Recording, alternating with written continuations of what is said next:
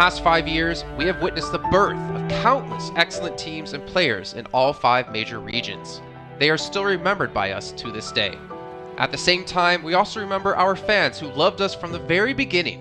On the occasion of this 5th anniversary, let's turn back the clock to the starting point of PUBG Mobile Esports, the Southeast Asia region, where all the stories began. As the first world-class event, PUBG Mobile Star Challenge gathered professional players from all over the world.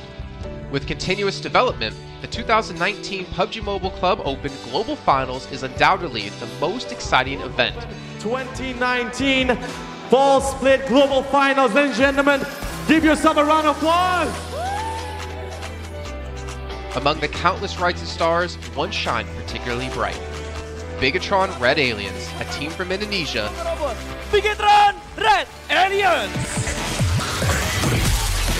just got first place in the PMCO Southeast Asia Fall Championship, earning the chance to compete in the PMCO Global Finals in Malaysia. In the subsequent prelim stage, intense competition kicked off immediately. And finally, they advanced to the Grand Finals in 2nd place. BTR demonstrated impeccable strength in the competition. By the end, BTR was leading the lobby by a significant 106 points, bringing the first ever championship title to the SEA region.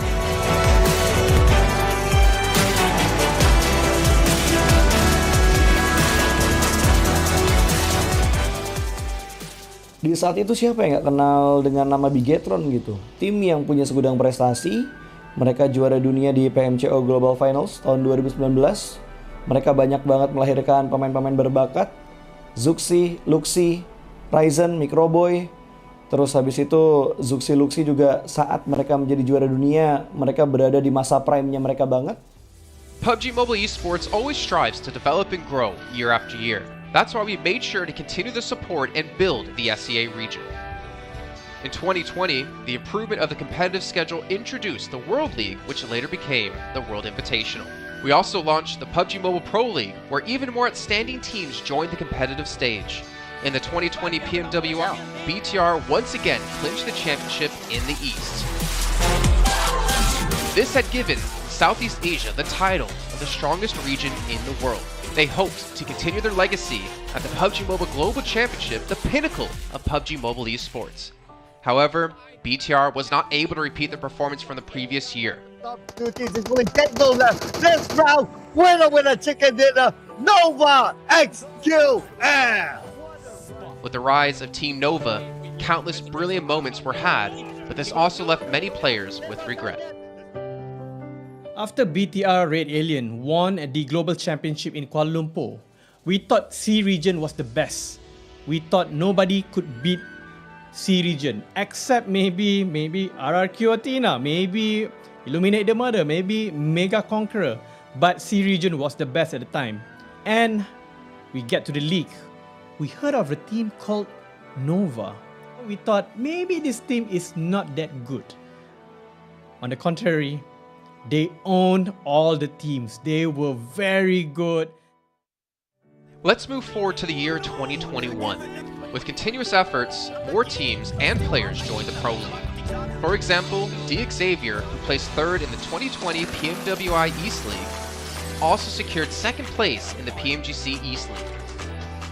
FaZe Clan also made their debut on the world stage. Có thể nói 2021 là năm thành công nhất của Dingo Xavier trên đấu trường quốc tế, khẳng định vị thế và tên tuổi của Việt Nam vô cùng mạnh mẽ. Còn với FaZe Clan, đây là năm đầu tiên họ đặt chân đến với giải đấu cao cấp nhất của PUBG Mobile, nhưng lại khiến tất cả những đối thủ khác đều phải dè chừng và e ngại. Undoubtedly, the year 2022 has brought the greatest changes to the SEA region. Vampire Esports emerged, dominating 2022 PMWI, winning both the main and after-party tournaments, while also setting records for most chicken dinners, most eliminations, and more. They were not only facing competitors from the SEA region, but from all over the world. Everyone was talking about VPE and wondering if they can maintain their performance at the Global Championship or if it was just a stroke of good luck. On the last day of the 2022 PMGC Grand Finals, VPE won 3 chicken dinners alone, moving from the bottom of the table to 6th place, achieving the best result for the SEA region. They pulled off another miracle, but sadly, it was not enough to win it all. In 2023, VPE continued their impressive performance. They once again won everything at the 2023 PMWI. 2023 PUBG Mobile World Invitational Champions, Vampire Esports!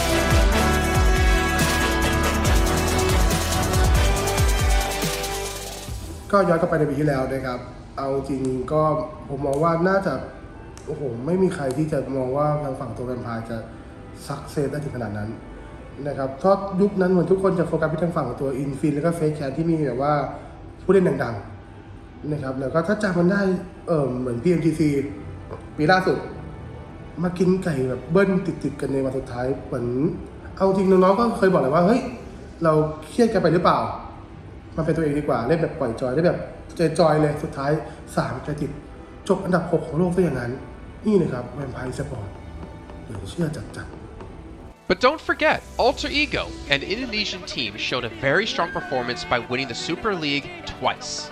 The SCA Super League was an upgrade to the previous championship, which by many is considered to be the most competitive league in PUBG Mobile. They could potentially become the next legend of the SCA region. Untuk dibilang legend, gue rasa belum sih untuk Alter Ego. Walaupun mereka sempat ngedapetin back-to-back champion untuk di PMSL 2023, itu menurut gue hanya sekedar untuk ngasih pembuktian gitu bahwa Indonesia tidak kehabisan pemain berbakat. Ya mungkin contohnya Rosemary gitu. Datangnya dia ke Alter Ego tuh bener-bener jadi ujung tombak untuk Alter Ego. Dan gak berhenti di Rosemary. Masih ada Alpha juga yang didatangkan oleh Alter Ego untuk mengisi kekosongan atau kekurangan dari Alter Ego. Dan gue rasa PMGC 2023 ini akan menjadi ajang global championship pertama gitu untuk Rosemary dan juga si Alpha. Jadi wajib banget kita nantikan performnya mereka di PMGC 2023 dan please di notes pastikan tonton Alter Ego sampai akhir. Of course, there are many more teams we haven't mentioned, but these teams will all take part in the 2023 PUBG Mobile Global Championship. So what do you think? Who will be the ultimate winner in this year's PMGC? Will they be from SCA? Well, there's only one way to find out.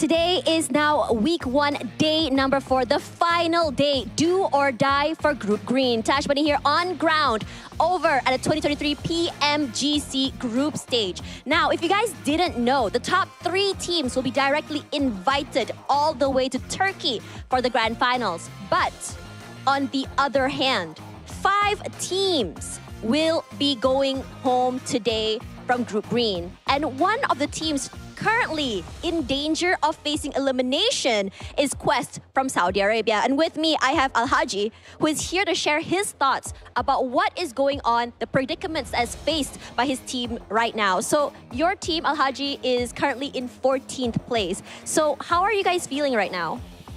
التيم حاليا على المركز 14. كيف شعوركم؟ صراحة الشعور يعني نص ونص، لكن نحاول إن شاء الله باليوم الأخير نقدم كل ما عندنا على مود نقدم بالمراكز المتقدمة. The team's mood is not that good. We are sad though because of the performance we had. We will try our best and we will promise you to get better and better.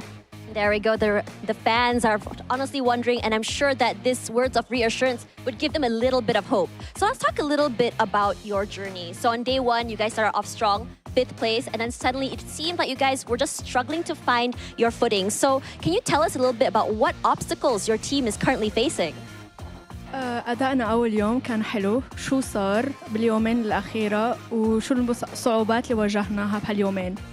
بداية اليوم الأول كان حلو بالنسبة لنا، لكن بالأيام الثاني والثالث كانت في أغلاط بسيطة وما توفقنا ببعض الأحيان بسبب الزونات، لكن إن شاء الله اليوم الأخير راح نحاول نقدم كل ما عندنا والتوفيق من بيد رب إن شاء الله.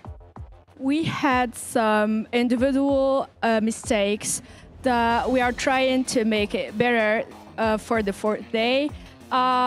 We had like hard zones as well, so we had everything settled down for these past 2 days, and we will try our best for the upcoming days. I mean, I'm gonna have to agree with you. Some of the circles were super hard shift as well, so that may have just played a factor for you guys as well. So let's talk a little bit about the stakes. The stakes incredibly high for you guys. So what is your game plan for today? What are you planning to do here to get going to the survival stage?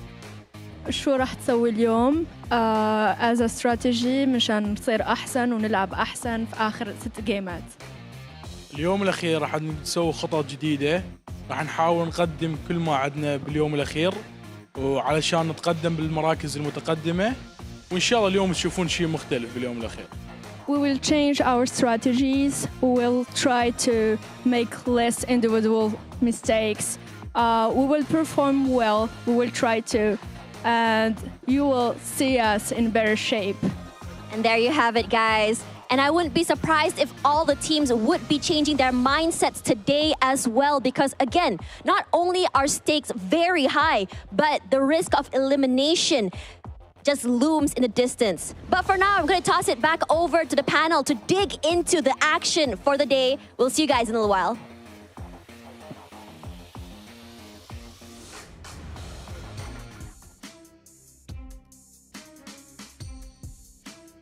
What's up, everybody? It's Hot Jukes here with Kalars and Max, man. The final day for Group Green. We got to hear from one of the players from Quest, and they're in the hot seat today, right? Because if this tournament was ended right here and right now, they would be going home. But they're only 4 points away, Kalars, right? So those teams at the bottom really got to clutch up today. Yeah, there's still a good opportunity for Quest, Gladiators, BRA to be able to jump out of that bottom 5 here. If you are bottom 5, you're done for this tournament. Nobody wants to be in that position, especially, I will have to say it, a team like Gladiators who did here. There were doubts around how they were going to perform in their championship play, and it's not looked spectacular thus far. So my eyes are definitely on them to try and, I suppose, prove that they mean more than a bottom 5 here in Group Green. 100%. So for anybody that's just tuning in here for the first time, remember, this is Group Green. 3 teams will be moving automatically to the Grand Finals. The bottom 5 are eliminated, done for, and everybody in between is going to be going to a survival stage. But, you know, teams definitely want to avoid that survival stage if they can here, Max, right? Yeah, of course, it's going to be a tough one. I mean, if you have to make in a survival stage or go home right now, I think I would go with the survival stage. You want to try and stay in the middle of the pack right now if you can.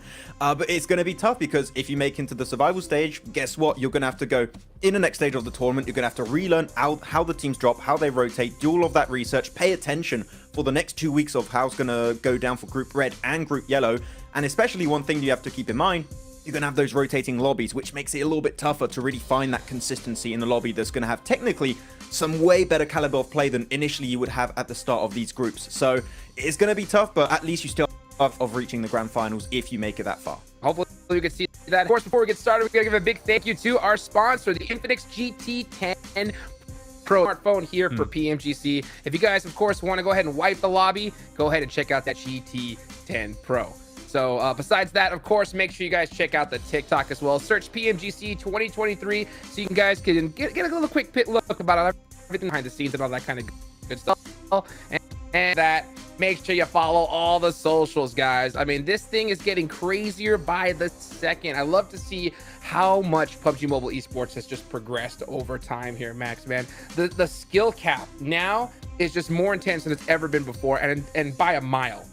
Yeah, it's really intense right now, the level of competition we've been able to see. And especially, sure, we talked a lot about the top teams, right? We talked about Loops, we talked about Stalwart. Man, we've seen some significant improvements. And if there's one team I really want to bring up after what we saw yesterday, Hot Jukes, it has to be Reject. Like, what a day yesterday. A chicken dinner followed up with 2 second places that could have been a win. It was just kind of unfortunate how things really wrapped up, especially when you get rushed on by Ayala, the man, the myth, the legend, just popping off on fire with the DBS. But I'm telling you, man, we're going to see some other improvements, and teams at the bottom that we already said, right, that is the big storyline today. Yeah. Those guys might be bringing some big changes and some big improvements, hopefully, heading into these 6 matches.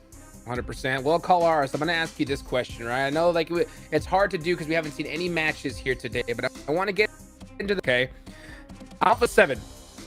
That's the team. All the teams below them are going to be down, and the 2 squads that have the biggest chance out of everybody is Persija and Rejects, like Maxman just said, right? So do you expect them, right, to try and hunt down Alpha 7 or take them out here in the Sanhok, maybe later in Erangel. If you were to put your coach hat on, what would you suggest? I don't think they'll be targeting them. I think they'll be playing their game, but playing it at a more heightened, aggressive state. I think they'll be looking for other teams around them a bit more aggressively to try and find eliminate points wherever. I think that if you're going to down Alpha 7, I think that's not the wisest play because they're great in the fight, right? Like, I don't think you're going to be able to eliminate them personally, but I think you can exploit other teams around you as you're rotating, as you're kind of playing a central position and things like that. I think they'll take a few more risks here and there to try and get that top 3, because as we said yesterday, there's nothing to lose for them right now. You have to be a bit more aggressive to try and push into that top 3. Hank, nothing to lose, but a whole lot to gain. Look at that, $3 million on the line here for PMGC. You want to make sure you guarantee that ticket to the big show. So, you know what? I do agree with what you said, Kalaris, as far as, you know what, play your own game at a heightened state, especially here in Sanhok. But, you know, Maxman, pop off in Sanhok, and they get, 20 points, something like that. I don't think you really much have a choice, right? I don't think you can just let them run free in Erangel. Yeah, it is going to be real spooky if Alpha 7 start popping off on the get-go here. And I'm telling you, I think the best strat, if you want to really try and qualify for that top 3, and you currently your Procedure Evos, your Reject, maybe even your Melise, you just wait until that last Erangel. Just no one expects it's like, we just played 2 Erangel. It was fine, it was chill, and just you hot drop them, you eliminate or your favorite thing, Hot Jukes, you camp the car spawns. You could do that too. It could be a valid strat, but there's going to be, I think, one spot only for that top 3, which is the you can fight for, so that competition top is gonna be rough for these 6 matches. Yeah, you know what, I think camping vehicle rotations would have been a lot more beneficial yesterday, just to kind of throw some of these teams off their game, slow down their rotation, something like that. Today it's gonna be, I think, a little off, but here are the ranking top 3 again. Move on, and you can see that gap. It's a good cushion, but it's not big enough to pass up. Now, as far as Stalwart and Loops go, man, these things, they got this thing locked down, Kalars. Yeah, they're almost certainly at least finishing in that top 3. So congratulations to them, all things considered. Unless something insane happens today, right? Unless they all bow out with 0 points and then the 3 below them are able to get insane points on the board. But not only that, I mean, if you look over to the right-hand side as well, where the danger zone truly is, you can see it highlighted 9th through 13th right now. But I would also include Quest in this, considering that they're only 1 point behind Gladiators. For Agonai and Zerzia, I do think their run has probably come to an end here. I don't think that they can keep up the averages high enough to be able to catch up to that barrier position. Amber, Fables, Gladiators, BRA, a lot from Arcs trying to challenge for those spots. Really close. They are so neck and neck with one. Honestly, there's very few moments where these teams have impressed me enough, so there's gonna need to be some significant pop-off moments here throughout the day for these teams to try and scramble away from that bottom 5. I think I touched upon it yesterday a little bit. Right now, we are looking at these teams at the bottom. It's going to be down to the last match, I think. That is how close that's how, as you said, it's going to be. So down to the last game, we're going to possibly have an extra team or 2 pushing themselves into the survival stage. But one of the teams that had a push-up on day 3, matches, and it was the perfect time to do so, was the entirety of Chamber. A bit lackluster on the elimination side of things. I think that could come later on in the day. So if they can capture eliminations, that might just solidify their position in the survival stage. But right now, I mean, you're looking at the top contenders. These are the guys currently Alpha 7. Sure, they're bringing the eliminations, but Procedure Evos in particular, also a nice comeback yesterday. So right now, they're currently the team that's just looking to overtake Alpha 7. Maybe in this first game, Hot Jukes, like, it could be changing and being all over the place right out of the gates from game 1. Needs to happen, because this is going to be the final Sanhok so far of Group Green. There's only one that's going to be played. It's going to be right off the rip. So I am going to be excited to see the different strategies. And this is the problem, right? When you kind of wait to the final day and you have to kind of clutch up points, there's so many different in here, because like, for example, Kalars, Aegon I8, they're completely out of the running. The only way that they can get into it is literally a chicken dinner off the, so they're going to have to employ, and not to got that team at the bottom, I think it's all over for them, and I think they know it as well, so there's nothing to lose. Who knows what's on their mind? Yeah, I paint a more doom and gloom picture than you do when it comes to the Agon I8 situation. But let's be real, they have won a Sanhok in the past, right? They won it with a 10 eliminations. They were able to leapfrog ahead of their competition on that Northwest Island, down into Trifecta, and control that area pretty well for the most part. So maybe this is a lifeline for Agon I8 here, sat in 15th place, kind of 20 points behind 14th place. But as you say, one chicken dinner could make up that difference, and Sanhok could be the good bedrock for that to begin.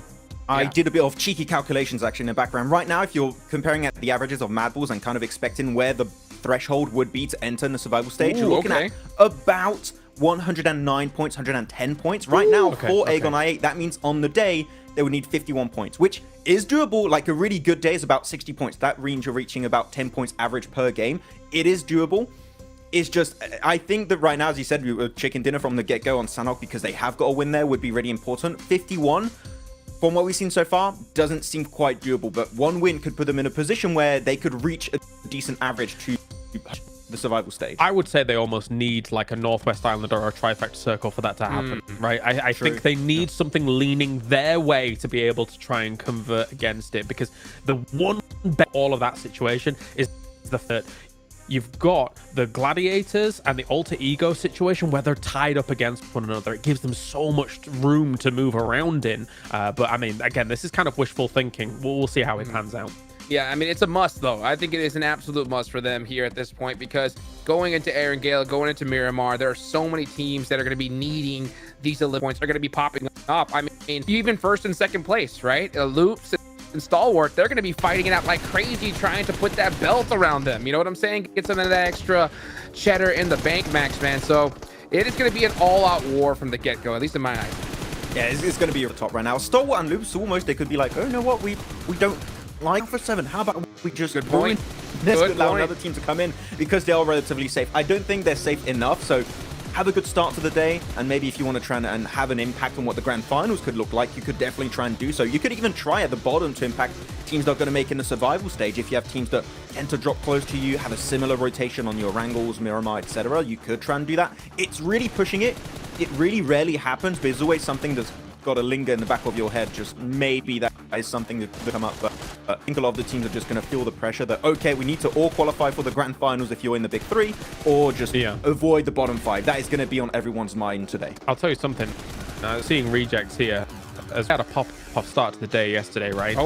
If they have a similar pop-off to the start of this day, then Alpha 7's going to be feeling the pressure. I did not think we would be in a situation where Rejects would be challenging for top 3, but yesterday, after Sarah's interview and them coming out with a first, second, anything's possible here in PMGC, and Rejects is making magic happen to convert. You can see the top Sanhok performers right here, and one of those names, right, we talked about a little bit earlier, is Agon. They need it. So I know that they had to have done their homework. They have to do the math as well and realize how important this first game is. But like you mentioned, there's teams at the top that have such a good little cushion that they can decide to take out teams at the bottom, do whatever they want, but they're still in that first. I'm gonna ask you this, Max Man. Okay, for those teams that are on the in the extra hot seat, right? I'm gonna give you 4 team names. Okay. Falcons, Mad Bulls, Raw, and Gladiators. Which team out of those 4 do you think are going to be able to make it into the survival stage? Okay. I would say right now, Bruh. I would be happy to see Bra, because they've been willing to make changes, and I feel like just them being willing to make changes like that, like giving up on the hot drop with Xavier in particular, is a good change, so I want to see that rewarded, and hopefully they can advance, because when it comes to taking fights, man, they can pop the hell off sometimes, especially he's on fire sometimes.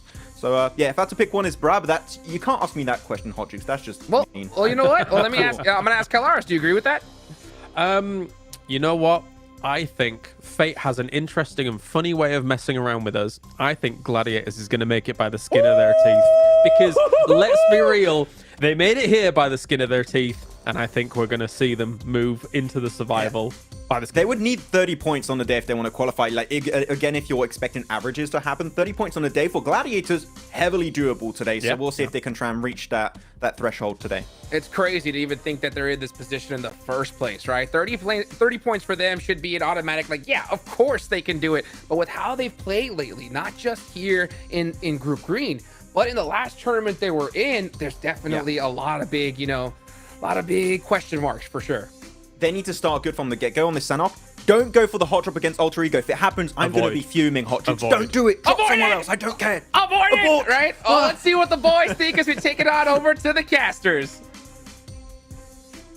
Will they be pulling any punches, or will they be straight back into the hot drops? It feels like they just can't avoid it, Blank. Even if they wanted to, Alter Ego will be chasing them down. They've started a feud, and I can't wait for it, mate. Last day of Group Green talent has been displayed over the past couple of days, Blank. What more can we possibly ask for today? I mean, there's been so many nutty teams that have been able to pop off time and time again throughout all these days, and I think Loops has sort of stolen the show a little bit, honestly, towards that top side. But it has caused this like weird problem towards the bottom of the tables, right? With Stalwart and Loops both hitting their stride about 180 points at the end of yesterday. Now you've got this issue where pretty much everyone from roundabouts, I think it's 13th, 14th place, can make it in towards that top 11 to get towards that survival stage. It's scary stuff, man. And we had an interview at the start of the day from Quest. A little bit sad for the guy, and it kind of makes sense that he would be a bit upset that the team morale would be low, because they have had some hard rotates, they've had some hard circles. Sort of felt like one of the teams that has just had the luck not going in their favor, and I don't think they're a bad team by any means, but I do think they've let it get to their heads just a little bit. So hopefully they can reset coming into today, because they've had some decent plays, right? They have had some decent plays. They've been fairly consistent. It's not a case where they've had one amazing day and that's what's propelled them towards this position in 14th place. No, every single day has been putting up around 20 points every single time, 30 points, and they're in 78 place, 78 points in 14th place. So I do believe that they're a team that can make it in, alongside with Bro. I'd agree with Maxman, 82 points. They've been willing to make adjustments. Yes, maybe Gladiators can make it in. Require a bit of a Gladiators last day to do it, and from those first 2 days it just felt odd to me, this team. It really did.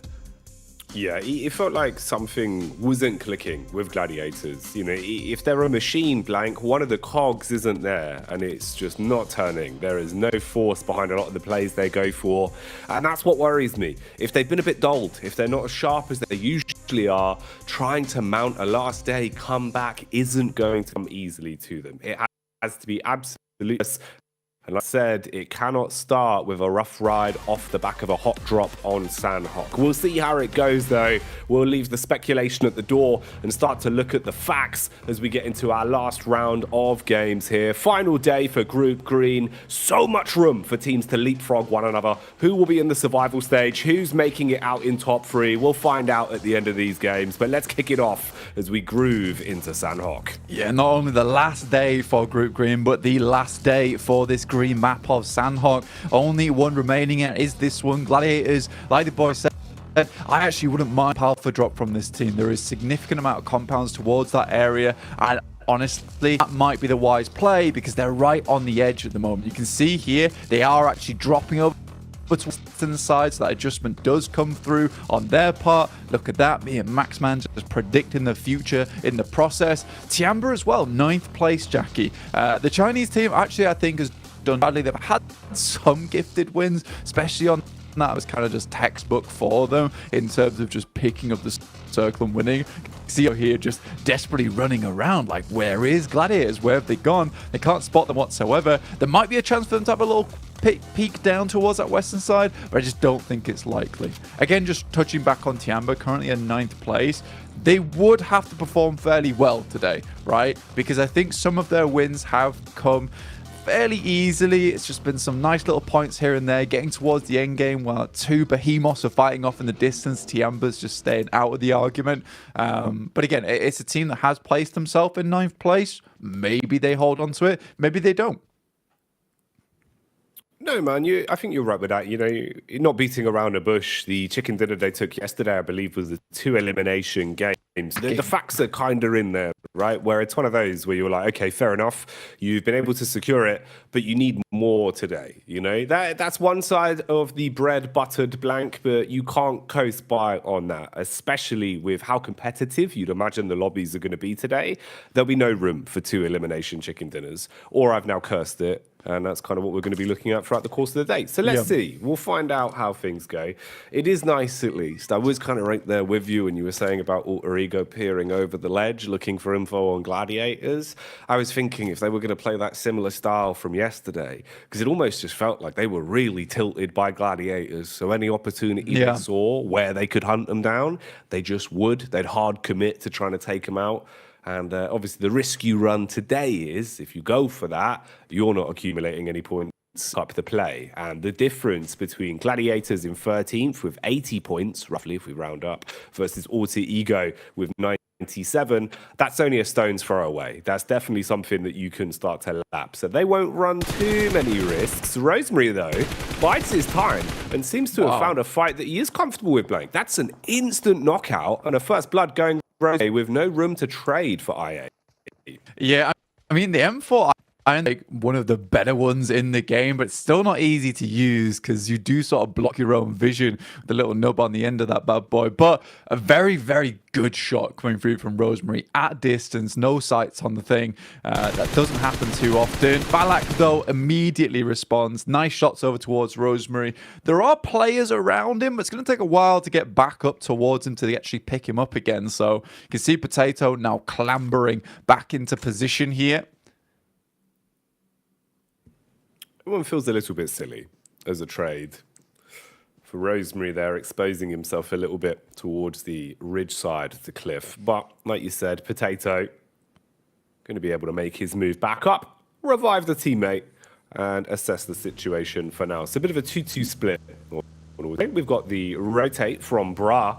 Bra definitely commanding a love from all of us over the course of the past 3 days of play. We've seen them willing to adapt, willing to adjust their play style after a bit visioning in the first day of constantly battling for control of Pachinki, really starting a feud versus DX. Now it seems like Melise have become their target as they put out control looking good, and it pickings, Kishu, strikes, and this isn't looking too great. You've really fragmented it and could probably clean up on these knocked players without much of a response.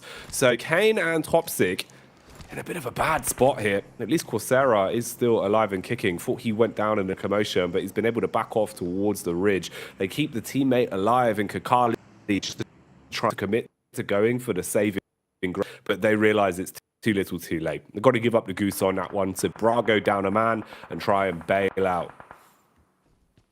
I think for PUBG Esports as well, like we didn't get really to touch on them too much yesterday, even after their win on Miramar, mainly because we were focused on some of the teams towards the bottom and how they were going to make it in. But PUBG have certainly put themselves here in the league stage off the get-go. And this is a reoccurring trend for PUBG Esports as well. It's just these dry pushes over into compounds and fully short, and then they just end up getting naded or DBS'd out of there. And I think this is a problem that Bra needs to fix if they do head in towards the survival stage. But that is not a good start to your day. There's 0 points, effectively dropping you down to just 5 more chances to put up the points and increasing the overall average that you'll need, because points on the game is definitely going to hurt your chances there. There's teams now that can leapfrog underneath you, like Gladiators as well as Quest. It's a little bit tough for you. Falcons similarly might be able to get further ahead in this game, but they're far down towards that south side. There's 3 other teams that we're really focusing on right now. The middle of the table, they seem fairly secure for now, so we'll touch on them maybe later in the day. But it's Alpha 7, Pacific, and Reject, and the Japanese squad fighting for their lives to get in towards that ticket to punch their way towards the Grand Finals at the end of this month, right? So you are really, really looking forward towards Pasija, Evos, and Reject being able to have a good day. Alpha 7 sweating just a little bit. They're not too far ahead, but they certainly picked up the pace at the end of the day yesterday. They did. Went back to that sort of more aggressive style that we know they can play very confidently. But today, it's got to be flawless the entire way through. It is exciting, though. I agree. We're looking at that sort of upper echelons that could shake so violently with just how few points it is between each one of them. And it's interesting the way the early game's gone here, at least as well, with Zia being able to steal away some of the eliminations. That kind of makes it easier for a few of the other squads to still look to ascend here versus the points being picked up by one of the more well-fed squads. So could be a bit of a nightmare. Vampire Esports definitely going to be upset with the way the early affair went on this one. Zone's going to start to encroach in as well. See how our squads are setting up. Yesterday, all about center for reject, complete facelift on their playstyle, and it worked really well for them. You know, we saw basically what could have been, in an alternate timeline blank, 3 back-to-back chicken dinners. They only secured the one, but it was always a close second on the following games. They played some really stellar PUBG, so I hope that continues from them. Alter Ego as well, seeming to find the opportunity to strike versus Quest in the background as one man was knocked. Meanwhile, we join the Mad Bulls, who are fighting versus Loops. Loops, the big dogs on the block at the minute. They are #1 when it comes to our standings, and they had a fantastic run over Group Green, always showing how confident they can be. But can they contend versus the Bulls that have seen red, spreading out and trying to take some space off them? Chief? Pop in the stims and look into non-contact. Yeah, this is the box, right? They're fighting for their lives in this tournament, but it's Reject actually from the side, getting a side swipe on them. That's on the northern edge, so Mad Bulls might have to pull away from that. A lovely nade will take down one, but look at this off in the distance. Procedure Evos, they have cut off the rotate coming through from Alpha 7. They're direct competitors. They've already got 2 knocks on the side. There's one that's been thrown back over towards Zuxi so far, but more damage keeps on pouring through, keeps Alpha 7 on their toe. Ooh, Alpha 7. They're not on their toes anymore, Blank. They've been knocked onto their knees as the nades are going to blow them straight off their feet.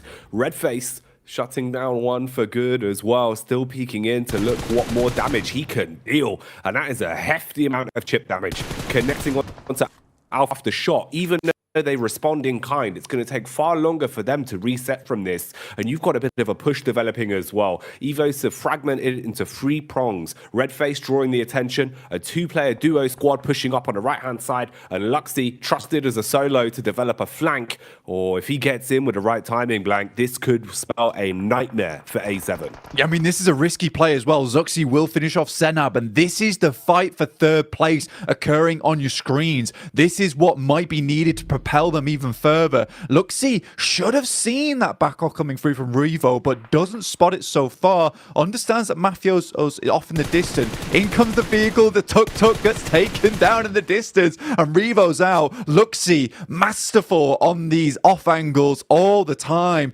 Now trying to spot for the final player, Mafia, and a 0.0 nation game coming through from A7 would be horrid to start their day off, and Redface will clean. This guy has been clean for Procedure Evos, and you better be cheering for them right now because they are attempting to get towards that grand finals off the back of that one. Love the way they've played it as well. A lot of confidence in themselves. We'll have time to dissect it later because right now the Carnage news, it seems like Stalwart thrust into a fight versus Falcons. Utility being pulled out all over.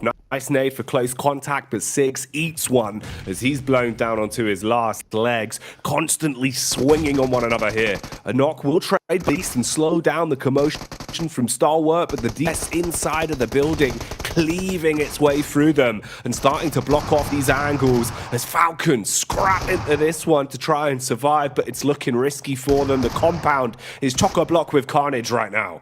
Axa has got to bring off a big play here versus Action and Icy. A lot of damage does hit over towards these 2 players. Action sidesteps it. It's grazing him, but he's still able to finish it off there. The bullets whizzing past his arm, cutting the hairs on his shoulders.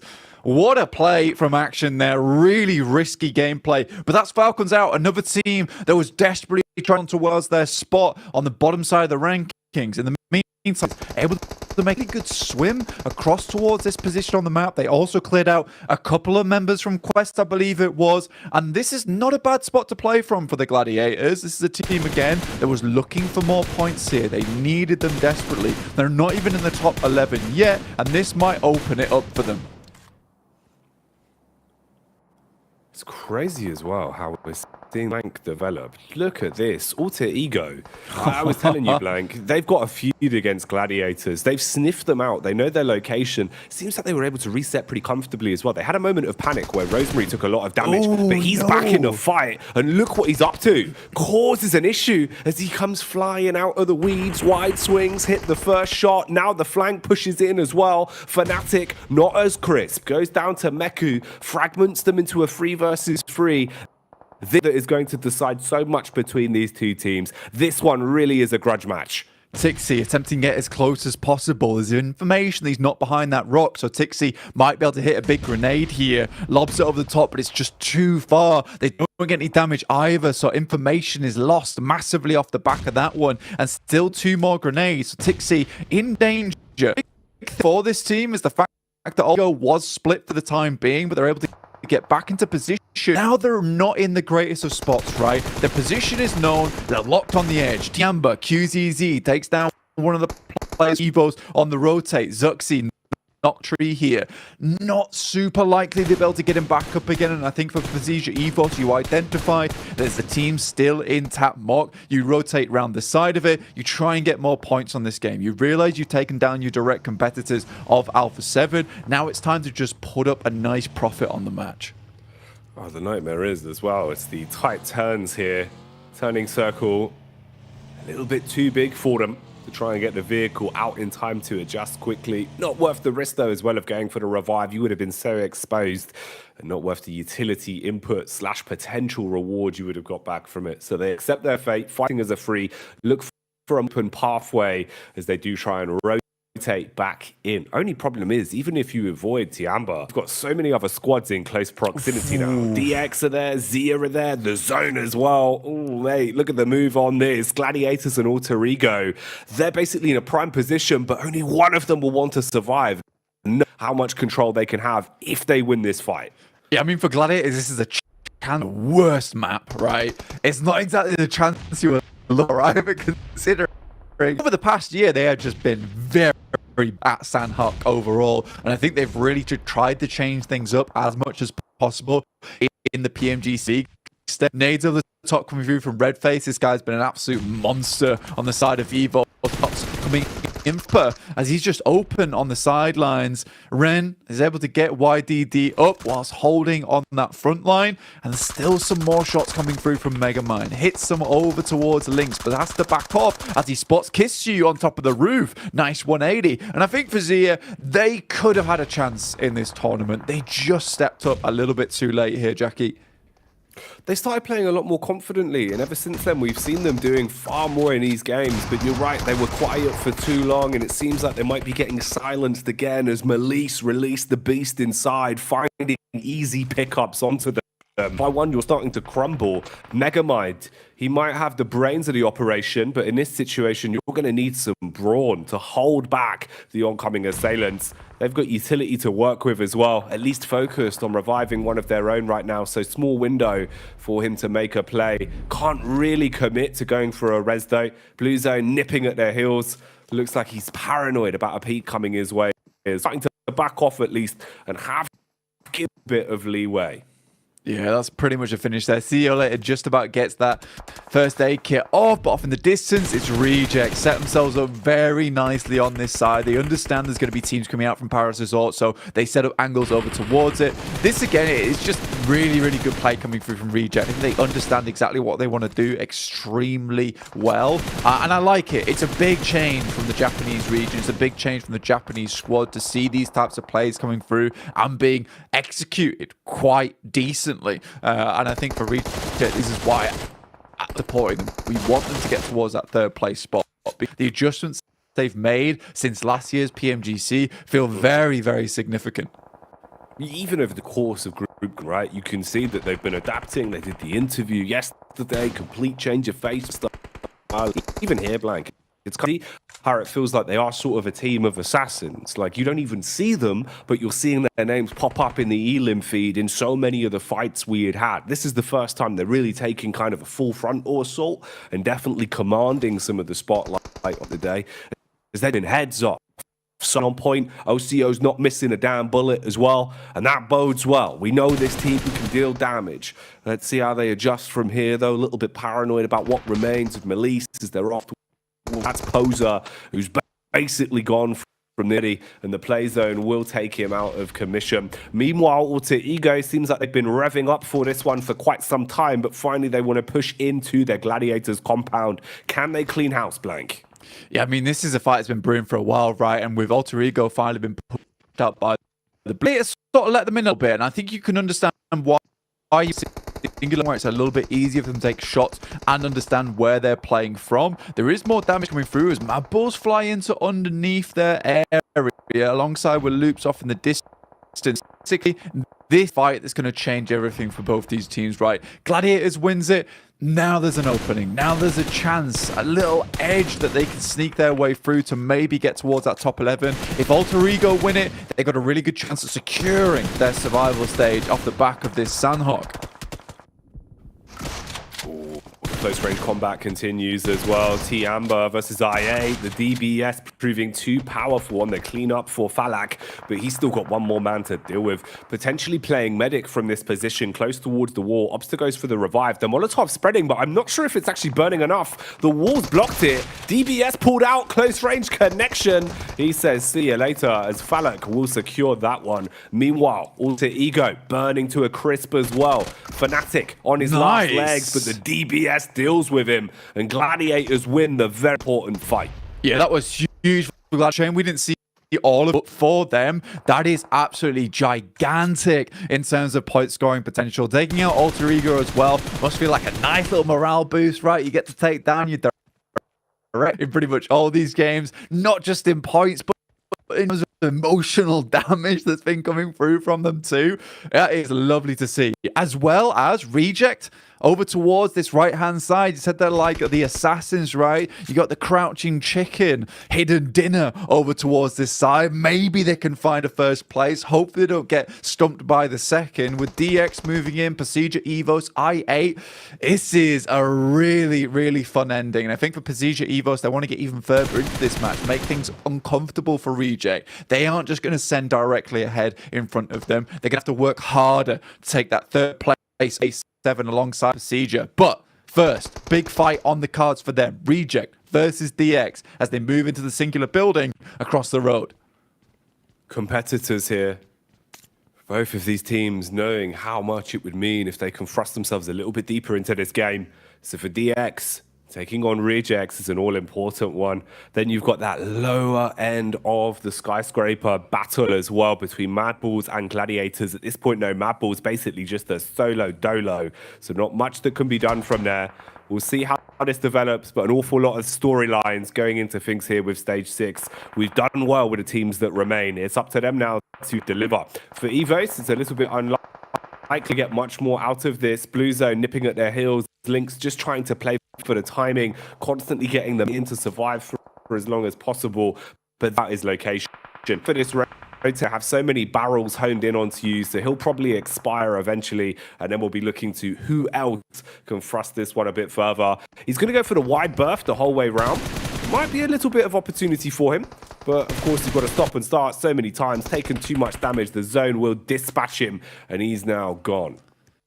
Funny because all the teams we talked about desk in the start of this game are in our final circle. You've got Gladiators here who have not had the greatest of tournaments, turned it up a little bit in these last couple of days to really increase that volume. You've got Reject, you've got Procedure Evos trying to take away that third place spot, DX who's constantly on the climb, and IA who desperately needed a big game at the start of the day to start their journey to get wood on the pack are going down now. And I mean, it must not be enough here. Fifth place won't cut it, but it's a decent start. But the averages need to be so much higher. Bump those numbers right now, though. It's Sarah that's starting to soar high as he strikes and does some nice damage on the DX fragment. They go for a 2-player push, trying to close the distance between them and Reject. They want to get in their face. Sarah quick switching between both his rifle and his DBS, looking to punish in close quarters combat. Para Jin will expire. He's gone for good now. Sarah still looking for the adjustments. Meanwhile, Chow beckoning Levi's to back up, but they won't let him go for the res. Nice swing from Sarah again as the biceps lay claim to another Elim. They bounces back, Chow! Oh, that's not what you want, Blank. Right on his noggin. Off his head. Streams to bits. That is depressing, but it's delayed them long enough, and Gladiators are just going to mow them down as they leave. But it's Mad Balls, actually, still alive in this situation underneath the coastal edge to get knocked for Gladiators. This is unideal. Falak's still going with a 7 eliminations on side. Technically a 1v1v1. This is insane. For I8, we all counted them out, but Falak, the big man on the side of I8, continues forward. Tulika trying to get in position. It's up to Tixie. The supremacy has to come through now. There has got to be a moment of teamwork between these two solos if they want to fight for it, but they know that a second place matters more. They clash amongst themselves. Tulika secures it, gets the guaranteed second place in the bag. Gladiators, they're smiling, chuffed to bits, thinking that they're on the last day, but maybe Tulika has other ideas. Yo! Enough. Kitsune with a DBS brings it home for Gladiators as they do the unfit. Gladiators, you couldn't even see them in the air there. Tixie saw wings upon high, and I mean, it's a good decision that he makes at the end of the game as well, which is a case of, yes, we've lost 2 players, but Mabel's underneath. There's a rogue member from IA over towards that right hand side. I have to threaten the res now. Mabel's Tulika's going to get a little aggressive. He's going to try and move up, come into contact with, and then even that little bounce off the tree with the Molotov preventing him from pushing up, making that an even playing field. That's the thing you want to see. Meku also providing the information across. It's all good. These guys look happy. Their worst map. They pick themselves up. A nice game. A much needed game too. Man, the script seems to be written for Gladiators to mount a comeback in the last. Will be hard though. There's no easy ones for them, Blank. They've got to do this consistently the entire way through. We'll see if they can maintain. But a chicken dinner is always a good start. At least they've guaranteed themselves a nice opening here on Sanhok to get things moving early. That was a crazy game though, Blank. It really does feel like we've kind of been given a bit of a scripted to that, Rob. Working at sort of the teams we had, it's mad how it worked out perfectly with what the analysts wanted to see, with what the storylines were building. I really enjoyed that one. Really big, and I think that pretty much every single team, as you said, we mentioned, made it towards that end game. And I mean, there's definitely Evos right now who are very good, and I'm super proud to see them up towards this top side of the lobby. I think the Indo squad has been on a comeback for a long time. Zuxi and Luxi kind of been in boot camp for the last year, right? You know, they've been sent off on their way. Zuxi playing in some collegiates. You know, it's been really nice to see, and I'm glad that these boys are back. Twins, but not only that, Misery as well as Redface having a nuts game here. So many players. There's so much to be said. So let's give it to the analysts so they can break it down. Let's get back over to Jukes and Co. on the desk.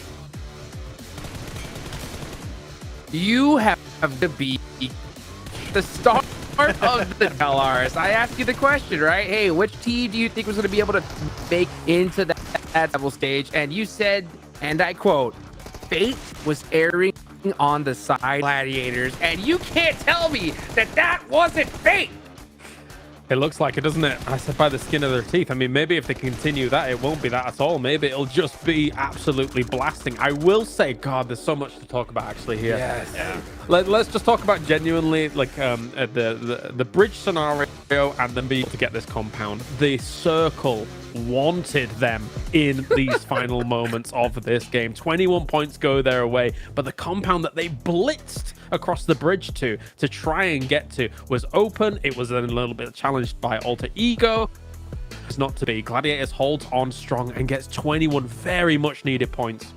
The fact that they can just zap themselves over the bridge, the best compound, is entire circle is just mental. They didn't even have to fight for it. Just in the cars, there was also a bit of hesitation. Kalaris, they're thinking, do we go for the rotate? Do we dip in the blue and go for trifecta? Do we cross the bridge? I think the moment they got eliminations on I8, which usually would be the team to gatekeep you on the bridge, they were like, okay, we can maybe afford to go for that really speedy rotation and go for the compound, which they do.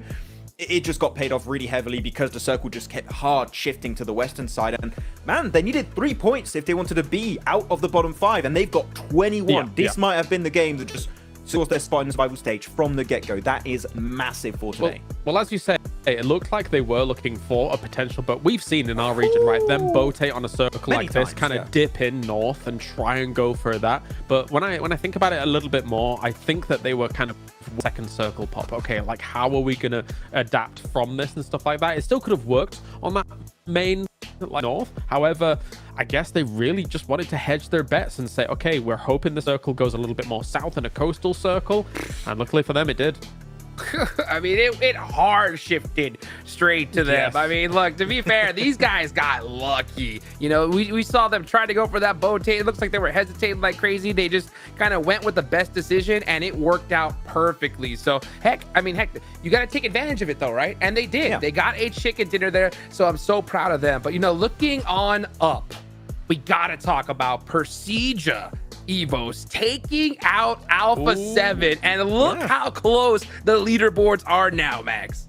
I mean, clearly helping out also Reject in the process. They're like, we eliminate Alpha 7, Reject and PMGC Evos. They're climbing. They're getting real close to a position in the top 3. So Alpha 7, they're in a hot seat, hot streak right now. They cannot afford to go out early another game today. Otherwise, you know that Reject and PMGC Evos, they're knocking on that. They want a spot right into the Grand Finals, and it's going to happen. Alpha 7, they're going to be sweating right now. Honestly, for Alpha 7, it was a little bit of a greedier wide rotate than I was expecting them to go for, right? They know that PMGC Evos is up here in this area. I thought they were going to go far to the coast and try and make that dip down, but trying to shave off a few seconds to get towards that circle, trying to find that wider wrap, runs right into them, and PMGC dominated them as they were making that move. So yeah, as you say, super close up towards the top, close down towards the bottom. It's going to be a great day. Oh, it's going to be an insane day. And honestly, I think this was the best case scenario as far as for the top 3 situation, because you know that Alpha 7, they have to be thinking that, you know what, these two teams are going to be studying us like there's no tomorrow. They're going to try to take us out early. And the fact that they did in match number 1, I guarantee to have them hesitating throughout the rest of the day. Yeah. I mean, there's so many cool things that are going to be happening now for today, just based on this first match alone. I also want to take attention to the other European squad, right? It's Mad Bulls. We talk about them, but this was such a massive game for them. So important. And really, the MVP of the team there was Tulika, just overstepping his position in the circle and able to punish the off angle of Chief in particular. That was such an important play. Because of that, he could just survive on the cliff, make it into a top 2 scenario, pick up there. Man, this was the European game, it seems, today. And I'm telling you that after that match, it seems like we will be having Mad Bulls and Gators reaching the survival stage if they don't fall next 5 matches. Unreal.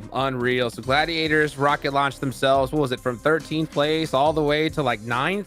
Unbelievable. A great jump from them. And you know, Kalaris, we kind of hinted at it a little earlier. I do want to mention them, right? Igon I8, they really gave it their all here in the match. You know, they ended up with a 3rd place and some nice points on the board.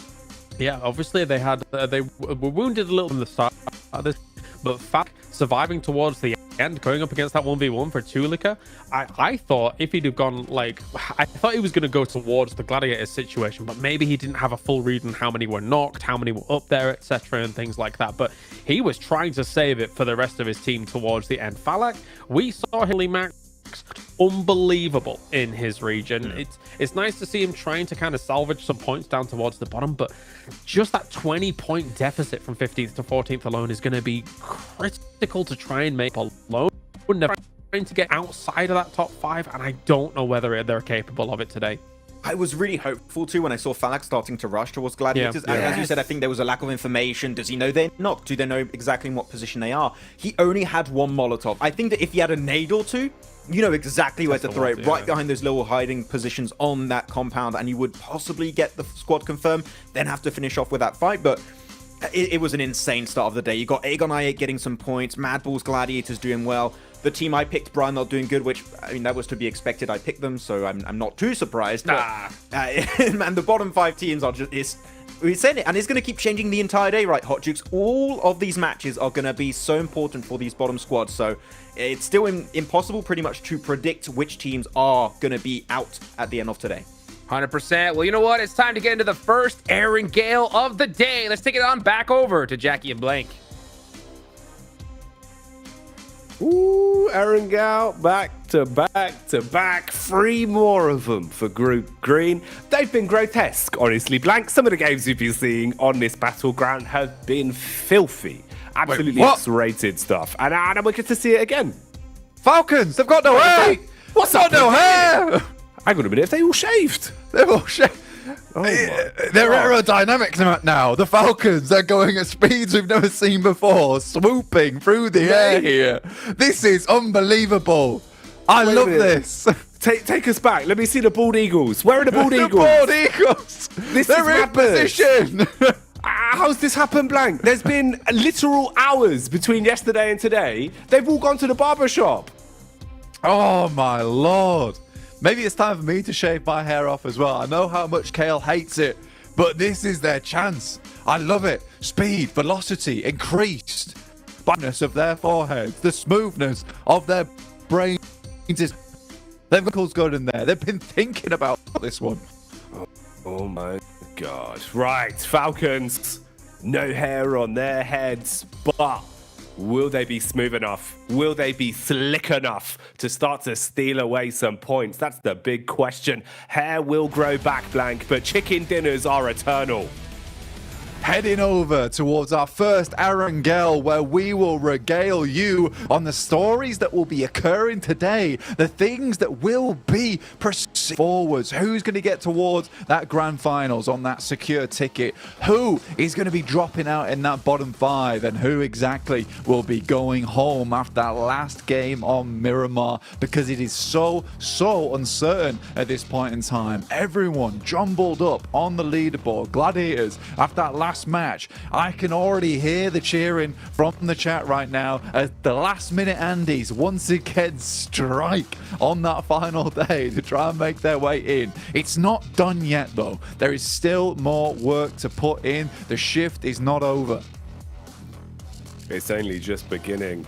And if I'm honest, there'll probably be a little bit of overtime they'll have to do as well, Blank. You need to get some real big win to go. Didn't expect to see this though. Wait, what? Hello. Vampire Esports in an early hot drop, but DX are nowhere to be seen. Instead, it's the bald eagles of Falcons knocking at the door. What's going on? They're pecking a little bit off the top, and Vampire Esports weren't expecting Severity to be hot drop too. What a horrible twist of fates here for Bra. They cannot stand the pressure. 6 is with the pump shotty. Still not quite done as of yet, but it's just Tospic alone by himself has to make this happen. The PPP zone, only 1 clip and a pistol in his hands.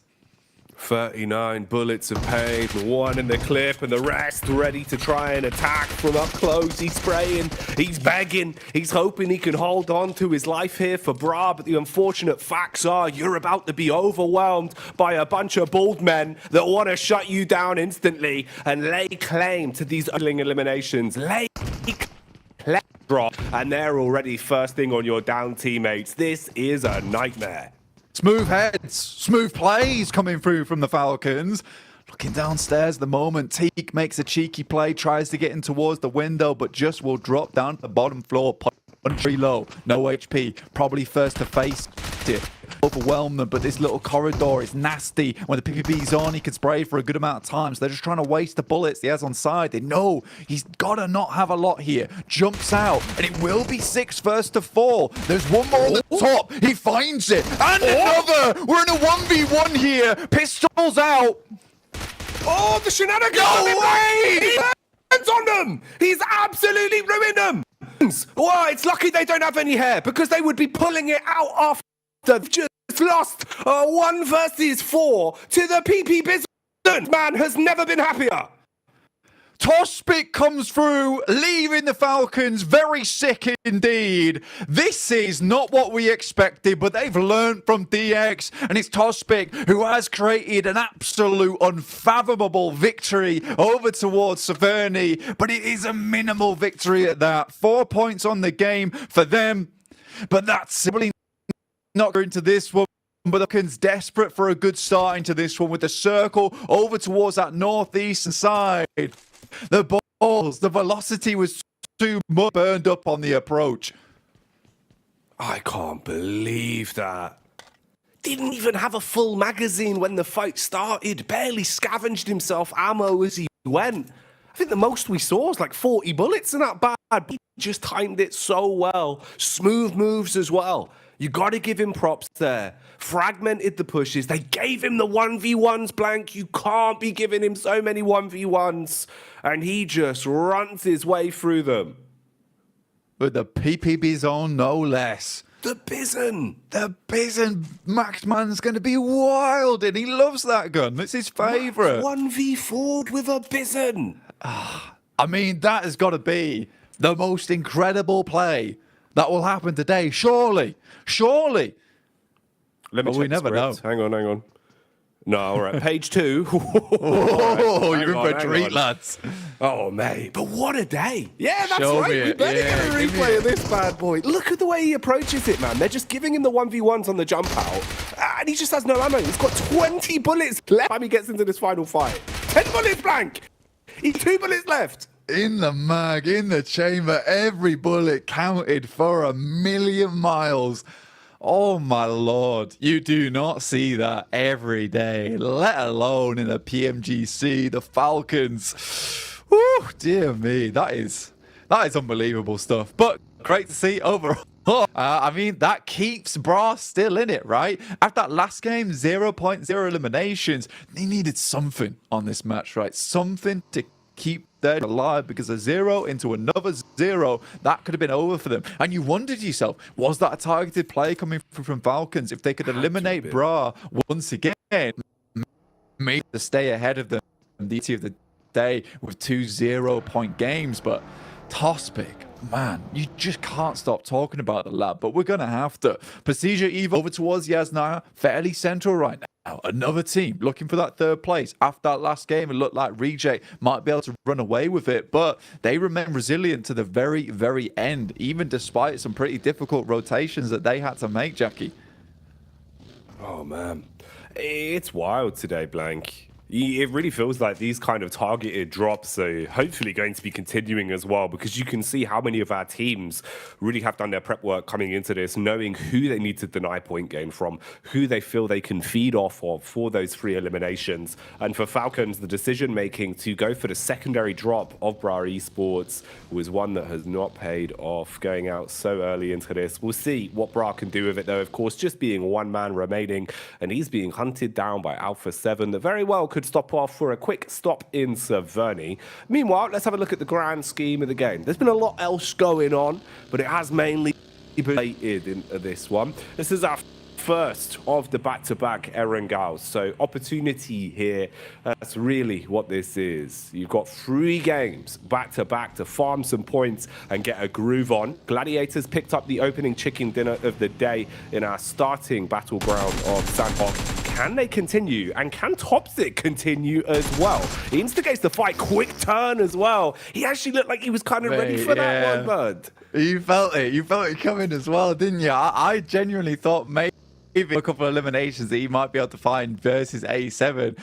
That guy is insane, and I think a real standout member from Bra overall, even this entire tournament long. And I mean, we've been hyping up Kane, but it feels like Tospic is that hidden gem amongst a lot of them. But what a play from him. Unfortunately, going down in 15th place here. But it's better than nothing. It is better than nothing. And taking down the person, the team directly above you in 12th place, that's decent, right? It's 1 less team to chase on this match. If anything, it's just a complete reset. You've just got to hope now that Tiamba does not have a good game. That once again, there is a chance to climb, to catch up. Over on that northwest side is A17.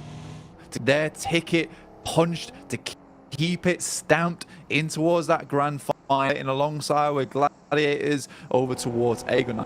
Yeah, Albert on that south side, but it is loot that most teams be scared of right now. Directly towards the center once again, their Erangels have been masterful. They've had some great games. It's been really smart the way they've been approaching it as well, knowing when to dial back the aggression and when to just unleash the beast and basically swing on confidence of 1,000 men. Loops have been super enjoyable to watch, and I imagine that isn't going to stop today. Everyone's starting to way up towards the circle as well, looking to get themselves ahead of the pack. Ooh, I do wonder what rejects in store for us. Say their name and they appear on screen as well. ACO on a rotate with the rest of the boys, everyone in their vehicles ready to cause a bit of commotion. Ooh, look what's going on ahead though. A few feet forward, you've got Icy from Stalwart supported by his teammate as they get contact on Loops looking for the rotate. Meanwhile, 3 squads in close proximity all to go. Only a couple ahead of Gladiators now, off to where Tiamba and Evos are located. All of them catch whiff of one another, but no one wants a piece of the pie. Well, leaving this one alone, I think they realise that, look, their position is a little bit squandered if they go down at this point. I think for Tiamba, 11th place, it is right on the line for them at the moment. More on the line than they might think, with Falcons technically tied with them with 89 points so far. Stalwart, I think they take a knock. I'm not sure if it was a flush as well. No, it wasn't. They would get their lad again, but Regen singing into these games with the bullets over towards some of the big dogs in the lobby. Out Tixie. This makes his way up towards the top side of Stalber. This is on that eastern edge, and I don't think UZM is going to leave him unpunished for that. Oh, Tixie goes down to Falak. Falak, he's been looking pretty crisp, man. It feels like the longer the tournament's gone on, especially Blank, he's been getting into the grip of things and really has been commanding so much respect with his individual plays. It's nice to see him bubbling up to where he belongs. Falak looking pretty good today, once again. For Gladiators, it's a bit of a rough knock-on effect. You come into this one probably with the confidence actually at an all-time high for him. It's one of the few times outside of the first day, Blank, we've seen him smiling, kind of looking pretty happy in terms of the player cams, right? But already losing one of your big star fraggers, we'll see how they reset from that. You're forced into a trio pretty early on. I mean, for the first time in Yonks, they're safe, right? I think this is the first time in a long, long time we've seen them out of that bottom 5. So I think for them, like, this is an incredibly comfortable feeling to be in. Going down to 3 players, obviously not ideal, and I think they still need to push even further. They can't let it get to their heads now on this last day. Remember, every single game is ever important going forward. So as 3 players, there's definitely a big chance to survive for going after this point. Alter Ego ahead of them by 1 point on this one. They had a great start to the tournament, but things have definitely slowed down for this Indonesian squad. I do like Alter Ego as a whole because they came in and they have had massive improvements as the year has gone on. And it would be really, really nice to be able to see 2 Indonesian squads being repped over at the PMGC Grand Finals. If Persija Evos can make it in by direct invite and Alter Ego can survive that survival stage and even maybe in that last chance as well, we will see what happens here. I think Persija Evos, they've got a lot of fans cheering for them at the moment. Very good OG names on that side, the veterans returning to the PMGC scene, but the Japanese squad not one to linger behind either. They want to get further into this one, and at the moment it's 131 points to 133 with a 3-point boundary between them and Alpha 7 currently. 4 points if you count the elimination that they found in this game. So it's so close. Malise on the coastline. We'll see if they can survive their assailants in Tiamba. Meanwhile, Rejects have slowly but surely been mounting their push up the hill, getting closer towards the domain of Zia. Zia still dead last in the overall standings, but they've been flexing their muscles a little bit more. They've been getting into the grip of the games. Of course, for them, though, being able to get into a position of safety towards the survival stage, it looks very unlikely at this point. You'd have to have some unfathomable games going forward. And they're potentially one of the squads that teams are looking at as a bit of a free farm if you could take them down for those extra eliminations. Seems to be why Reject have set their attention on them early. Tiamba hitting the first shot across onto Poser. They've got complete compound control of the coastline here. And Melissa quite fragmented. So if they push up, you'd have to be absolutely sick with it or run the risk of being picked off with no room for revives. Yeah, Malays Esports constantly find themselves pitted against Tiamba, and they just have such similar rotates, right? They've got a very, very similar game plan, which is these wide positions over on the edge of the map where they swing in over towards either the north side or the east-west side of the circle. I really do like it. I enjoyed the gameplay. It's safe. It's the way we like to play it as a group over in our own games. But again, it's one of those cases where you are likely to run into the same team over and over again who have shifted your way to playing edge. It's difficult to get towards that center side. Sometimes you are blessed where the circle comes towards your region of the map and you're able to quickly shift into a decent position. But there's so much control being shown here by a lot of teams within the lobby being able to get towards some good spots and play them off comfortably. It's nice to see, but Tiamba losing players. Malays were able to wrap around with a couple of their own up towards where Alter Ego are play. And I do think that this is one thing that Alter Ego is really trying hard to fix right now, is that they are doing these very risky 2-2 splits, Jackie. And I think sometimes it doesn't work out in the sense that they get split off far too quickly. So I'm glad that they regroup here. They realize they have to reassess the scenario. They found a knockdown towards QZZ. I don't think they're going to find too many more eliminations in this area. They need to start worrying about protecting their back going forward. Like the Wu-Tang Clan once said, Blank, you got to protect your neck. That's the most important part. Right now, though, it's Mythic that comes in as he swings and is able to chop his way through the first. Zia crumbling under the pressure here. All of Loops kicking it into second gear as well, taking more map control away from them. Meanwhile, Rejects find an opportunity to potentially pull up to the party uninvited. Shots from all sides as another strike will come in. Cardozin traded upon. Mythic looking for where exactly Zia is set up at this point. Nice nade in towards the back, bit of chip damage onto Ayala. ACO repositions as well and strikes up close, finishing off what remains of Zia. Now your next target is Luke's, but look who's pulled up.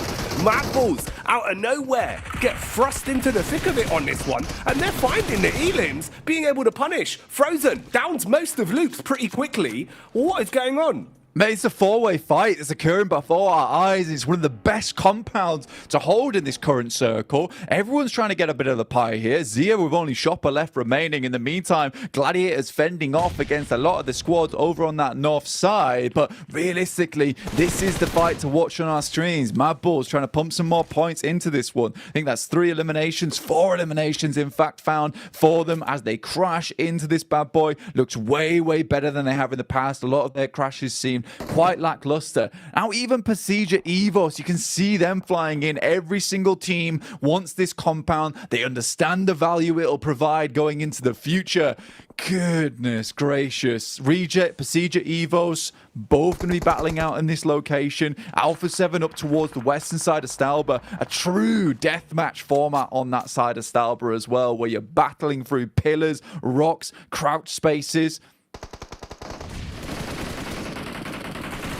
Bullets coming in from Tiamba once again, as they are dealing some very hefty hits. Alter Ego out of commotion here, taken out of the game. Keep in mind, they were only a singular point ahead of Gladiators in the standings as well, and behind by 1 chicken dinner, so this is nightmare fuel for them. Now suddenly you're looking at a possibility of falling further down the list. Meanwhile, Sarah strikes back again as Rejects. They've been getting into the game again. They're warming up. They're ready for these fights. Madballs have been playing with aggression, but it's a good night right hit from OCO, supported by Sarah, as they shut down one. Shopper, keep in the back of your mind, has been surviving this entire time. He's got a little bit of leeway to play with, and a DBS as he waits for the swing. It just seems like I8 have been absolutely trampled as well. Bit of a trade back onto the Gladiators, though, as Tiamba are able to find some easy pickings. Damn. And they're gone. Tiamba constrict gladiators like a black mamba over towards that northeastern side. It felt like it was going pretty wrong for them, but they're able to live this one out despite being very far down towards that southeast too. Tiamba has made it onwards, and again, is a team that wants those points on board. And look at this, Jackie. Reject get the center. It's where they like to play. It's where they want to be. And with 4 players, it's looking dangerous. But this yet again another second place that we're heading towards for Reject in the future. We just won't know. The Indonesian squad, who's been impressing all of us over on this southeast side in Persija Evos, also chasing down the boys from Reject.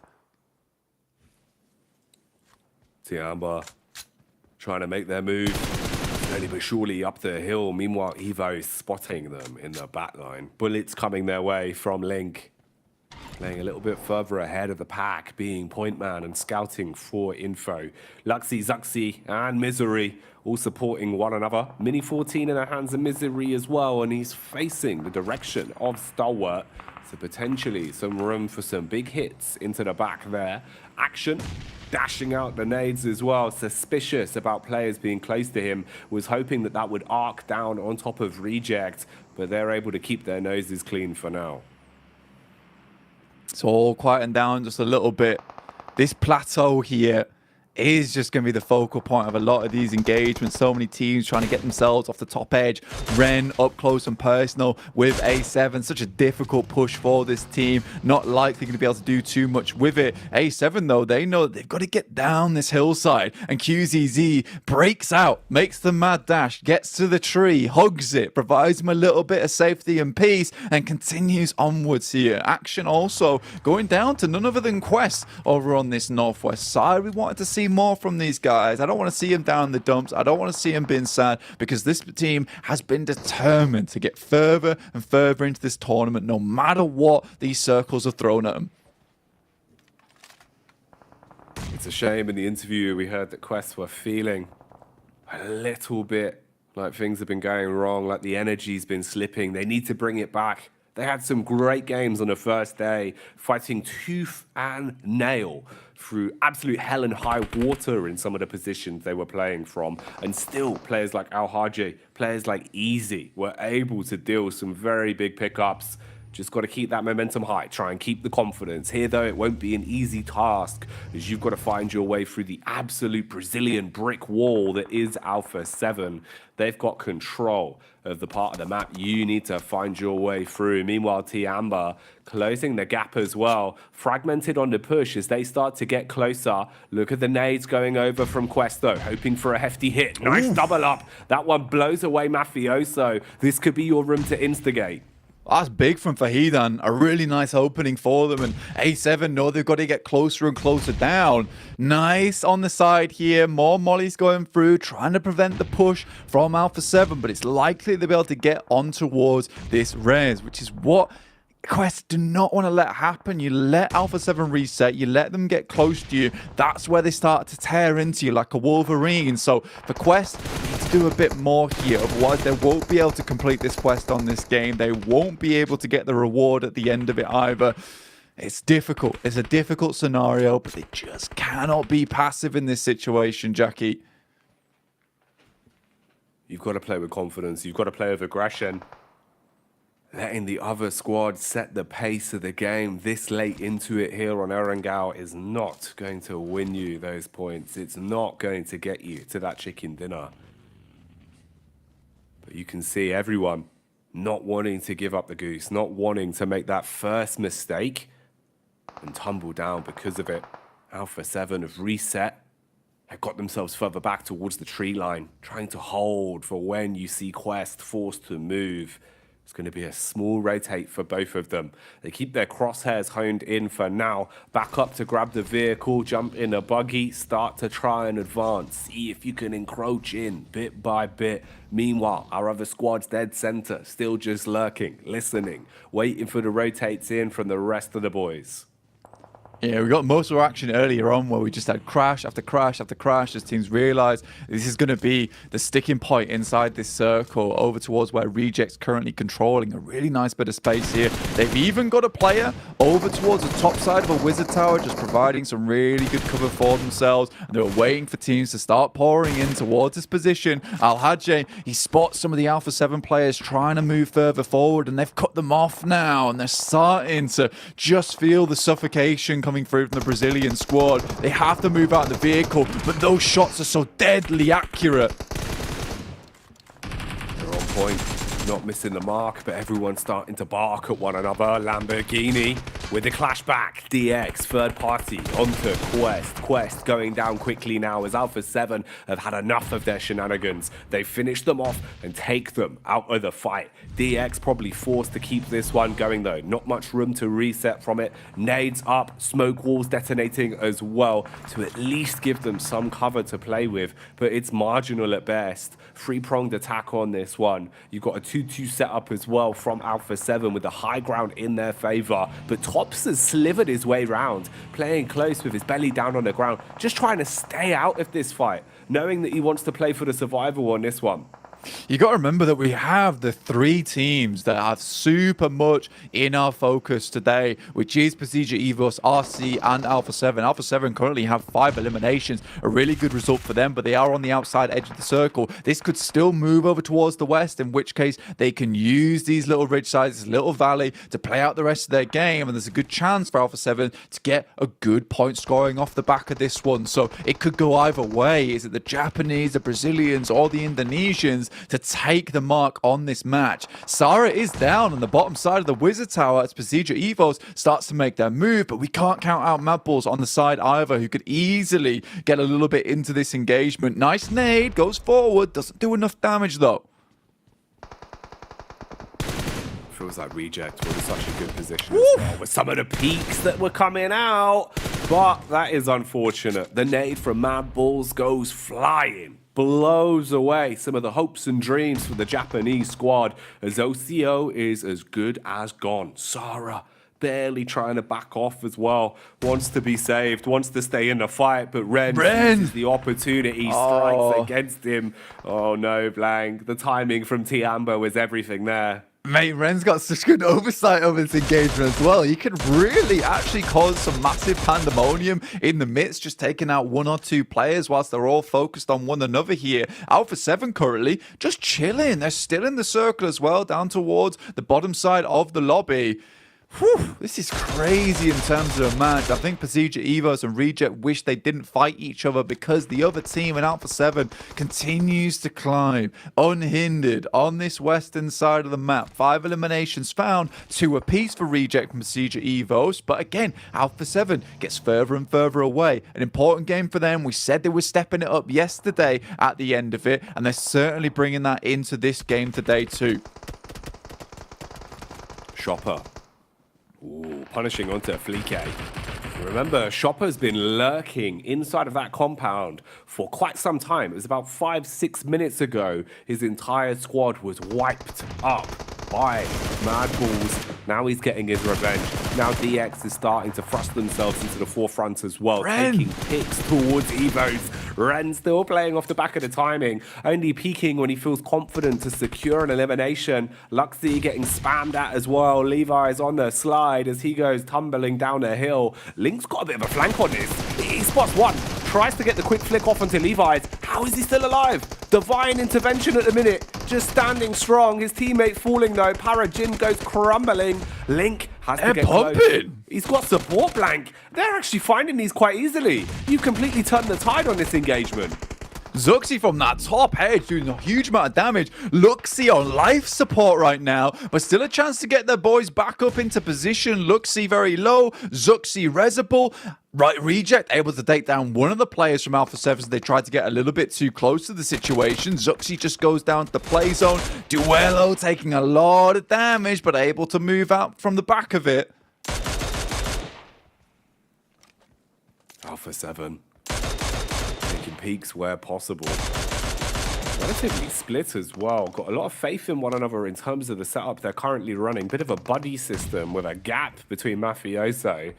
Nade going to be going up the hill, it seems like, trying to defend his two teammates in a close quarters engagement versus the SMGs of Reject. Link's nade is one better though, blowing Lufa to bits. Oh, goodbye as they are taken out. Reject Tokyo not surviving deep into this one. 5 squads remain.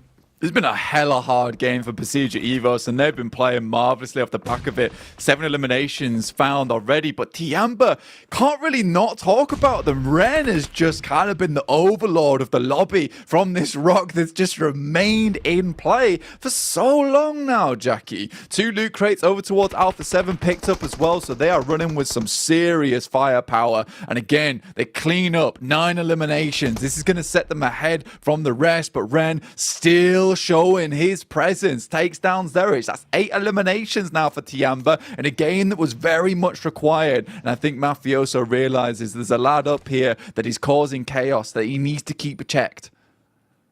It is absolute shenanigans that he's been able to just cause so many problems, getting stuck into fights where it matters most. Alpha 7 are 100% confident of his location now, though, as he's dashed a nade in the direction of Mafioso, and you do not want to mess with a Mafia. This is when they will turn on you. He's going to start to push back over. Got a good read on his location. Knows that Ren's behind the rock, and Mafioso wants to come out like a piece of paper, engulf the man and silence him. First few shots whiz on by. Molotov to force him off the angle. Taking damage now. Ren becoming useless in this situation. If he peeks, he will fall. He has to go for it. He goes down. Tiamba out with 8 elims. A good feat though, considering how it was just one man for ages. Respect to Shopper from Zia. Does finally go down to Frozen. Off the back of that one, DBS in hand, and Senab just shuts it down instantaneously. Puts the boot on the neck of the Mad Bulls, and that'll be them taking a massive chicken dinner on this game. A much needed one. It feels like they've been just trailed behind by Reject and PMGC Evos for so long here, and that match with a bunch of eliminations they found will set them far ahead. It feels like PMGC Evos and Reject have been having good game after good game, but it's just not enough to catch this Brazilian powerhouse. Alpha 7 up to their old tricks, feeling a lot more like that kind of killer instinct with trusting one another again, Blank, to fragment, to play 2-1 setups, to play 2-2 setups, and confidently regain map control, confidently hold back pushes from even full squads. It's looking really good from Alpha 7. A lot of damage across the board, stat padding with some of the elims as well, which is what you want. You're not just taking a chicken dinner, you're doing it in a very confident manner. Yeah, they're sort of like a bully team, right? Because they sense that even the smallest amount of weakness from you, they just take advantage of it. With Quest there, where it felt like realistically, they should have just been able to bomb them out and then just chase over that top side and get the eliminations. As soon as Alpha 7 realized they weren't pushing it, they just went for the res, no fuss, no drama, and then just pushed over the top side and took down Quest because they have the confidence that some of these other teams don't and understand that as well and just push into them. It's really, really well played. And you also got to mention the 51,000 meters that they traveled in this game. Not an easy one at all, as they slowly encroached on what everyone thought would be the winning position. It just happened to be that, like I said, everyone thought that was the winning position, so everyone was there. All fell into the same trap. But man, that is mad. I mean, it goes to show really just how much more they were roaming. They were adjusting consistently, always on the move. And that bodes well, because that was one of the big factors that I think was a bit of a backbone for them in the first couple of days of play, Blank, where you'd see their distance travel was always, a couple thousand higher than everyone else. They were very quick with their rotates, very quick to get into an advanced position and look for fights. Crazy game though, Blank. Erangel always delivering. 100%. It's just absolutely crazy what we saw at the start of the match here as well, with the 1v4 coming through, which will be forever replayed, forever posted on all the social medias. I feel bad for Falcons in that situation, but I feel good for you guys because we're sending you over to some very capable hands with Kale, Max, and Hot Juice. all business for Alpha 7, getting a huge chicken dinner here. I love to see the reaction on their faces. You know, you can see obviously the happiness from being able to clutch up this dinner, but it's still all business for them, right? They know the job's not done yet. They definitely got to be feeling the pressure here, Colors.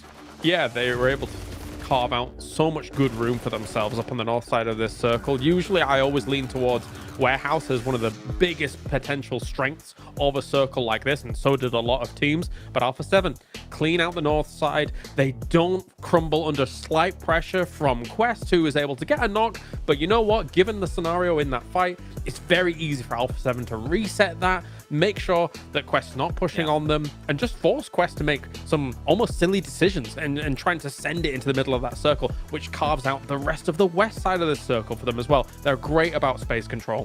Yeah, I mean, having cleared Stolber just beforehand, they know that they don't have any points of pressure behind them. They can just stay in that position and just create natural pressure on teams like Xavier, and as you said already, Quest that had to leave that position. But I do want to talk about the individual players. Sure, Revo was really impactful when it comes to the nade play, etc., but Mafioso, he was holding that ridgeline for his team against Reject, against Pasija Evos, the entirety of that match, and especially getting rid of Ren at the end was very important to get that high ground angle to make sure you're securing that match 100%.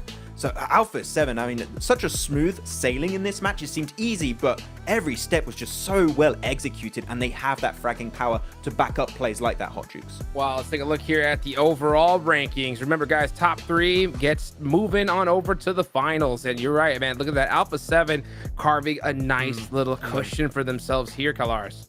Honestly, we're seeing, it's not desperation, but it's kind of a heightened alertness from these teams that are on the cusp of not only third place,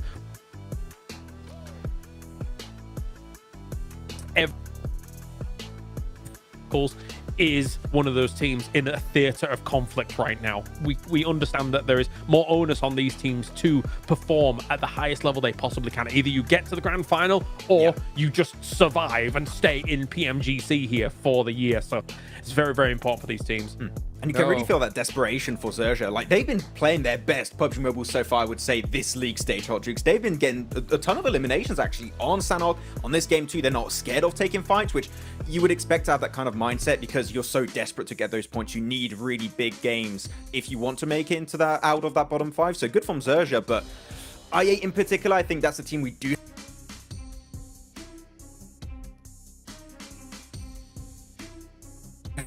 So that was a bit of a weird regroup for i8. They could have gone for a game-winning position really early on. Yeah, I'm surprised that they didn't there. I mean, when it comes to Zerja, I think that they just have nothing to lose. And I think they're finally starting to play the way that they, you know, are. But you know what?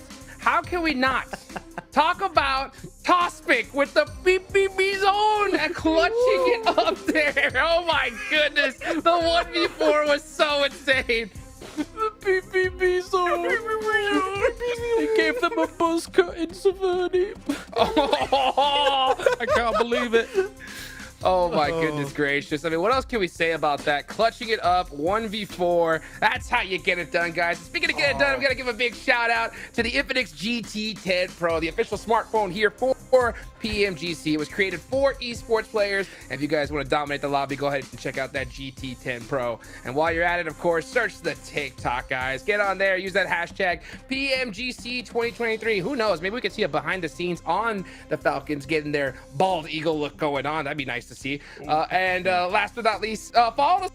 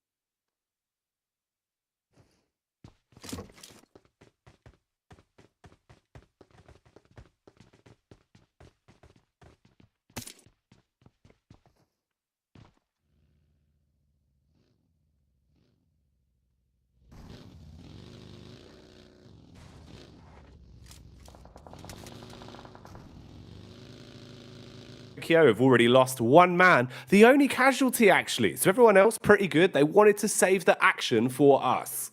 Yeah, they heard the calls from us in the distance, like, don't start the game without us. And they were like, right, we'll make some casual rotates. We won't do anything too crazy in the meantime. We'll leave it up to you. But welcome back, everybody. Apologies for that. The space station, it went down for a couple of seconds. Our super speed internet was out. There was a small meteorite, but Jackie's jumped up into space. He's bashed that thing out the way like a one-punch man moment. So don't worry about it. We're back on call. We're ready to go. Already straight into this one. Reject holding over towards Potato Hill. We've seen that before from them, but down to 3 players, not ideal. The chase for Alpha 7 seems a little less doable, but for Precisa Evos, obviously this team has been stepping up in a big way. Zuxi and Luxi looking good. Red Face and Misery providing some excellent back there. In fact, I would even go as far as Red Face and maybe even stole the show for me a little bit so far in this group green, but a great team nonetheless that can hunt down Alpha 7. It feels like they've got the fire in the blood right now, and they can hear the cheers and the screams coming through from the Indonesian crowd, and they just want to do them proud.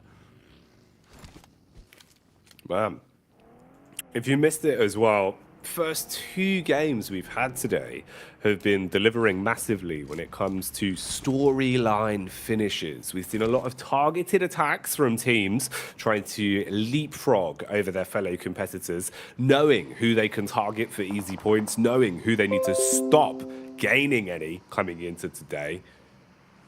And how will those stories develop? What chapters will be written here on our second outing in Erangel?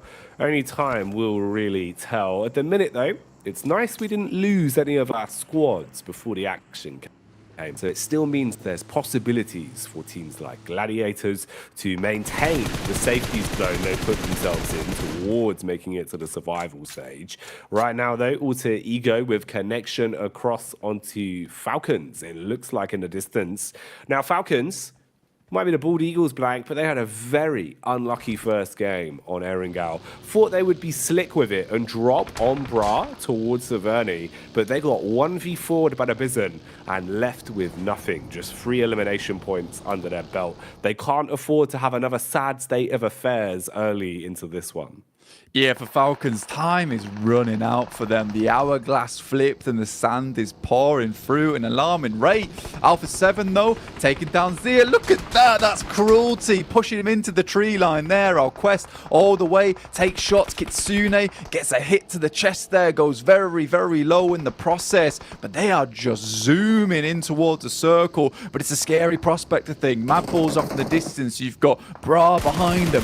Lops Kitsune out the vehicle. Drops Gladiators down to 3. Not a safe position. This is the second time in Erangel they've down to be 3 players right off the get-go. However, they do get a central position inside the circle. How long can they hold it, though, with just the 3 players?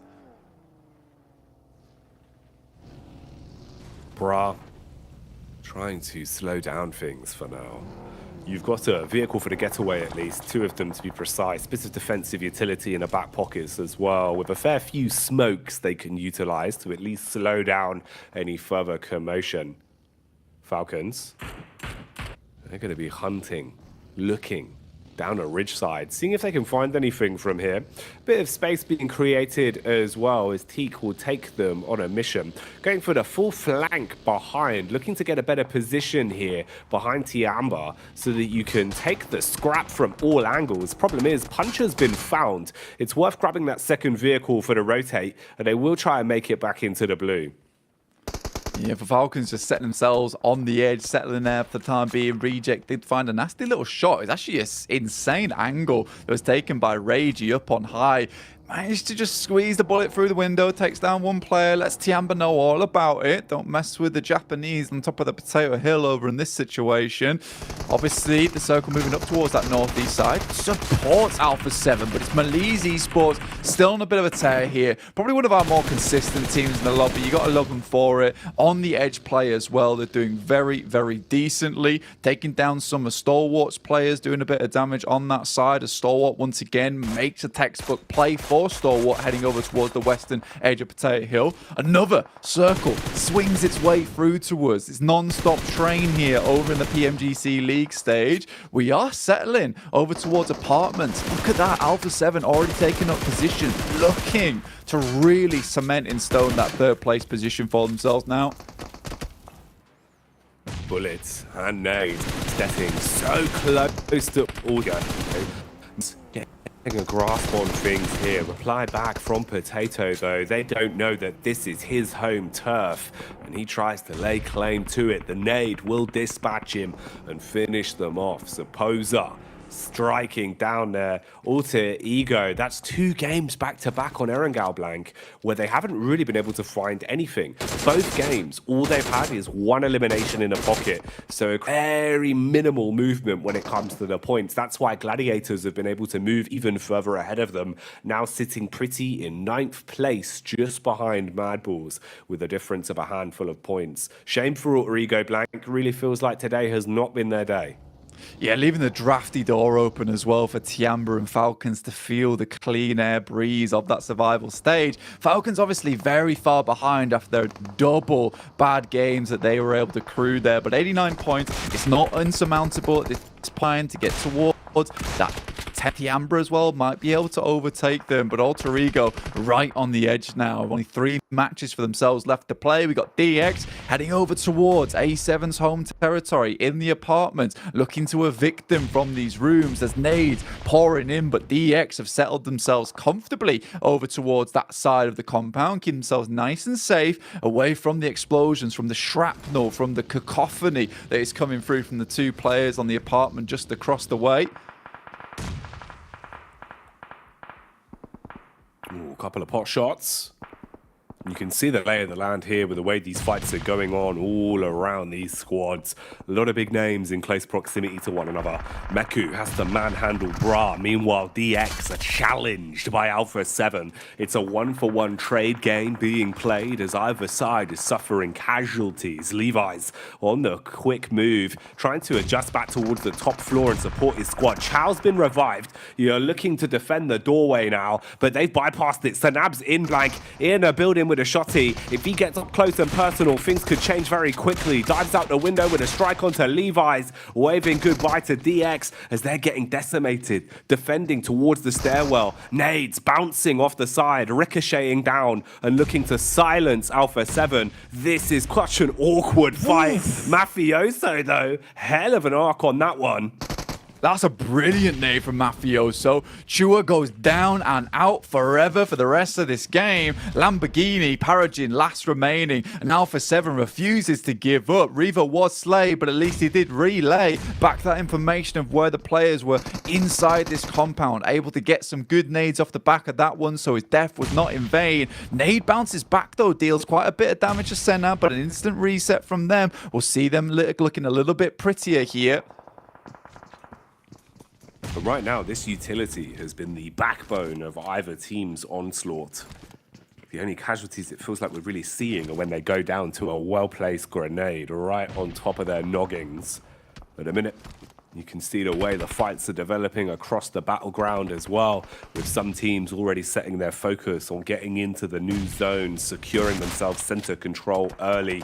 Evos, though, thrust into a fight once again. Misery and Co. lucky to remain alive as they're chunking a lot of damage from Falcons. It's a bit of a rotate, though. Teak and Puncher far back, and they're giving up the groove on this one. Leave their teammate. He's going to be left for good, and they breeze off, playing for the late game and realizing they have to trade out their mates.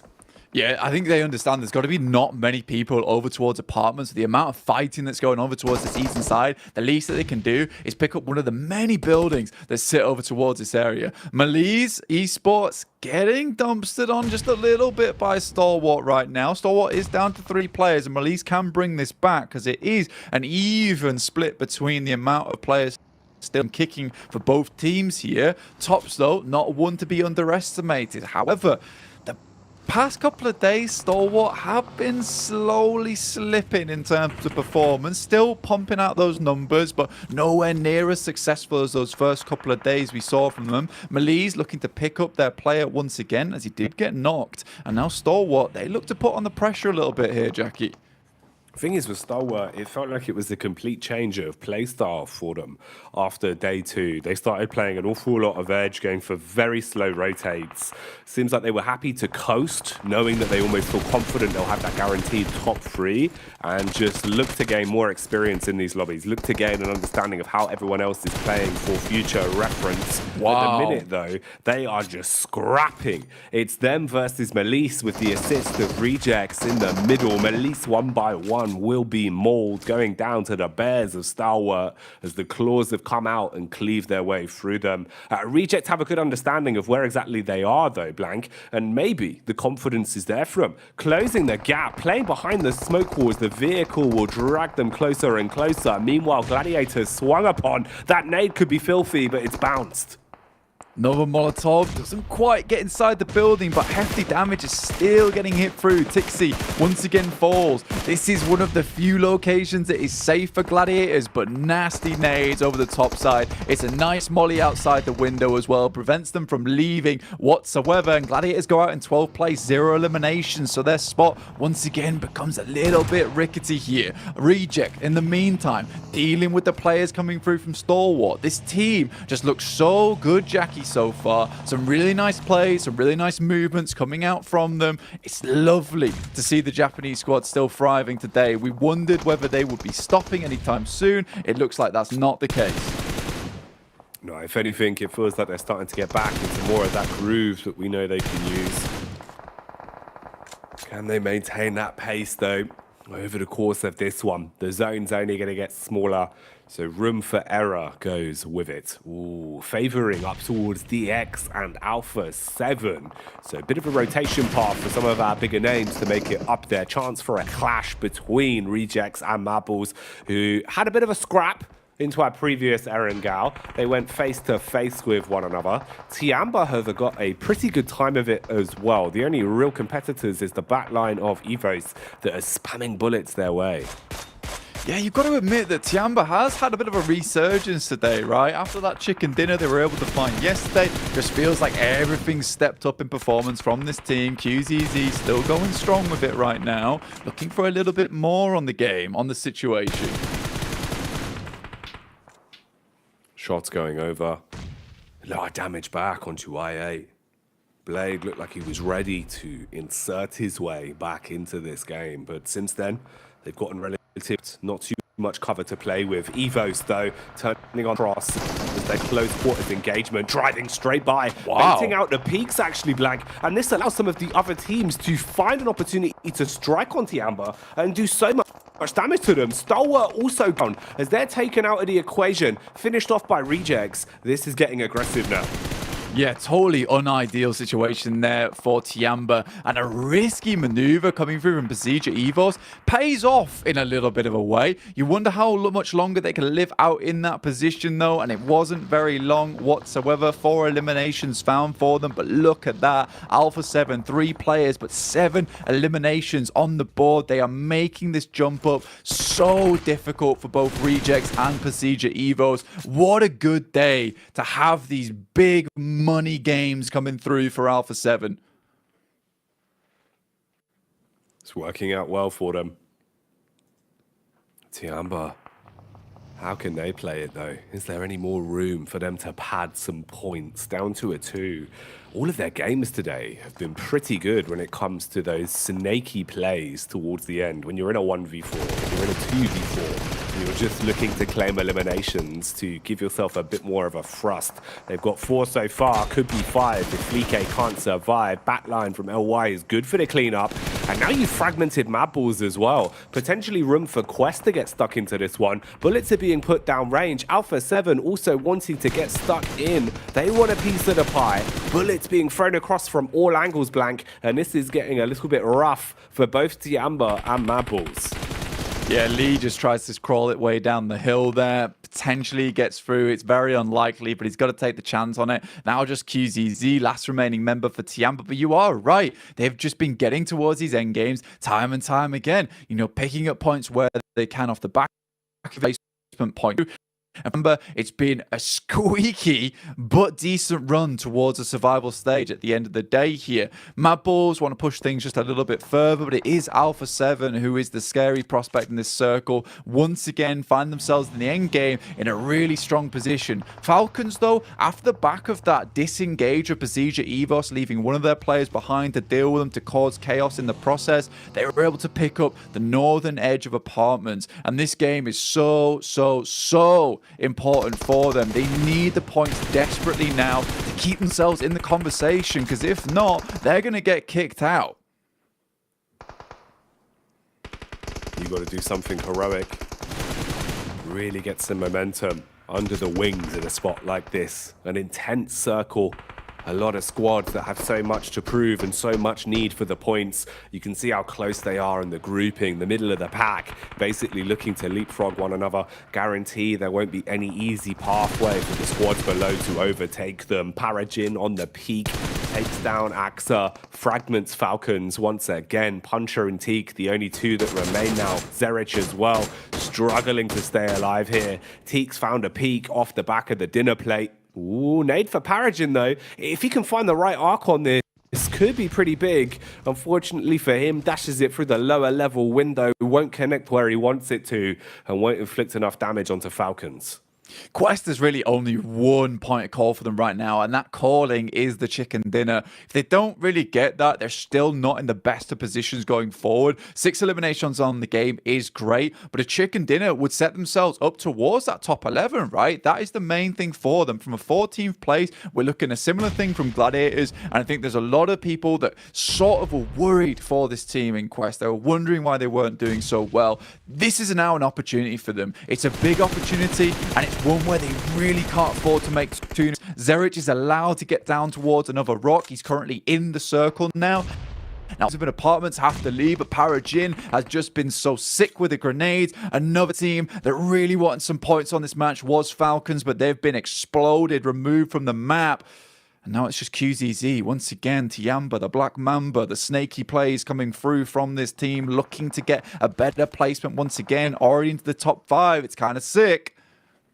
It's good moves, Blank. 9 nades, bro. Oh, look at how he's using them as well. The first one's fantastic. That's a 3-pointer and a half, but Lamborghini's closed the gap. No way! He doesn't see him inside of the smoke. He's able to strike back just as he goes down. Oh my, the Martyrdom play as he proves he's a Don with a shotty up close, but Tiamba still out. Last few eliminations, stat padding, Alpha 7 eating damage from Quest as well. Quest, is there a chance that they can thrust themselves further on this one? Al-Haji down, their big man in the front lines, out of it. Now it's down to Fahidan, sending some nades over the top, but not a lot remaining. Another Molotov goes through. Senav's incredibly low, but not quite done just yet. With Carrillo hitting some sick nades, but that's a lovely Molotov coming through from Fahidan. Completely stops their approach here. They know that Alpha 7 wants to get closer. They need to keep hitting these shots. One player's preoccupied with the res. Senav behind the tree, takes a lot of damage. Basically nothing left than easy. Presses the issue for Quest now. What a big game for them. Chicken dinner was required, and they're delivering. Al-Haji, during the interview today, said that the side felt a bit down in the dumps, but this has surely got to give you more confidence. They just need to finish off Frozen, secure their chicken dinner, and Quest have surely got momentum back, Blank. They're celebrating for the first time today. Al-Haji, a little bit of celebration, but I think that's more mixed in with relief for this squad. So needed. Kiss on the forehead. You love to see it. The boys are back in town. They're back in the leaderboards as well, right? They had to remain in the conversation. The things they were bringing up, a little bit dry, but now they bring up an interesting story and move towards that storyline of our own, getting into the survival stage. So happy for them. We understood that they weren't feeling great, but again, it's that determination, that grit from this team that shines through more than anything. they've been playing on the back foot the entire tournament with some very unlucky circles, some very unlucky rotations, but it felt like their confidence was always in the right place. After the interview this morning, you're thinking, okay, it seems like they've established where things have been going wrong, and coming into this game, Blank, a chicken dinner that is supported by a nice bunch of eliminations as well. Much needed points here. This is going to be a great start for Quest, especially if they can maintain a bit more momentum throughout the rest of the day. Mate, the grouping is so grim once again towards basically that break-off point. I think most teams are on 100 points. Maxman was saying that 11th place on average was going to be around about, I think it was 101, 102 maybe. And again, it's just getting further and further as it feels like the teams where it counts the most, they're the ones popping off. You can see just how much these teams want it, how much they want to send themselves to that painful stage of the survival, just to get through further into this tournament. It's such a big, important set piece in the year for PUBG Mobile, and every single team wants a little bit more of it. Great result for them. Fantastic stuff, really, for Quest in the grand scheme of things. And it's crazy again, man. The amount of teams we're seeing, Blank, always making it into these final circles. You really couldn't make it up how good it's been in terms of the storylines. Always looks like we're getting those close clashes. Some crazy plays from Tiamba as well. Man, it feels like they almost heard us talking about them this morning, Blank. But we said, 2 elimination chicken dinners can't be consistent. Instead, it's all been about the elims. It's not enough right now for Tiamba, but what they're doing is going to keep them going forward, and I like the plays that they are making. If you like the plays they're making, you got to keep watching, but before that, we're going to send it back over to the desk. Woo, what a win for Quest. The question is it enough? Right? They got a solid chicken dinner there, one that they definitely needed. It has proven that the interview buff is still on point here, Kalars. It's true. That is the only reason they won. No, they have themselves a decent spot, right? I mean, playing those little shacks up on that hillside, they are actually a little decent plateau against kind of defending yourself from kind of the apartments angles, and then even if teams were to come in from the north side of you, you can still kind of give them a bit of a run for their money. Thankfully for them, it was only teams coming in from the east side, so they were able to vanquish them quite handedly. Yeah. And also, you can just protect the cars on that plateau you just mentioned, Kalara. So if you have to transition to those buildings up north into the apartments, you can also make that transition really happen. But it was kind of an unpredictable game in the sense you're just waiting. Is apartment going to be in play? If it is, Hodgick, I mean, you were hoping to see Alpha 7 win. It was going to be based on, do they have to leave the apartment or not? And the fact they had to leave, it was going to be very easy pickings for Quest. So 11 points, they needed about between 22 and 24 points if they wanted to try and get close to the barrier. That's a 21 pointer they just got. So an average decent game followed up after this, they could be out of that bottom 5 where they've been for like a few games now, actually. So Quest definitely want to try and push themselves out of that as a scary bottom position.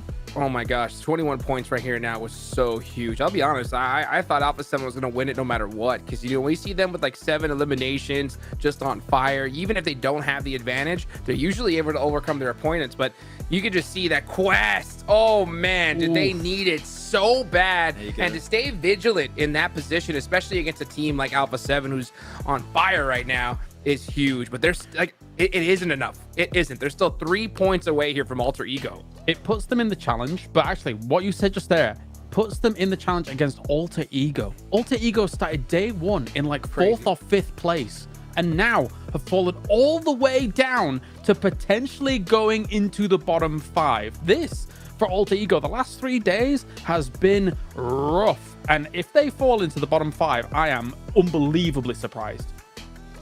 Wow. I mean, here's the question now. I'm gonna ask you this, Max, man. For Bra, is it nail on the coffin already? Well, I don't think we're gonna have Tospic. He's gonna get another one. Don't worry. He's got you. They're gonna clutch it out. Well, see, right now, as you said, Alter Ego, they had such a hot start in this tournament. It's tough for them. Even Gladiators, sure, they started off strong. They're still not out of that risky situation where they could fall back in the bottom 5. So this is MEA, like so much pressure on the MEA region. Quest, Falcon, all fighting for a spot in that survival stage. And as we keep like getting closer and closer towards the end of the day, I'm saying it again, it is going to be down to that final game here to see who's going to be making it. And it's really hard to predict right now, Hodjux. Any one of those squads, like your Falcons, your Bra, your Quest, any one of those guys could be able to snatch that position at the end. Do or die. It really is. You got to be able to clutch it up here and now. Otherwise, you are going home, and you got to wait until next year to play PMGC, a position you definitely don't want to be in. Now for the teams at the top, Alpha 7 currently sitting on the leaderboards there with 169 points. Nice. But you look over here, right below them, Persija. That's a good solid gap now. I don't think anyone's catching up to Alpha 7 because never, I agree. Despite like not being in the final circle here to be able to deal with Quest or whatever, like they just never stop when it comes to eliminations. Never stop. 7 eliminations, 8 eliminations. And you know, we were saying before, we were talking between us guys, right? Like when you look at how Brazil's performing, when you look at Stalwart as well, I think we maybe looking at one of the world champions out of these 3 teams. These 3 teams going to the grand finals, I want to see it. They look awesome here on the battlegrounds, and Brazil especially has just looked non-stop. It's been a torrent of aggression and a torrent of control from Brazil. I mean, when you look at what happened in PMGC Grand Finals last year, right? Alpha 7, what were they? 2nd place. They could very easily be able to play at that level, deal with that pressure, playing at a LAN event over in Turkey, and take the trophy. And look at Stalwart too. They've been improving significantly, PMGC after PMGC, always making it to the Grand Finals for now. It should be 3 years because it seems very likely they're going to qualify for the 2023 season again. So I think like we are seeing Group Green potentially breeding our new champions for this year. But that's actually an interesting point, what you were saying about Stalwart, right? If you think like, so obviously they had a great start to this Group Green, yes, and will guaranteed be going to the final considering where they are right now. But it does feel like the meta caught up with them in just a short period of time. They looked awesome in the first 2 days here, Max Man. Looked like they were a little bit ahead of the lobby in terms of the rotations and when they were taking positions. Now the rest of the lobby's caught up with them, and they're not having as easy time as they were previously. They would usually get very easy access to some central positions or even ed positions and just sweep from there. Teams are just moving so much quicker in the middle and bottom of the pack because they are desperate here, Hot Jukes, to try and aim for that survival stage. So it's now or never for these guys. It is desperation time. These squads are in the hot seat, but hey, you know what? This is where champions are made. Let's go ahead and take it out over to Jackie and Blank. Get back at the game. Oh man, we've been running through these what feels like a full sprint, Blank. They're going quick and the chance for points is getting smaller and smaller, but this lobby still remains unbelievably competitive. Can't wait for this one, bud. I think this is going to continue to deliver. I mean, Max is telling me in the background there it's 109 points without break off, right? So, I mean, we're getting close to it right now. With Alter Ego 103, it's all these teams at the bottom are just pushing themselves harder than ever before. And Quest, you know what? Great news for them. I'm really, really happy they're able to step things up a little bit because I think, like you said, they have been pushed against the wall many, many times here. It's not been easy for them. Yet, despite all that, in this last day, 100 points now, only 3 points behind that 11th place. Let's go, Quest. Let's get it done. I think there's definitely an opportunity here for this team to break through towards that top 11 if Alter Ego just can't keep up here. Falcons, again, another team on the chase, 93 points, weren't able to get too much done from that north position in apartments, but it's not an easy spot to play in, and Paragen's nades were just unbelievable. Oh, they were really on the money, man. There's been some big nades the entire tournament. It's been so cool to see how much that utility has had a real big leg up for some of our squads that have good comms when it comes to timing with the double nades. It really has been a good affair to watch. Right then, setting ourselves up for the last Erangel, third and final one. After this, it's 2 games. That's all that remains for Group Green. 2 games of Miramar. There's been a trade of chicken dinners today, a trade of points, and a lot of squads starting to light a fire under them. Quest, can they continue? That's a big question mark. What more can they find? Alter Ego, have they slowed down too much, Blank? Have they put the handbrake on, or will they project themselves further here? Stalwart, where have they gone? A lot of question marks. Let's find out as we get into it. Exactly. So where have you been? I need some games to finish off Group Green. I don't just want it to be a case of that day one magic. I want to finish off with a grand reveal here. But over towards Erangel, our final one of the tournament here. Like you said, see if some of these teams can get some more points on the board. Alpha 7 has just worked so very hard so far today. And you got to give them props for it, right? You'd love to see Procedure Evos or Reject get that direct invite. In fact, I'd be so happy to see Procedure Evos get that direct invite. It'd be like times of old with Zuxi Luxi back in towards the PMGC Grand Finals. But the way A7, they're just not giving them any chance to catch up here. Some squads, man, have just been flying ahead. It's wild.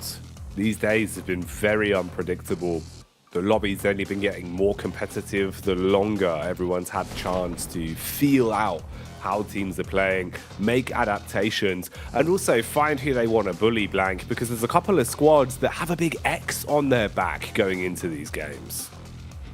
There is, right? You know, because at the moment, Alter Ego, that's a targeted team that can be taken out. You know, these are the ones trying to remove Gladiator's chances earlier on in the tournament. Now, a team like Quest could even drop over towards them, cause them some panic on their rotations. Falcons equally. Right now, it looks like everyone's playing a bit more of a safe game. Tiamba, though, slipping sort of underneath the radar, right? I really like that play from Tiamba because no one's really paying too much attention to them yet. They're consistently getting a player or two towards our end game, bumping things up with the placement points. I think the main difference maker for a lot of these teams towards the bottom side have been these miraculous chicken dinners coming out, getting themselves a huge amount of points to put themselves in contention. For Tiamba, it's been a very, very different story, just slowly but surely chipping away at the bedrock, getting further and further towards a secure position. And I like that from Tiamba. You know, they're doing really well off the back of it, and it's very unlike any other team we see towards the bottom side.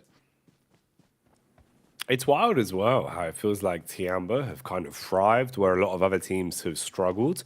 When it comes down to those moments of, okay, it feels like it's doomed from the start. We're a solo that's really got to try and forage for points in the forest.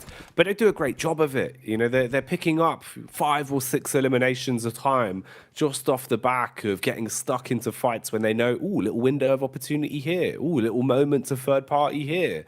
And that's done wonders for them, especially with how close the grouping is. Even from 9th place with Tiamba, you kind of look all the way up towards 6th place there with DX, right? There's room for you to move, and there is certainly room for these standings to shake up a little bit by the end of the day. Just make sure the squads below you don't start to get up close and personal. Because they certainly are at this point in time. There's so much opportunity for it. This is probably going to be one of the closest groups we'll see, I think, just with the way that we saw Loops have that standout performance and Stalwart too. And it's even more close because of that reasoning. Secondary, both these teams just aren't doing well today, which is allowing everyone else towards that 3rd, 4th, 5th place to have their big games, allowing everyone from 10th, 11th, 12th, 13th, 14th to have those big games. It's kind of a weird thing that's occurring right now with Stalwart and Loops both realizing, look, boys, we've done enough here. Like, it's not at all likely we're going to get struck out from either 1st or 2nd place. Either one of us is going to take over 1st place, or Alpha 7 is going to leapfrog one of us to get 2nd. That's the only thing that's going to happen here. Stalwart, surprisingly though, 187 to 188 are Loops. They could regain their 1st place at the end of the day, and I think that would be a special way to end things and a good mark-off for Stalwart going in towards that PMGC Grand Finals, coming out on top in the group of death. I'm glad it really has lived up to its name as well, because we have certainly seen so many crazy plays throughout the course of these 4 days. A lot of teams proving that it's not just about the prep work, it's not just about what you come into these tournaments with, it's about how you adapt, how you thrive in the carnage. We've seen so many small micro adjustments, so much of a unique meta developing over the course of the regional clash we've had here. And it has been very sick to watch. Brazil's been on top, the Mongolian madness. Day one was a sheer sight to behold. And I just can't wait to see what's in store for us here on these last few games. We have 3 in total, including the one that we've got live now. For the Mad Balls, we get them back on our screens as well. It's looked a little bit quicker, Blank. I'd say, you know, some praise their way. It felt like it was almost too in their own heads. They were kind of giving a lot of respect to other squads, weren't really instigating fights, weren't really playing with that level of lethality we know players like Zerich, players like Frozen can have. They were a bit stagnant. Today already, we've seen them diving into some third parties, even getting stuck into fights where they're at a big disadvantage, but looking confident. And that makes the world of difference for me. I think if we see Mad Balls maintain that confidence, they should be okay. Yeah, I think for Mad Balls, they have like a certain kind of lethality when it comes to those end games, right? Which is great to see, because I think that even when the things get very rough for them, where they're surrounded on all sides, they're able to find these little rocks, these little crevices to play in. I don't think we've seen too many games where Mad Balls has had the significant compound to play with. Feels like they just hate buildings at this point in time, but they do get towards these end games a lot more often. You're right, they're just not in their heads anymore. They're playing their own game, playing off the back of one another on that squad, and I think that's the main thing we have to take away from the Mad Balls. Currently 7th place, kind of a sleeper team for us so far, because they have made it really far towards that top side. 117 points is amazing, almost overlapping over towards DX, and we haven't had too much chance to talk about them. We've been far more focused on teams like DX, who have been really consistent throughout this league stage, Malise, who have been on a bit of a rise themselves, and Tiamba, who is just slowly bringing things back up to speed again. The big Tiamba. They've been going by the beat of their own drum today. Zia have been a little bit quicker into some of these fights as well. It feels like Zia know their days are numbered, so they've just been trying to play with a bit more confidence. A bit of road rage going on here, though. They're able to spot out Mad Balls. No overcommit from either side. Just a few bullets to give your intentions across, and then they begin to back off, once again creating space. Yeah, give themselves a little bit more time to work with here. A lot of teams all grouping up right now, and I think it makes sense as well with this particular part of the map. You know, Yasnaya, the fielded area is a little bit rough. You want to be able to take some of the compounds that are in this spot. If the circle centers up towards it, you have the position to take some of those more important compounds towards the center of Yas Fields. Again, though, it's a difficult one to call, because if you center up around Yas Fields, you take those compounds away, you get a south shift on the circle down towards Lumberyard, towards Prison. You're forced to adapt and head up towards those hills on that side where you can be easily picked off. You got teams coming in from the edge right now. Stalwart, A7 on their approach. Falcons very, very far behind. Malise and Tiamba classically on the edge here, slowly breaking their way in. I think this is very typical. We've got a really... We've got this circle down now at this point in time, right? All these teams understand what rotations they can make. We're seeing a lot more teams make it towards that end game as well, because they know how to avoid each other, and they have to at this point. Every time they get further in towards the end game of that match, the better chances they have at picking up those all-important points to propel themselves further into these games. Bra Esports just have not had the day they were looking for so far, currently moving over towards Yas Lake and trying to push through gas station to get further on towards Rozhok side. Stalwart taking a big hit. Stalwart, can they defend? What can they do from this? Don't want to have any more quiet games from them. I see replies back onto Shopper and strikes first. A7 have caught whiff of Gladiators as well. They know where they are now. Oh, mate. Bit of a battle between Gladiators and A7. Could be a treat for the old eyeballs, but no one wants to run any risks right now. You know, going down as the first squad eliminated would be a sad state of affairs this late into Group Green. So you need to play reserved, play smart, and only fully commit to fights that you're 100% confident with. Play the percentage game this late into the day. Bra Esports very close towards Evos as well. That's another one that could be an interesting tidbit for Bra Esports. Chances of them making it into a safety net is getting harder the longer the day goes on. We've seen heroics from them, but it needs to be more consistent.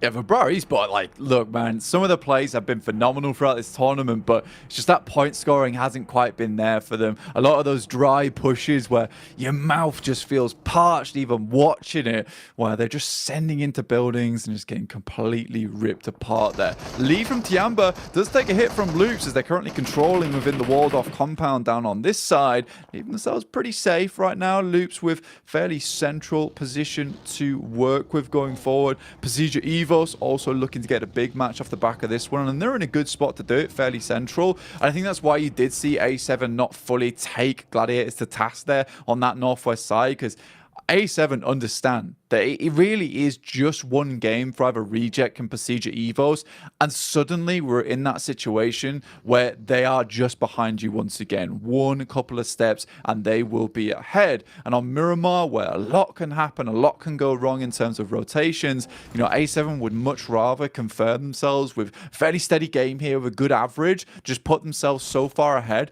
that it is going to be very, very difficult and almost uncomfortable for Reject and Procedure Evos to pick themselves up those big enough games in Miramar to get the win. You almost have to be lucky in that situation on the circle. Yeah, this is one of those where at this point in time, they're probably hoping, you know, with the fingers crossed, the toes crossed, they've got the lucky rabbit's foot blank, any sort of superstitious things that could give them a bit of a blessing when it comes to the circle. Because you need an edge, you need a blessing this late into the group.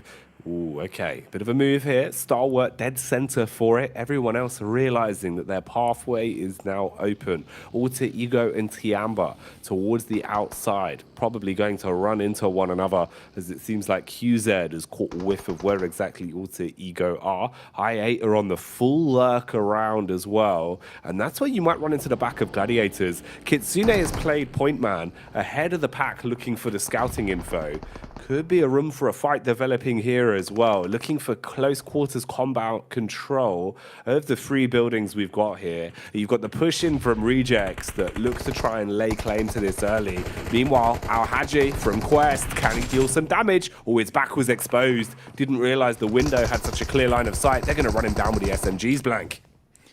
This is really weird in terms of the amount of teams that are in this location. You've got Quest with Al-Hajj, who burns out here. The Molotov's going to do a lot of after damage as well. You've got Reject on the sidelines looking over toward this one. This is dead central over towards apartments. And we see this part of the map so many times here in the group green stage. Tiamba equally trying to barrel their way through. Luckily, they head over towards Malise's position just as Poser hits the floor, giving them an opening, and they can unlock the door. Doors unlocked, but you still got to do something with the control that you take. See how far you can take this now. Lufa peeking back out towards the tree. Bullets down onto Ren. Ren, that has been so cheeky, so annoying. He's been able to pop up time and time again and find elims for Tiamba in situations where he should get absolutely nothing. The fight isn't going to end there, though, as the rest of his team gets collapsed upon. Melise with a level of lethality striking their way through them with ease. Tianyu hits the deck as the poison gets injected into the veins of Tiamba and they're slowly bleeding out. Another shot comes through, but that's from Alpha 7 along the way. They're able to get over the cross on Rozok Bridge into a sideswipe position, that spot that Mafioso currently has on the high ground along with the rest of his team, and they are actually being able to have a presence in this fight from an incredible distance, showing that Alpha 7 isn't just that close quarters combat team. They have a bit of that sniper in them, which is great to see. Alter Ego, a team that we have to be worried about out on that edge side. Currently have to battle through the team of DX. Look at where they are on the standings. 11th place. Quest is just behind, 103 points. Going down here with nothing to show for it will leave Alter Ego in a really rough spot. They can't afford it. They really can't afford it to go that way. Alter Ego have to survive for longer, have to get some eliminations. Ooh, look at the rotate they're going on as well. Backline close towards Madball's potential to be sniffed out by DX on the POV of I8 here as well, as they're starting to clash down towards the location of Stalwart. And that is so much talent in such a small square with Alpha 7 off to the left from Stalwart. I8 looking to scrap for it, and then the back line of gladiators lurking, breathing down your neck, waiting to swoop in as well as they're trapped inside the water right now. Meanwhile, another fight developing here. This was Alter Ego. It looked like they were trying to go for the slow flank behind Marbles. Instead, they actually instigate a bit of an attack, dealing damage onto them, knocking one man down onto his last legs. Bullets being traded out from Potato as well into the distance. That's Evo struggling now as Zuxi's been knocked. Alter Ego, Blank, they want to come out swinging. Dear me, this is really not friendship between the Indonesian teams whatsoever. Zuxi down, and they just have to leave him behind at this point. The second time in a row that this has occurred. Misery makes his way through, half HP. Zerich might have just needed to pull the trigger there and could have popped him out the vehicle. In the meantime, Zuxi gets finished off there by Octa. Procedure Evos down to 3 players now in a really awkward spot of the circle where they've got to push through very open ground to even have a hope of getting in. They need to find a knockover towards Alter Ego, but these angles that they're able to take from this little ridge line that looks out towards them just makes it so tough. They're still giving it gas though, still giving it as good as they get as a player makes his way up towards the compound. They've got to respond, and now Potato looks to try and lurk his way in. Molotov dashed out through the window. More nades to play with as well as he's got a hand grenade primed and ready. Throws it out. Looks to punish. Splash damage not tagging. Vehicle set ablaze though. SMG in close range is what he hopes to pack a punch with. He eats a grenade. It rinses his HP. Potato forced to slow down the push whilst Link takes position outside. Hasn't seen him, but he knows exactly where his enemy is now. Wanted to go for the full flank. Instead, juking him, playing inside of the building. Runs through the fire and the flames though, Blank. But this only further turns up the heat as the SMG spits damage around the corner. And he will stop Evos there. On Procedure Evos, they catch the smoke off that guy. Really, really well played. Vampire Esports looking to control Mad Bulls, who have set themselves in a fantastic position up towards this northeastern edge, able to look down towards all this carnage that's currently going on. Gladiators took a long rotate off towards that western side, yet there's so many teams confirming themselves over towards apartments now. You got Reject, Alpha 7, Falcons, Tiamba, even Malise in this area. Quest also trying to keep up with their position, but Alter Ego, they're not done yet. Looking over towards Vampire Esports as their next victim. Good shots from Fnatic, but it's not quite enough just yet. Oh, they're damaging everyone though.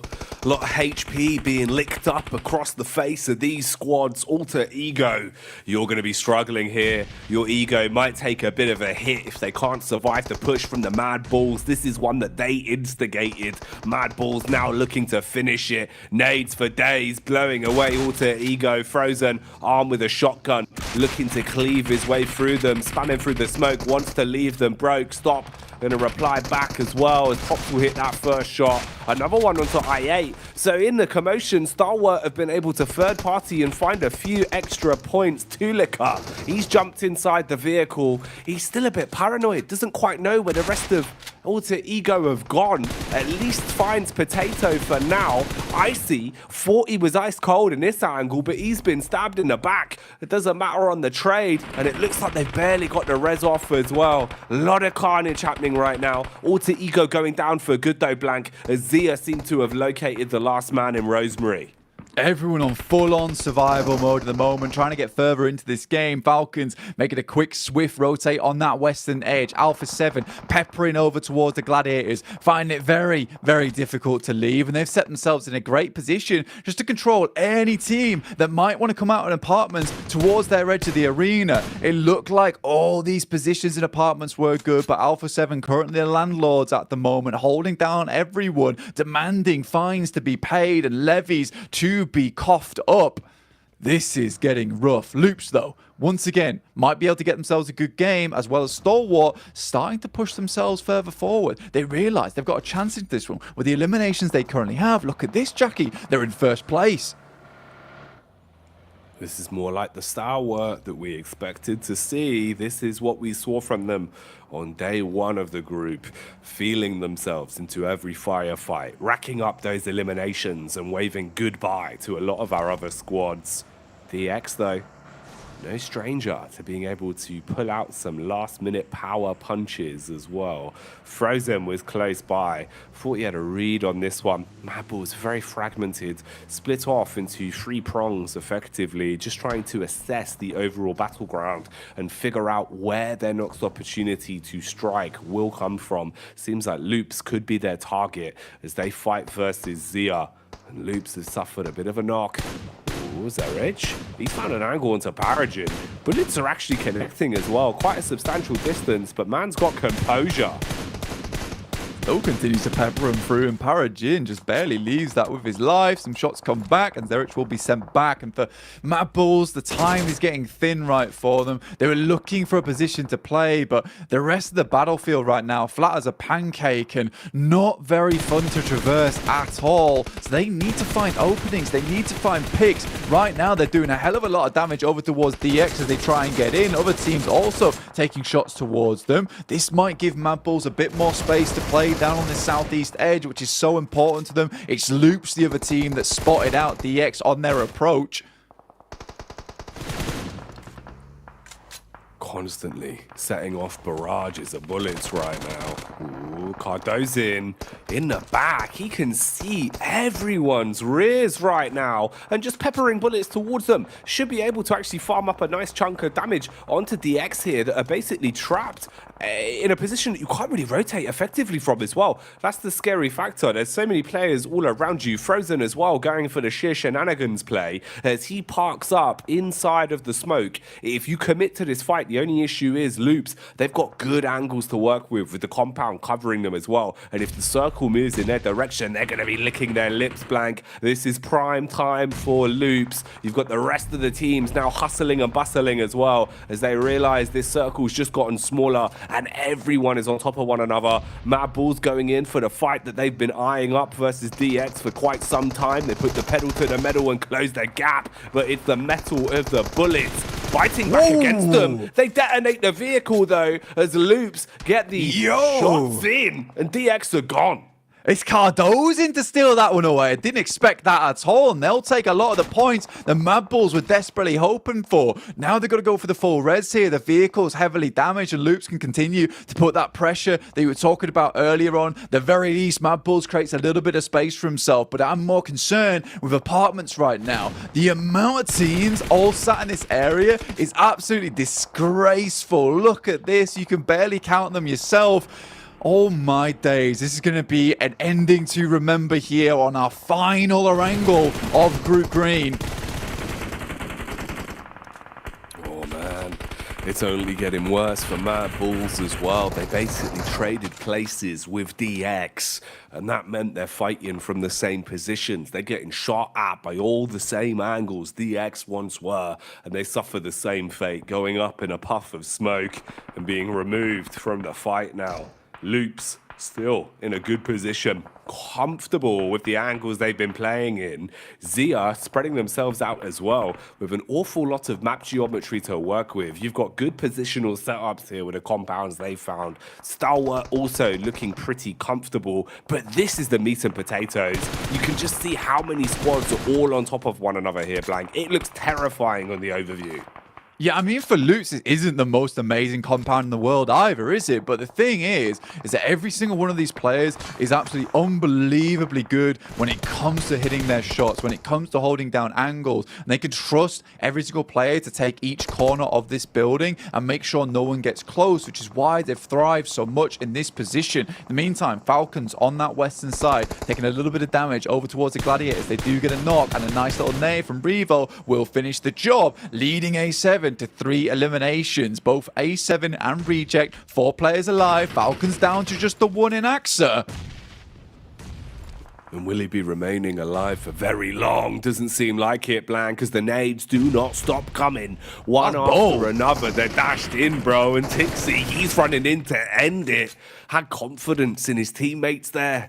The nades soaring through the sky and the bullets shutting down the last man that was alive in AXA. So Falcons going down quick today. I think you realise for Gladiators, they know that, honestly, at this point in time, with the amount of points they've been getting over the past couple of matches, the very least, they need a full squad wipe here. They don't know how much longer they're going to make it into this match. With them being right on the barest edge of that western side, I like the maneuver they make. They get 4 eliminations, they get 4 points, but that's about it. There is other teams that can still overtake them. Quest are in this game as well, remember, and they have that position on the backside building. They might be able to catch people off guard as they attempt to leave, but it's Alpha 7 with all the control right now. They're the ones holding the button, and when these teams have to leave, they're going to be ready to accelerate this game to new heights. Stalwart controlling a shed, just trying to stay alive and keep those fires moving, crouching up and down. Loops looking for early commotion again as well. Loops done a good job of finding their way through a lot of these fights, at least to keep the full squad alive, gunning to get themselves a bit more on a day-to-day. The top 3 squads are all still in the runnings, and Reject Tokyo, no less, alive and kicking as well. For Reject Tokyo, they're looking to potentially thrust their way past Evos if they can accrue a couple more points. Need to get themselves some elims and look for the late game. Ooh, but it's going across on towards the up. Ayala, he'll get one on the backline blank and take down the first man. Yeah, Loops just stealing away these eliminations feels really rough for Alpha 7, honestly, because the more points they can score on this map, the harder it is for Reject to catch up, because as long as Alpha 7 stays in this game, Reject's push towards that top side just feels almost like a futility, Jackie. Stalwart attempt to make their way across with a long old smoke train, but it's looking like this train is getting derailed on that northern side as there's just bullets pouring in left, right, and center towards them. Lufa, Reject, all trying to take those points for their own, but every single team sees these as potential ways to climb the leaderboard. Fair play to Quest as well, actually being able to snatch some of those points blank, realizing the commotion in the distance were freebies. And Kante hits the mark, so Quest get a little bit more out of this. 4 elims under the belt. Remember, they lost one of their star players as well in Hao Haji quite early into this one, but they've done a good job of at least keeping their chin up and playing together. How far can Quest take it? Where are they going to end up in this one? Can they use the confidence they found off the back of the previous game to take them a little bit deeper? Loops, your life is getting harder and harder. They waited far too long to advance further forward, got left in a bad spot. One that's going from bad to worse now as everyone's located them, consistently unleashing a hailstorm of bullets towards them. Cardozin's the last one trapped inside of the compound. Eventually, he's got to move, and there's so many squads that know about that location. Their days are limited. Reject is doing a great job to steal away a lot of these eliminations. Alpha 7, though, they find Kiss You over towards that backside. Carrillo takes a little bit of damage. Reject certainly not letting them just peek whenever they want. But it is Fahiden, the guy I was talking about earlier, who's really done a good amount of work for them. Again, another one goes down, but similarly, Carrillo able to pick up another 6-5 for Reject and Alpha 7. Both looking to gun it further into this match, but Reject's closer towards the center here. Despite that, it's just going to feel not so awesome when A7 continues to climb these rankings, but at least Reject is still placed themselves in a position where it's possible. Gladiators, further into the match, I didn't think they'd make it towards top 6. I thought they'd be out so much sooner. Nice little Molotov, but the peak will be there, and he directly runs into it, and that should be him done. Goes up in a puff of smoke, taken out for good, and leaves us with 5 squads left. Loops, Alpha 7, Reject Tokyo, Gladiators, and Quest are all that remains. Problem is for Loops, we told you their days were numbered, and it seems like they've come to the end of that run. Finished off as the play zone nips at their heels, and it gives us the final 4 that have got to duke it out here in the last game of Erangel today. A lot of compound control. High ground is right there for Quest. They've been playing on top of this building for so long, and there are no angles with enough elevation for them to be peaked on. They can barrage down bullets from this position. Alpha 7 not wanting to overcommit to anything. For Gladiators, you're probably just thinking about how you build some extra points on this one, how you stay alive, but this is nice. Look at the smoke wall going out instantly. I like this from Alpha 7 actually, because they know that Reject isn't technically direct center right now. If they can get players out towards the edge here, towards the center of the circle, as we are closing up, we are finishing the game in approximately 2 minutes here, stage 9. Reject currently beset upon on all sides. They see all of these smokes. They know they need to have to respond somehow, but with the amount that's been placed down, with the absolute boatload that Alpha 7's been able to maintain on, it's hard to predict where they're going to be, Jackie. This is really interesting, Blank. Look at the positions the Gladiators have taken as well. Basically being the doorman, denying the exit from Reject. Okay, Quest. I talked about the height advantage they had, and they're using it, swinging sky high as the bullets start to strike down and leave Alpha 7 in a rough spot. It can go very wrong quickly for the Brazilian team. Meanwhile, OCO playing with confidence as the Japanese squad come through like a katana, chopping their way through Gladiators, slicing them down in the arena, Blank. The shotty from Tixi, quick for the trade, but they're also getting third-partied. Alpha 7, they give up the circle, they play for the fight, pushing back in as they strike down versus Reject. Gladiators sort of ruin the run coming through from Reject here. There's nades up towards that top side, and this is another win potentially coming through for Quest. The back-to-back, the push towards the top side of the table. A little nade bobbles down off the side. The smoke's all blooming underneath, but Quest, they need to remove themselves. They need to provide themselves with a little bit of cover. Senab, very low here, crawling back in. Reject somehow get the res off, some way, and are still in this match on the second floor. Senab out. Sanab's gone down to just the 3 versus 3 at this point, as you're going to drop straight into the commotion. There's the first as Quest ascend from the heavens. The punishment, though, is being distributed by Reject as the Japanese side seem to be trying to steal this one away. They want a chicken dinner today, and that seems like what we're going to be getting out of it, Blank, as the final frags come in. Reject have done it again. This is so good for them. It's exactly what they needed, and not something I expected either. You got the perfect jackets on the back as well, and that really was a perfect bit of gameplay towards the end. The fact that they held on versus the Gladiators as well, when they came in with such a significant push towards their position. Serious relief from them. The ref won't even give them a high five. Come on, man. They played a serious game here. Man, they were giving it, Blank. And that's one where really it felt like they kind of got targeted towards the end there. You know, Alpha 7 get a few hefty hits off onto them. They knew they had Quest living upstairs rent-free. They were frustrated by it but couldn't do anything. And then Gladiators just walking in through the door. You know, at one point we saw them basically go down to just the solo man, Blank, but they take it in the end. That's fantastic for them. This is a side that, you know, have given us an awful lot in terms of the personalities on camera, the way that they've kept their mentality so high, the adaptations, and now a clutch that they needed to steal a chicken dinner. Great plays today.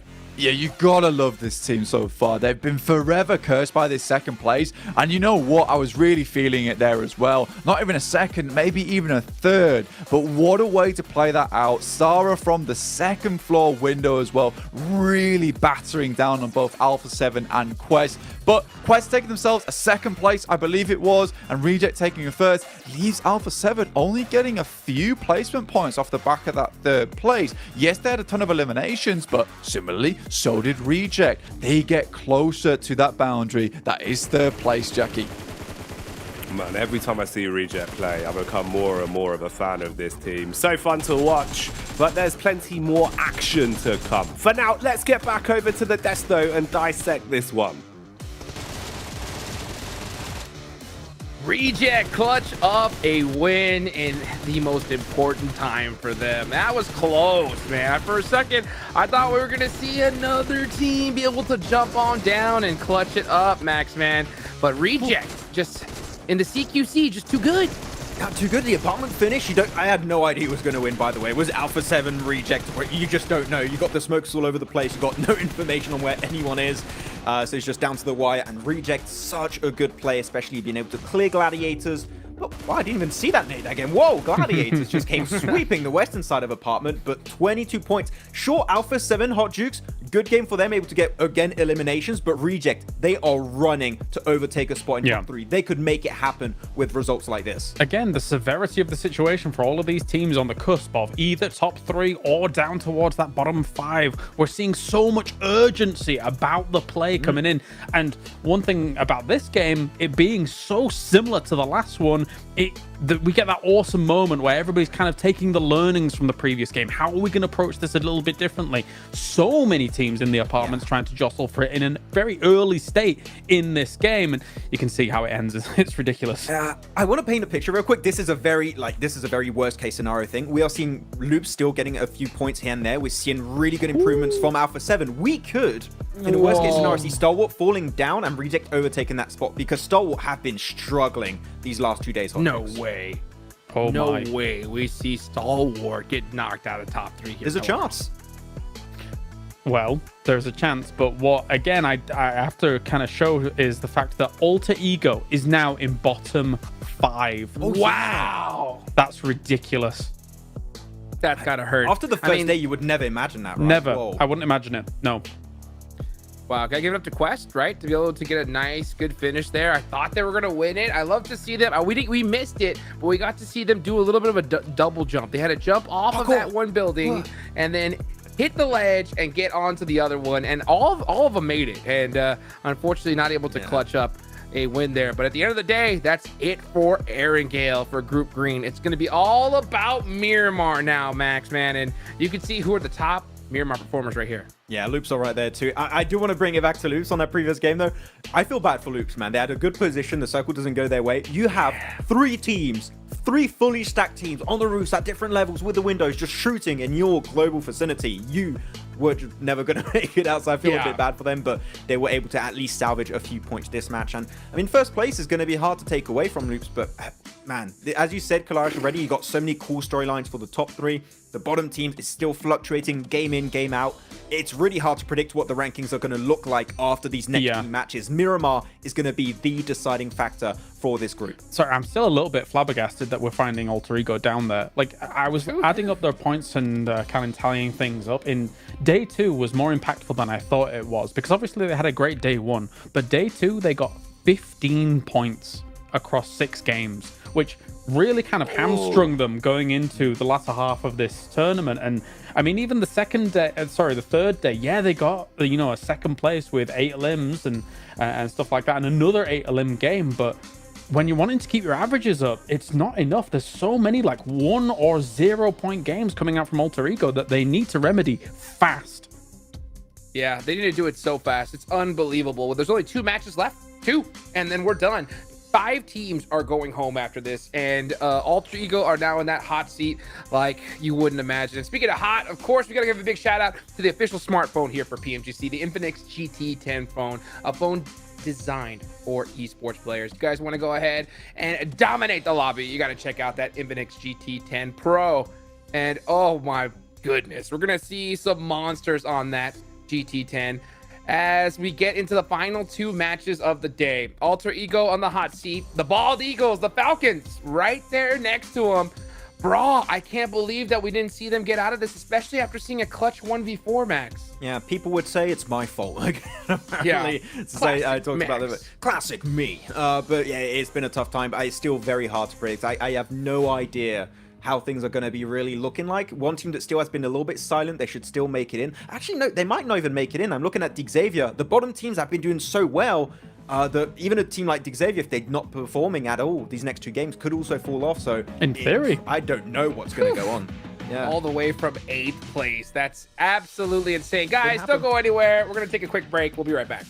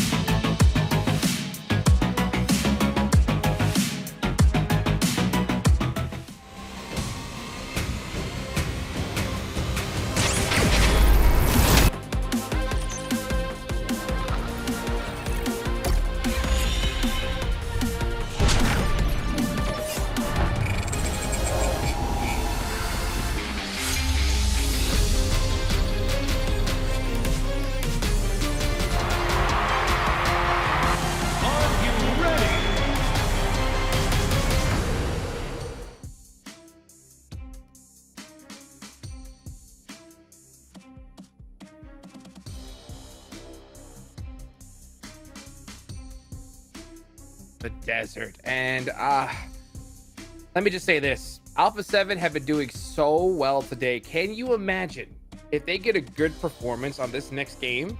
They could be the champions here of Group Green. Can you believe that, Max? Yeah, I mean, Alpha 7, the thing is, even in games where they don't get maybe that many placement points, they are still getting those eliminations. And that is just so scary. The fact that a team is able to be so consistent on how many elims they get per game is mental. And they just now, not on top of that, they also reach in the late games apparently too, which is just double threat for these guys. So I'm telling you, Stalwart, they're not quite as safe as we initially thought. There could be a big change in the big three here if some teams like Reject and Procedure Evos keep getting points on board. So it's could be a big change up there. Now here's the question for you, CalRs, right? We saw Procedure take out Alpha 7 in Sanhok.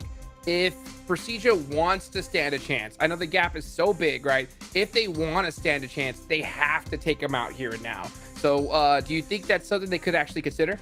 From my perspective, I think Procedure's done, personally. Like, maybe I'm a pessimist. Maybe Max is a glass half full kind of guy, and I'm a glass half empty kind of guy. But for me, it would be Rejects if they were going to make some kind of shunt up towards that top three here. Considering the kind of stability of those top three, I mean, as much as Stalwart has not really been that stable in the past, let's say, day and a half, especially.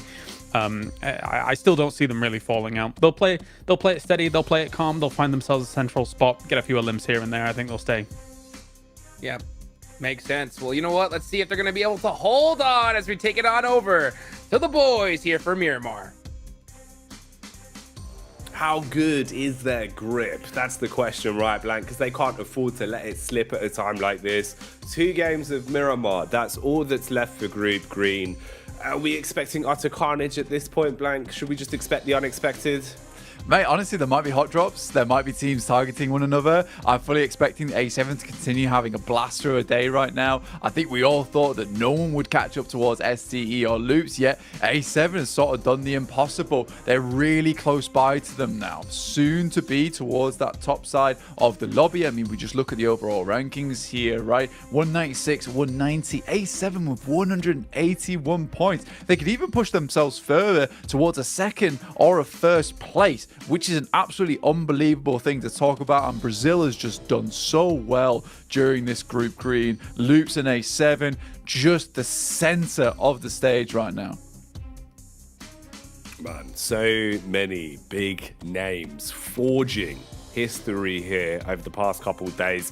Really competitive group, and for some of the regions coming into this, they've shown that their talent is not just in their home region. It can also be done on the big stage. Now they've got to do it again on Miramar. 2 games of Miramar back to back. That's all that's left. It has been a lot of man hours, a lot of blood, sweat and tears over the past few days, Blank, and it all finishes in these next 2 games.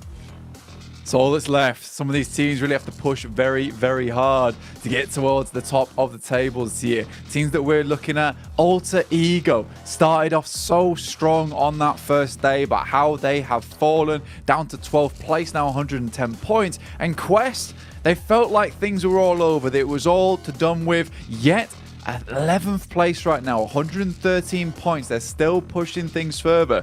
Gladiators are not safe. And honestly, right, you know, they didn't play very well this tournament.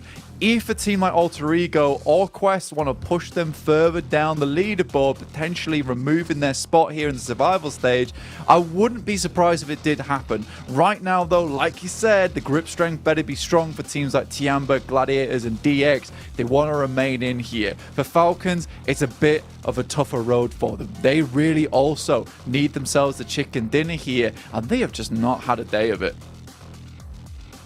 No, they really haven't. Needing a little bit more of an upwards draft. You can see the separation at this point from the teams that are being able to really thrive under the pressure they're now in, and the teams that are crumbling, Blank. The last day blues for a few of them. Man, it's been so crazy as well, sort of, you know, the turn in the tides for a few of our squads. The way there now is sort of a bit of a feud between Gladiators and Tiamba.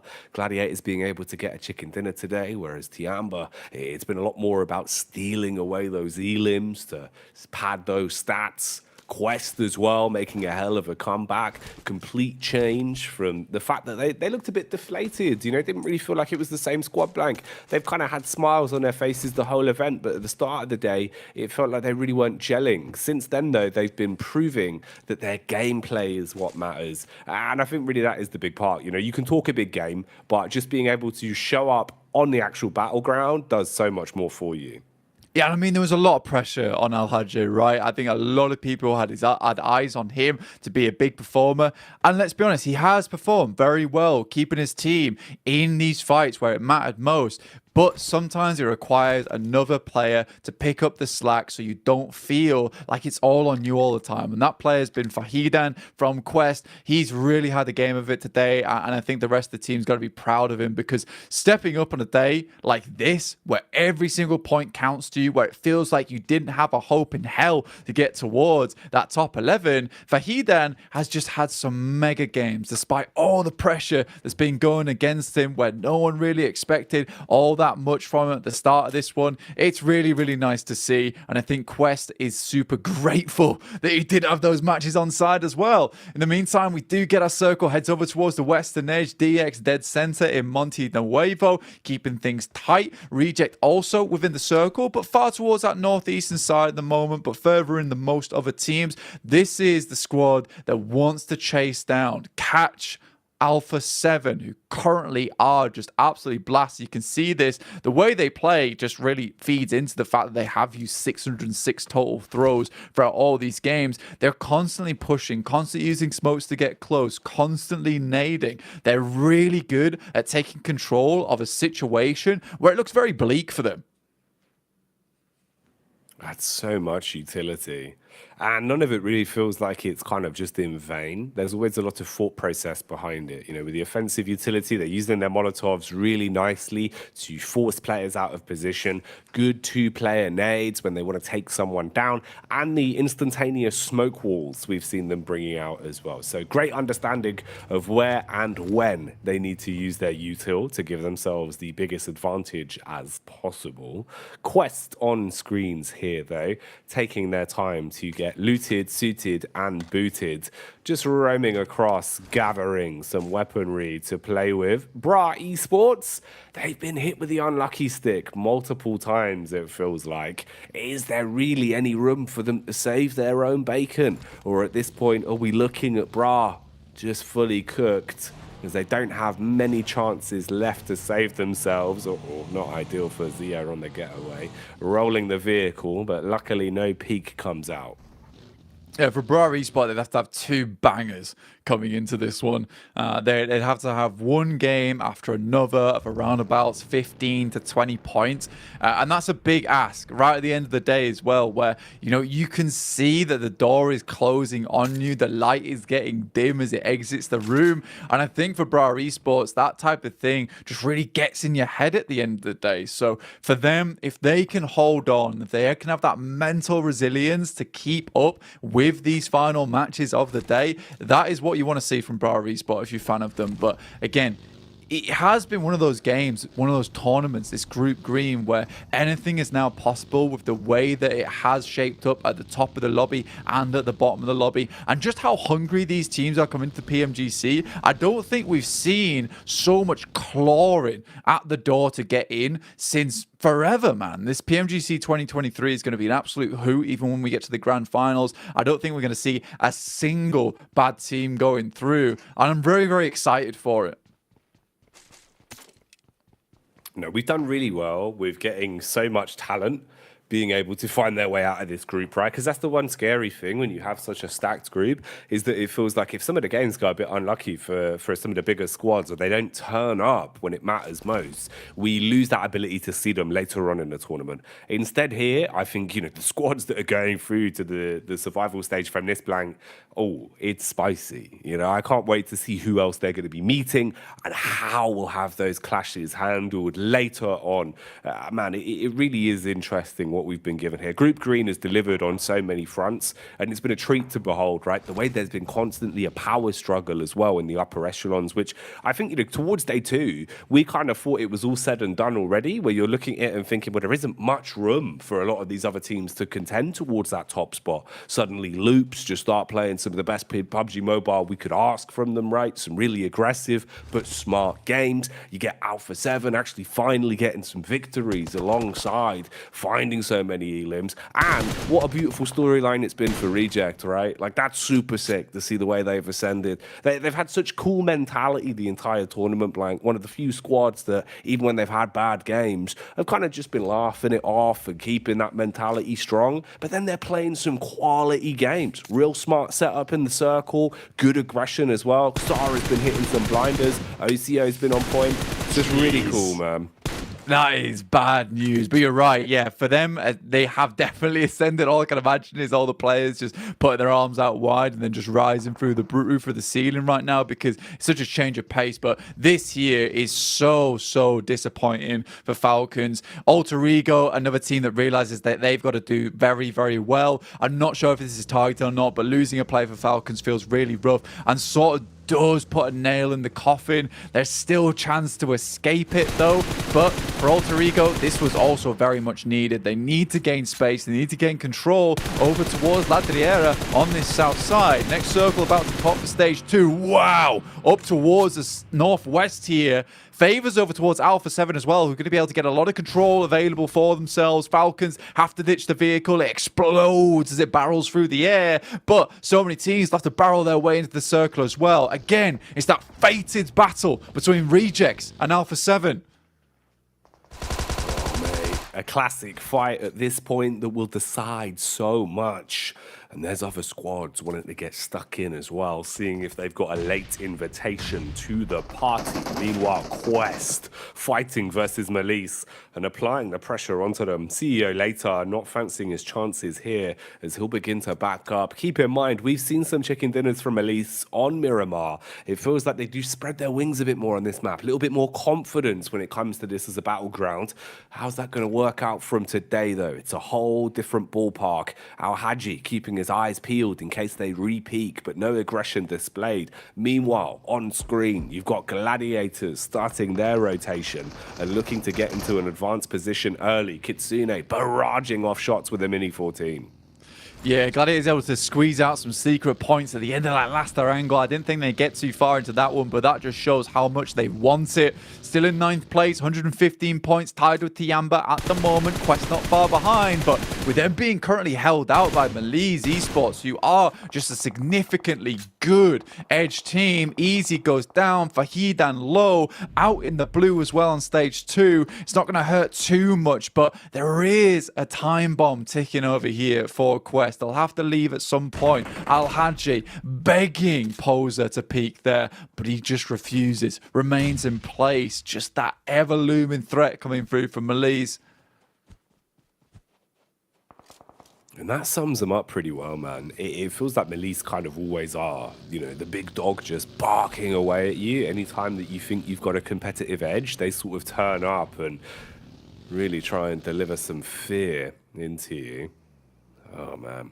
Hey, this is going to be a spooky one, Blank. It feels like at this point in the group, it really is just so hard to call. Even fights where you feel like players should be individually confident have a bit of a blessing in a hand-to-hand combat. And it's just going whichever way, but you predict. It really is crazy how we've found ourselves in this point where it feels like anyone could take a fight. And that fight could decide a lot in terms of the leaderboard, in terms of where people are going to end up. Circle approaching us ever closer as time goes on. We got Zia currently taking task to hand versus SDE. This team has really stepped up, and I think that they can leave this tournament with their heads held up high. It's unlikely that Zia is going to have any chance at all to get into that top 11. Before this team, at the start of the tournament, really felt like they had nothing much to offer to us, but they've learned so much as this tournament's gone on, and it's very valuable knowledge that they'll come away from. Even if they do go home, they won't be getting through to PMGC, but it's going to set themselves up for success in their region over towards next year. Quest tries to force the issue, but they're getting taken out. CEO later, in the same vein, gets his head taken off, and they're making it through on a very difficult rotation here. Malise struck by surprise. Kante finds one, and they're all currently still alive, albeit easy, gets back up on his feet. Oh, here comes the boys in alter ego, though, not wanting to be ratioed on this one as they want to punish what remains of Bra. First few bullets land on target. Topsic, though, we know he's a bit of a clutcher. No PP Bizen in sight, though. Just the rifle to contend with. Meanwhile, Meku gets manhandled as he'll go down. Zuxi taken out as the play zone nips at his heels, and Redface leaves Tixie feeling ill as he clashes back against the Gladiators. Their chainmail buckling under the constant barrage of bullets the Evos are putting out blank, keeping the pressure on them now. Gladiators, they just need to send players forward at this point in time, not like they've get them back up again. They just need to go for a salvage mission. It's something they're very well known for. Taking shots though, doing a lot of damage. They keep them at bay and keep them in the blue. They wonder how much more meds they have left. Actually, Kitsune's clapping back, and Matic, reinvigorated by Kitsune, Stan comes back into the fold. Kitsune, after taking the pot shots, jumps back in the vehicle, knows that he's got to roam further forward, trying to play off his teammates' contact. The rest of Gladiators gone for good as well, so it is just a duo. But PUBG Esports, they're finished off blank, and this very well might be where their story ends. No chance to get points anymore, and that danger zone is still where their tournament lives is left. And with Quest up to 113 points, with the way they just played out that angle, it just feels so unlikely now that PUBG Esports will ever be able to catch up from going forward. It is unfortunate, but it's the thing. It's just how things go down at the end of the day. Kitsune out. Matic has to send forward. He's in front of the guys from Procedure Evos. Falcom's up the hill, and Matic has a tall task ahead of him. As Redface gets ever closer and closer, he sort of needs to win this 1v2. Finds the first, and Misery off in the distance. Can he hit his shots? Bullets going down consistently, but Matic unable to find the connection onto Misery that would spell his demise. Now he's getting back into the zone, puts the pedal to the metal, has the ridge to protect him at least from the elevated peak from Falcons. DX are just ahead. I8 and Tiamba are scrapping up close as well. A barrage of bullets going back over. Quick trade is found. Play zone biting at the heels as well as people are getting clowned all around. Here's the peek back out onto Tiamba once again. Uli, what can he really do? I mean, he's taking a fight peak after peak, but the Mini 14 really starting to strip that confidence away from them. I8 want to keep going. Gladiators, surprisingly, still have that player in the mix. Tiamba comes in all the way from the south side, but it's Blade just cutting them to pieces right now. Tiamba might be leaving the game in ribbons, and they would have liked to get a couple more points on the board, and sometimes it's just those singular points that can be the difference maker. Up to 6 eliminations now. I8 looking for the climb. It's going to be hard, and Puncher finds Ghost, sends some shots over towards him. Some of them pass through the ethereal object, though, send straight in towards the sand, and Ghost might just get away with this. A battle of fine margins. So many of our squads right now being able to consistently delve out ship damage that's making everyone feel uncomfortable. Confidence knocked all across the shop. Puncher going for a risky reset on the vehicle, spelunking his way downhill. Six will come in to grab his man and get him into a safe space. Pops the stims on the getaway. But he's going over into the direction of I8. And if they've got their wits about them, they might be able to find some output here. Bit of damage on the getaway. They go for the fast adjustment. Bullets barraged again down towards their direction. Gets himself a bit of cover to work with. At least you found something to play off of. Yeah, Compound that will set themselves up to holding out this south side of the arena. It's decent for Falcons, but with 94 points and only one elimination on the map, they really do need to get a little bit more here. And with the 2 players alive, with Alter Ego in a very central position and Quest holding up towards their northeast edge, it just feels unlikely that they're going to be able to profit over either of these teams. So with Vampire Esports out, Falcons out, soon to be at least from this spot, and Alter Ego and Quest just going to get further and further into this match. Almost certainly feels like we're getting into a scenario now where Alter Ego, Quest, Tiamba, Gladiators all battling out to see who's going to be in that 12th place at the end of the day, and only one more match after this one to fully decide it. Matic all on his lonesome over towards the western side, doesn't have too much of a chance to get further into this match, so he's got a tall task ahead of him. With DX all around, breathing down his neck from up on high, he's scared, man. He's basically locked in a room. It is a terrifying prospect to have to deal with. Not going to get any easier for them. So many of our squads taking some hefty hits, bringing their numbers down to duos, trios, and even solos in the case of Gladiators. Blade hops in a driving seat, tries to push further forward. I8, do they realize they blank? They might be running into a tripwire, a double grenade setup with the pins primed, ready to dash them out, but instead it's the response back from I8 that hits the first man, knocking one of the Falcons down to their knees, looking to finish off with a backstab It's over. well. Oh, mate, they're gone. And for Falcons there, that is a real difficult defeat to take. It's a real difficult one to swallow. 94 points for the Falcons. That's pretty much it for them too.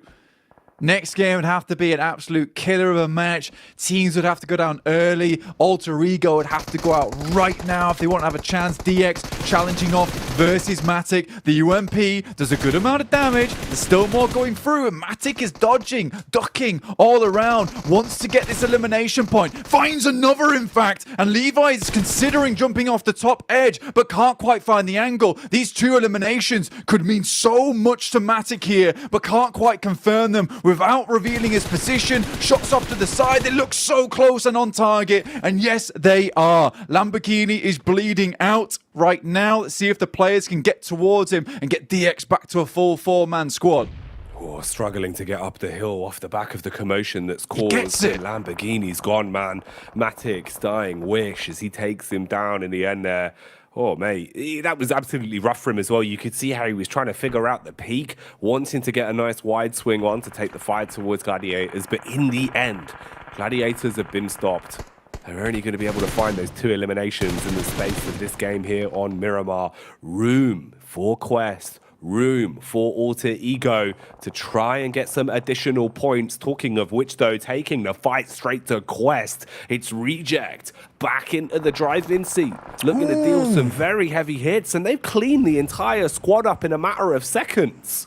And Alter Ego, now it opens up to them. The gate fully swings wide. They're in 12th place. They can leapfrog over the top of Quest at the moment. Like we said before, they got a strong position towards the center of the map. A gifted position to them after a very strong rotate. Let's see how far they can take this one, because this could mean everything to them, setting themselves up for a great game to push themselves further upwards and take their spot in that survival stage that they've held on to for the majority of Group Green, only now in the last day slipping out, and they realize that there is some serious work that needs to be done in this Miramar going forward. I8 taking damage, Chua from DX looking to light them up.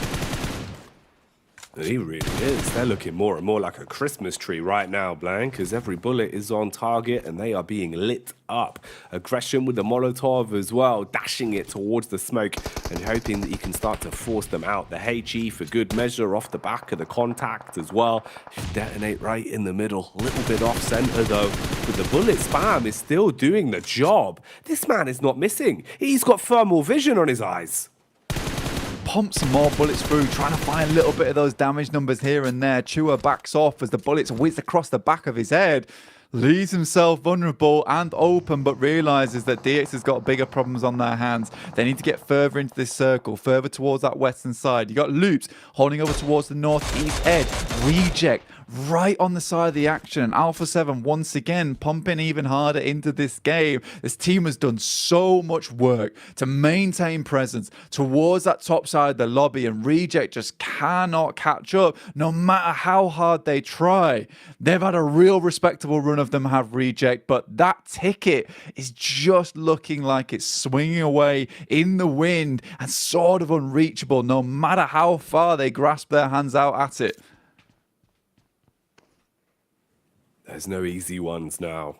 There's no freebies this late into Group Green. You've got to fight for everything you want, and everything has to be picture perfect. So many of our squads that have been given blessings have grabbed them with both hands.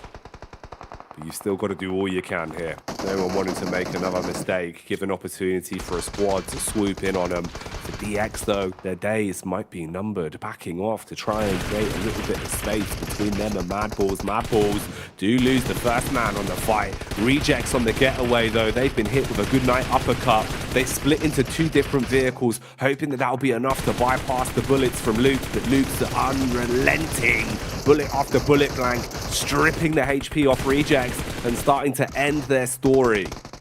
A little bit of help for their guys over towards Brazil on 8-7, and Reject will go out with just 3 points in tow. In the meantime, is the Mad Bulls and DX going toe-to-toe on this side of things, and they feel like they stubbed their feet on one another here because DX is giving it just as bad as it takes. Nade over the top, explodes in his face, but it's Zerich from long range to take him out and whiz a bullet directly through the head of DX. 7 eliminations, great stuff, leads them up towards a very strong position at the top side of the lobby in 6th place. But it is Mad Bulls to go a little bit further. Ghost tries to remain in the game, but it's just haunting teams at this point in time. Not much of anything to do yet, and Lukes is looking for the exorcism. Seems like he's on the mark. The holy water going down in the form of the bullets that he is spraying towards them, splashing all around him. And making it far harder for much of a move for I8 in this one if it's all about the solo points securing for him. Alpha 7 moving their eyes onto their Brazilian brethren as well up on top of the hill. They made their lives easier by taking down Rejects, but will A7 be as kind to not target Loops here? As they go toe-to-toe, you're looking at 3 alive for A7, a full squad for Loops. It's only them and Alter Ego that have actually got the entire squad alive and kicking at this point. The last man for Melise is Lewis, and he's lurking onto Stalwart. Do they know? The zone slowly pushing him further forward. First contact found with a nade, hefty damage. That's a chunky one, and Tops so quick with the reactions. Takes him out of there. Stalwart and Lutz, the two prodigal teams towards the top side of the lobby, going head to head. But Lutz, with 11 eliminations on this map, have been absolutely disgraceful in the amount of damage they've been able to do towards any of these other squads. Mad Bulls, again, make it towards another end game. It's good news for them as they are really securing their position towards that survival stage. But it is truly Alter Ego everyone has eyes on right now. Can they make their way through to the survival stage? Then make it towards a central position. Alpha 7 has to push out to them. So do Loops, so do Stalwart. And this is a massive chance now for them to push through from 12th place into 11th, taking away that hard-earned position of Quest despite them going down so early on in this game. Thing is, it doesn't matter if you think you've earned your placement at this point. It matters what you do every single second of this game of Miramar. There is no room for overconfidence. Peak after peak, though, Alpha 7 trying their luck, sniping down, hoping the bullets will connect and that they'll be able to strike versus Loops. Cardozin takes a bit of damage, but he's okay. Geometry will provide him cover. He can tuck in and keep himself safe. Meanwhile, a lot of their focus is over towards the ridge, down by Alter Ego. That's another squad you want to prioritize. You know they're a full 4. If you can start to strip them back a little bit, it will make your lives easier. But they're playing together, Blank, in unison. They attack versus Stalwart and begin to thin the numbers. Meanwhile, Loops struggling now. It's all going wrong for them. Even Zerich taking pot shots from along the way, looks to bump up the elimination points on their side. Mafioso has been a serious standout coming through from Alpha 7. Takes down Ayala on the drop. Great tracking coming through from them. Alter Ego have held a really aggressive and greedy split on this compound, but no one's been able to get close, and they've been holding it down fairly decently so far. Loops as well as Stalwart not able to get anywhere close, and even more shots been sent through as Cardozin has the last laugh. Eliminates Stalwart from the game. It's Tulika though with a decent spray, but fluffs it just at the end there. Felt like maybe he could have picked up Rosemary. Oh mate, there can certainly be a few more pickups coming in quick, but I think it's more going to be bullets being picked up by a lot of these teams in risky positions now. For Loops, you've got to feel for them.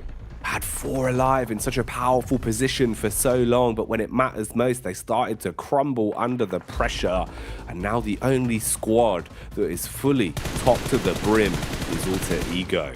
The battle of the Brazilians continues as Cardozin sets his focus onto Alpha 7. Alter Ego know where he is, and they've set 2 of the players from their separate duos to focus up towards the hillsides. Fnatic and Potato keeping their eyes on Cardozin's moves. Meanwhile, Madballs lurking behind their vehicle, waiting for the peak to come out. You're going to see so many trades in rapid succession the second a fight instigates here. Yeah, we move a little bit further towards that western edge, and I think that's the all-important thing here for this game. Alter Ego, and the circle starts to enclose as we head over towards stage 9 very, very shortly. They're going to be forced out of these buildings, and Alpha 7 wants to wait as long as possible to pick up these shots as they leave the compound of their own, but they'll be able to head towards the ditches. Madballs have set themselves up a little bit of a compound of their own, mainly just supported by the vehicles that they've positioned in this area. I think all the teams right now hoping against hope that they can make it to a position we get towards stage 9 and Alter Ego have to leave that base of operations. Top 4 teams, but Alter Ego for them, the chicken dinner is so much more important to them. Madballs are pretty safe right now at this point in time towards the middle of the lobby. You got Loops, who are definitely safe, securing their ticket off the back of this big game towards the PMGC Grand Finals, and Alpha 7 similarly have their ticket stamped. It is just Alter Ego that it matters most for them now. They need it. You're damn right, Blank. They're the side that really want this the most because of what it means for them in the overall standings. Thing is, it's not going to come easy though. Even with the advantage you've got, having all 4 players alive, having extra utility in the backpacks, you still got to play smart. You can't afford to run any risky business. Grenades being thrown over onto the Madballs. Alpha 7 pushing up, Fnatic attacking and dealing a few big blows. Chip damage out onto the Brazilian team that remains in the runnings here. Meanwhile, Madballs starting to group up, looking to try and play together. Could that be a bit of a curse for them though? There's so many nades to work with for Alter Ego that if Madballs close the gap between them both, they could be putting themselves in a position to be blown away by the nades. They strike back onto Alpha 7 though. A lot of damage established. Fast flick from Rosemary as he runs rampant, shutting down Zerich, continuing on their warpath now. Alpha 7 sort of locked in position. They're going to have to try and get closer. The nades have to be big. They need an opening off the back of this one. They just simply cannot find it. The circle just is supporting the guys from Alter Ego so well. They can play off the back of this ridge side. Mafioso just gets knocked now. 4 eliminations for the guys on Madballs. Not a huge game, but a decent one. Alpha 7 still remaining strong. 2 players, but the nades flying over the top here, looking towards them. And again, Alter Ego just haven't had to move. They haven't, apart from one man, and that's Rosemary that's been developing a flank for quite some time. Huge. Won't even need to pull it off though, Blank, as they pop off. Fnatic furiously frags his way through them, and Alter Ego, when they needed a chicken dinner, when they had to grab one, they pull it away. It is just a case today that it's been game after game where a team that desperately need to win, a team that needs to stay within striking range at the end of the day, they pick themselves up a chicken dinner and maintain that pressure towards the top side. This lobby at the bottom side of the leaderboard is the scariest that I've ever seen going into match 6 of a day on the final chance, on the final day here. I'm terrified for a lot of these teams because everyone's got to be sweating if you're in that 9th through to 12th position now. One team's getting knocked out. I think we can all but confirm Falcons, Bra, Aegon IA, and Zia, barring some miracle on this last match. But it's Alter Ego to get themselves back in to maintain the pride for Indonesia. From the very first day of Group Green, when we opened the stream with Rosemary saying how excited he is to be here on this stage, how he wants to wave the flag and really pop off in some big games. Finally being able to give themselves a bit of a moment to breathe, blank. Additional points that they so direly needed. It couldn't have come at a better time for them. And with one game left, maybe they've done just enough to save their bacon. It was properly necessary. And I think with the amount of points they were able to accrue on that game and where they were on the standings, it was a quick spring back, right? You know, like an elastic band, they felt very badly down towards the bottom side of the table, but they sprung back almost immediately, set themselves up in what I would imagine is a fairly decent position within the leaderboard. But in the meantime, let's take a look at that leaderboard a little bit more carefully with the boys back on the desk.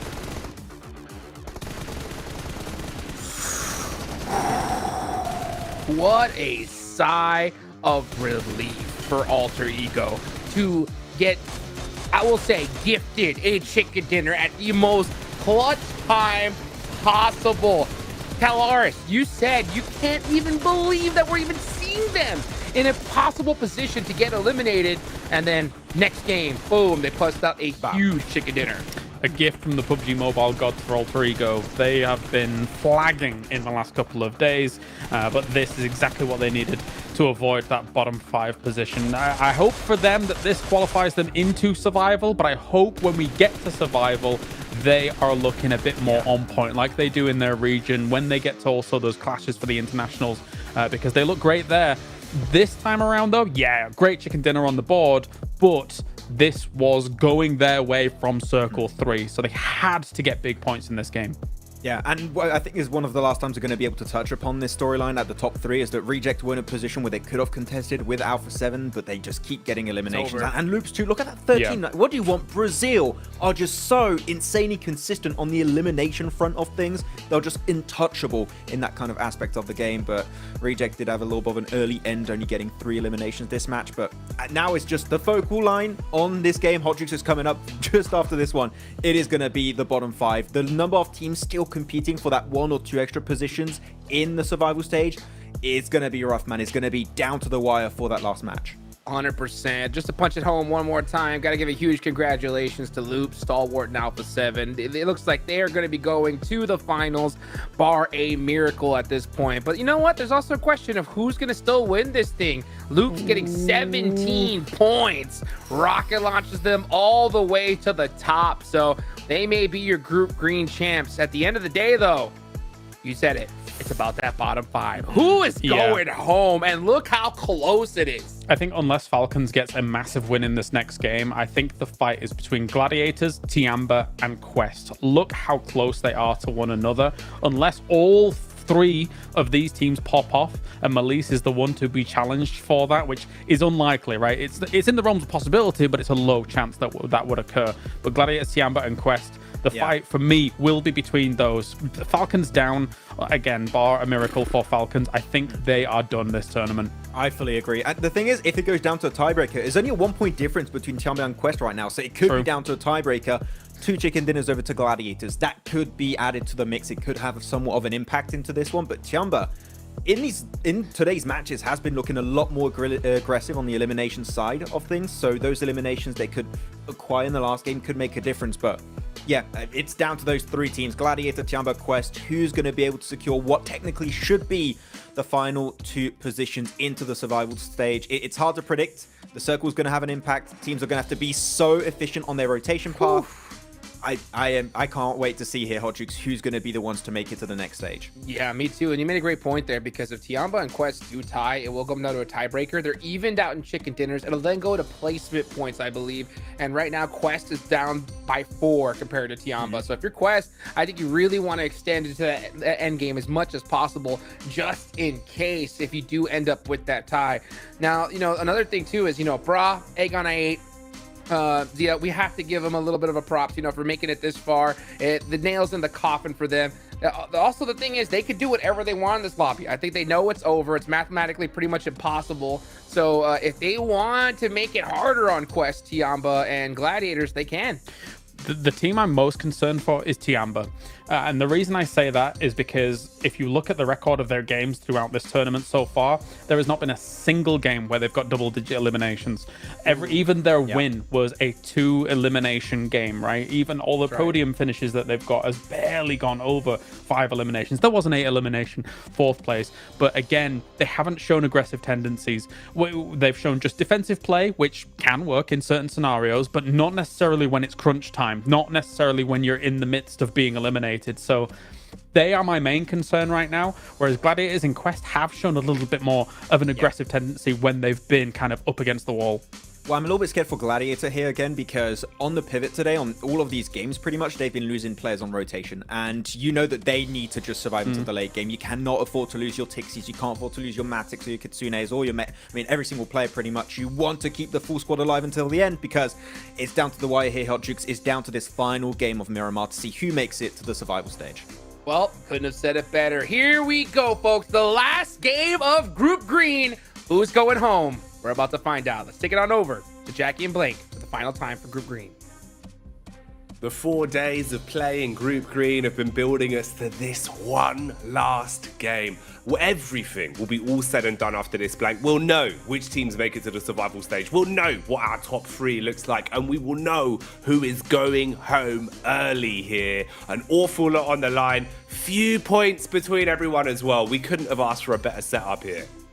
It's going to be pretty close right now. And I mean, for the top 3, it feels fairly certain, right? For Alpha 7, they have just played a blinder of a day ahead of us. Not a single bad match, I don't think, for them. And for Reject, realistically, that's a 24-point game that they'd need on the day. 14 eliminations and a chicken dinner. Not only that, Alpha 7 have to go out with 0 points, not profiting at all on this match. But really, the main thing we're looking at is Quest, Tiamba, GG, Maliz Esports, potentially DX if things get really spicy, but I don't think that's going to be the case here. For Tiamba, like Kale was saying, not a lot of eliminations for them, but they need to get far into the game, and these other teams need to go out early. On Miramar, it's very easy to get caught out on the edge. Gladiators could be a target here for them because they have to rotate in very far. Safety is the name of the game. Maliz Esports, despite such a good tournament so far, I think some extremely good edge play from the Turkish squad. Just now in the danger zone, once again, at the end of the day, no one could have predicted this. And I think that summed up Group Green as a whole. It's all been so unpredictable, so entertaining from start to finish. But now it is just up to the squads that are teetering on a knife's edge to guarantee themselves enough points to fix any mistakes that were made in the first game of Miramar, because this time it all ends here.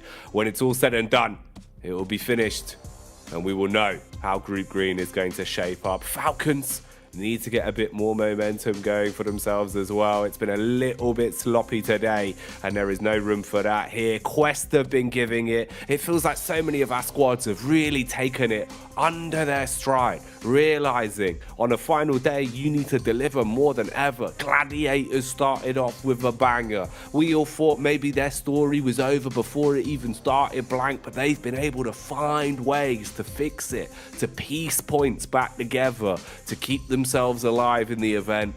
Who else will follow in those footsteps, and who else is going to get leapfrogged? That's what we're going to be discovering here on the last game of Group Green. Got to give some big props over towards Bra Esport. Adjustments have been made, sacrifices have been made as well, but I just don't think that they have the chance here in this final match to even scrape towards 11th place. For the guys over towards AE, you got to give them some mad props as well. What a turnout on the penultimate match here on Miramar. Take themselves a nice big chicken dinner to secure their position towards the survival stage, where it felt like they were pretty much certain to get it after the first couple of days of play. For Reject, big task ahead of them. Massive game required for the Japanese squad to get that ticket punched for that third place. Is it doable? Questionable. Can Reject do it? Absolutely yes. With some of the games they played, there's always a possibility.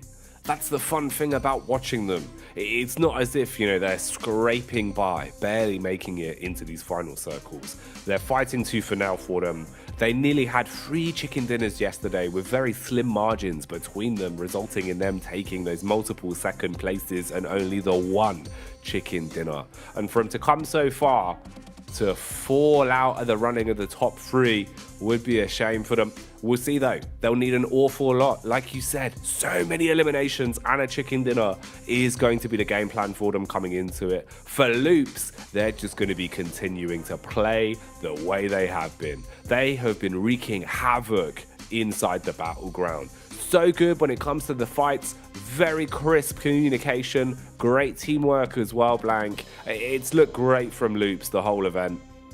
Yeah, it's been pretty magical from Loops overall. And I think that for Americas as well, this is actually kind of a big deal for that region, because I think there's been a lot of looking down upon the Americas as a region as a whole in terms of their skill, in terms of their macro. Yes, there aren't some amazing squads in that region, but we've at least produced 2 superstars here in Alpha 7 as well as Loops, these Brazilian powerhouses that have come through in the group of death and just shown everyone what's what. STE at risk of being shoved off that second place spot, in which case it would be green from first to second, and I think that would be the awesome ending. Another one for the SEA region though would be for Stalwart to finally, as I said before, have that grand reveal in the last game, pull out some magic and take back that first place spot, put them in their place, bring back the Mongolian Massive. I'm so excited for this one. Quest as well, don't look so excited. This is the team that's currently in 12th place, just 1 point behind Tiamba. Full focus on all their faces right now. Man, it's crazy for Quest. Been a rough group stage for them. Had some big games. Had some moments of momentum where they had to fight back really from the back foot with very unlucky rotations, very unlucky circles. Haji was saying how the team was feeling a little bit down in the dumps because of it, but you hadn't seen that. We've seen them really showing resilience in a lot of the games they've played today, and at least being able to accrue enough points to keep them in a position where you are only a stone's throw away from making it through to that next stage, from having a little bit more of a story to tell. Gladiators, they had a similar sort of path ahead of them, man. This was the first time over the past couple days, Blank, but we had really seen Gladiators kind of having some positive emotions on side of the camera, right? Like when we're looking at them in their player booths, they were smiling, they were looking a little bit happier, they took a chicken dinner, they've been taking some firefights, which honestly I don't think they would have been over the past couple days. They've been playing a lot more reserved. Definitely a good step in the direction they need to go in. Of course, it's not going to be a freebie straight through though. You've got your invitation here, but now you have to survive that next stage if you want to make it all the way to the big one, all the way to the grand finale. The longer the battle rages on here. I think if you're in the survival stage as well, and you're in the survival stage coming through from Group Green, you're somewhat almost happy about it, right? Because the fact of the matter is that you've played against some of the best squads in the world in a really difficult group. It can't be much harder when you go to the survival stage, right? I think the difference between this Group Green and survival stage is that there is so much pressure on you in the survival stage. The speed at which you can go out, the amount of teams that go home in the survival stage is terrifying. So I think for Gladiators, yes, it's going to be easier for them when they go to the survival stage. Anyone else in this lobby, similarly, Malise, Tiamba, DX, AE, Madballs, Pazija, Evos, Reject, potentially. We don't know just yet. That's where you feel a little bit better about things, that you know that it can't be much harder than this. Doesn't get any easier, but it certainly gets a lot more scary. with the way games have been going. Right then, seems like we've resolved all the issues, got everyone drilled and ready for this. Vampire Esports getting the headphones on and still showing they got a lot of personality. They've shown resilience throughout the whole tournament. But what more are we going to be seeing on the battleground? That's the question as we get everyone prepped for this one. The last game of Group Green. 24 games. An awful lot of PUBG Mobile over the past 4 days. Consistently seeing which sides can take chicken dinners in their strides. Which teams have been able to adapt. Who's been falling short. And now we will decide who makes it through to that survival stage off the back of a few points, because that's all it is. 1 or 2 points make a world of difference, Blank, as we get into our last game now. A world of difference around the world where we see all these teams come in so many different places to battle it out at the biggest tournament of the year for PUBG Mobile. We head in to Erangel for our last and final match of the day. Group Death, Group Green has been an absolute marvel to watch, and we're finishing here on Miramar. We've got our playing path. I think it's a little bit of a cheeky one as well, all the way down towards the south side, going from west to Puerto Paraíso, really cutting off a lot of that northern side of the map. It's already starting out extremely awkward for us here on Miramar, Jackie. Ooh, the Scoville scale is off the charts. These are some Reaper peppers that we're starting to taste here on the tips of our tongues, as a lot of teams will have to make some slight adjustments in terms of their drops. We'll see if there is any X's painted on teams' backs going into this one, if anyone will thirst for those early hot drops to try and take control of the game, try and deny point gain for any other rival squads. We've seen how fine those margins are. Let's see what we get on the drops.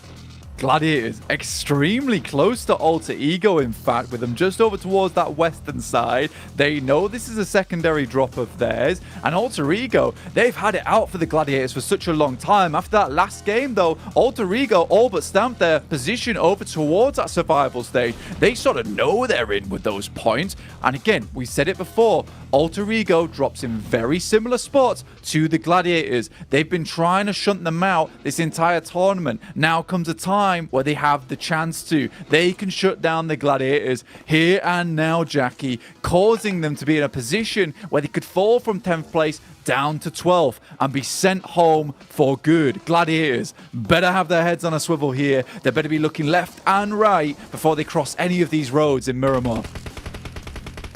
Since day 2, these two squads have had it out for each other. There's been no freebies, there's been no easy ones. It's consistently been Alter Ego hunting Gladiators, Gladiators forced to fight toe-to-toe in the middle of a cell and thrust them back consistently. Is that going to happen again here? Other squads in close proximity as well. Awful lot of room for early chaos. Luckily for Rejects as well, Sarah, he took a ton of damage, but he stayed alive, bobbing and weaving to get some loot finally on his side and a much needed medkit.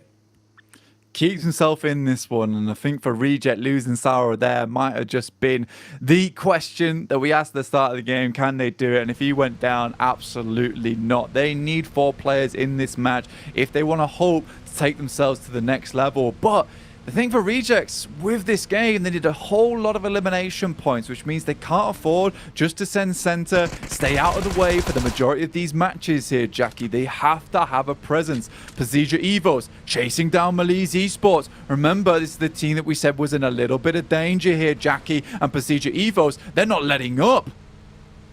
No, they've put the foot down. They're chasing them in hot pursuit.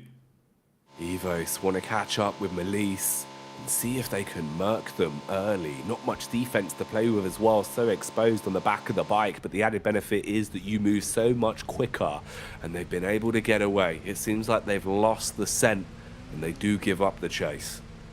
But PMGC Evos, they've pulled apart Malice Esports like a cheese pull here. This doesn't look good. Poser is off in the distance with his teammate. You've got Kissu over towards Graveyard. Now CEO Later and co are over towards the south side of Quest. This is a nightmare situation for Malice Esports. And remember, 9th place, 123 points. That's by no means safe here. There is teams that could still jump up. They would need a couple of these squads underneath to go out early and them to stay alive before they can feel any form of safety. And with this initial hunt down from PMGC Evos, their game becomes all that much harder.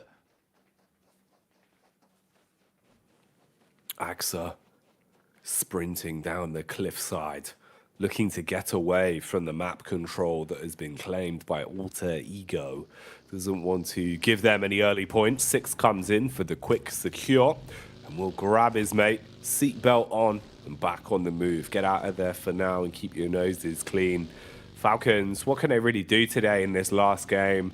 More so than anything, it's the chance they have to deny points for other squads, namely Alter Ego. If they lost that fight, you'd be very frustrated with yourselves. I mean, for Alter Ego, they're just chasing them down right now, quickly sending off the top of the ridge. And again, this is the team that realizes that, yes, they're on the cusp of things. They can just make some strange plays happen, cause problems for a lot of teams inside this lobby. Falcons go down here, makes it an awful lot easier for Quest to not worry about another team catching up. Falcons just want to get away because this is a squad that needs a humongous game if they want to even have a chance at getting in. Yeah, 95 points seems far away here, but again, chicken dinner. Tiamba goes out early. There's a chance here for them to get ahead of both Quest and Tiamba to position where maybe, just maybe, they take themselves an 11th place spot. It will be an incredible comeback from Falcons, but we got to wait and see before we even start hyping them up, because Falcons just have been leaving these matches, migrating back to the lobby so many times, so often on this final day of play here in the PMGC League stage. Alter Ego, though, looking for the flank. 6 is ready in there for it. 6 catches contact, tries to back off, get into a better position, had the vehicle stashed close by, jumps in it, driving seat getaway, turns the corner quick with a handbrake turn, readjustment from Axa, 1v2, surely goes down here, overwhelmed, but Fnatic has suffered the same fate. He's taken a burst to the face from Falcons and gone down to his last legs. Rosemary, the hero of the moment for Alter Ego, but the longer this goes on, the worse it gets for them, Blank. Alter Ego losing an awful lot of their players now. It's all down to one man. This is not looking good. Octa sending up, has to threaten the Reds here, but the Reds comes out way sooner for Falcons as they push up towards that top side. But in fact, it's Lamborghini from DX to spot out the players from Alter Ego. Falcons equally trying to go for something of their own, and they're just going to ditch this fight, get out the way. Not likely to be able to get 6 back up again as DX tries to claim position. Alter Ego with 1 elimination. It's Octa to try and take down the remaining members of Falcons, just down to 2. But I think this might be just done for Falcons now. With 2 players, it is almost but impossible for them to climb the rankings, and I think now we can say goodbye to the Falcons, a salute to them as they'll be heading home. Such a rough stalemate for both Falcons and also Ego on that one. Far worse for wear for Falcons there, as they are not in a safe spot in terms of the standings. Meanwhile, Bra back on screens here, trying to clash versus I8 and seeing if they can secure some pickups at the very least. Bit of chip damage done. Zia as well, third partying into this one. So the bottom of our standings all scrapping amongst one another, taking away potential Elim points from some of the other squads that are really going to be fighting tooth and nail for them. Falak with a mini 14 popping off and doing something obscene uphill, as that was slap Coursera straight in the face. Yeah, this is typically how it goes in that last match as well. A lot of people throw caution to the wind, and you're right, it removes eliminations available from the board, making it hard for a team like Reject, who knows they need to have an absolute ginormous game here to even attempt to get over the top of Alpha 7. But with players dropping left, right, and center on the final match, that possibility becomes further and further out of reach for them. Loops rotating over towards that northern side. Stalwart waiting for them on their rotate. PMGC Evos moving in. i8's taking a lot of damage here. You can see Bra Esports trying to get this one done. If Reject needed a ginormous game, Bra Esports needs something absolutely galactic if they want to make it in. They still have a chance now with the players they have remaining. It's Tospic up front towards Blade at the moment. Looks to dull him. Blade on a peak, spamming his way through him. The SMG will lick him up. And he drops down. The man that aggresses from Bra. Re-peek off to the wayside as well. Ready to continue forcing the issue. And it's nice damage established. Ooh, nade chucked up close and personal from Kane. Coursera so far away, trying to find an opportunity to peek down the hill, get the scope in the right location to strike against Ghost. But Ghost, he plays it smart, belly down to the ground, keep himself alive. Meanwhile, we've got two of our top squads scrapping as well, it seems, as Loops have lost a player, Stalwart aggressing against them.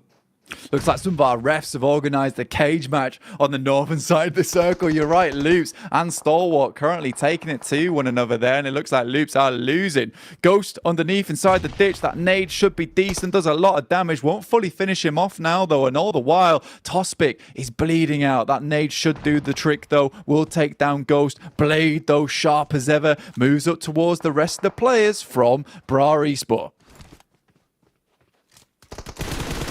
Blade. He was on the move. Looked like he was actually moving with a lot of volition. Pretty confident about his pacing on this one. But a barrage of bullets from Coursera does slow him down. Forced to pop a heal. Tiamba.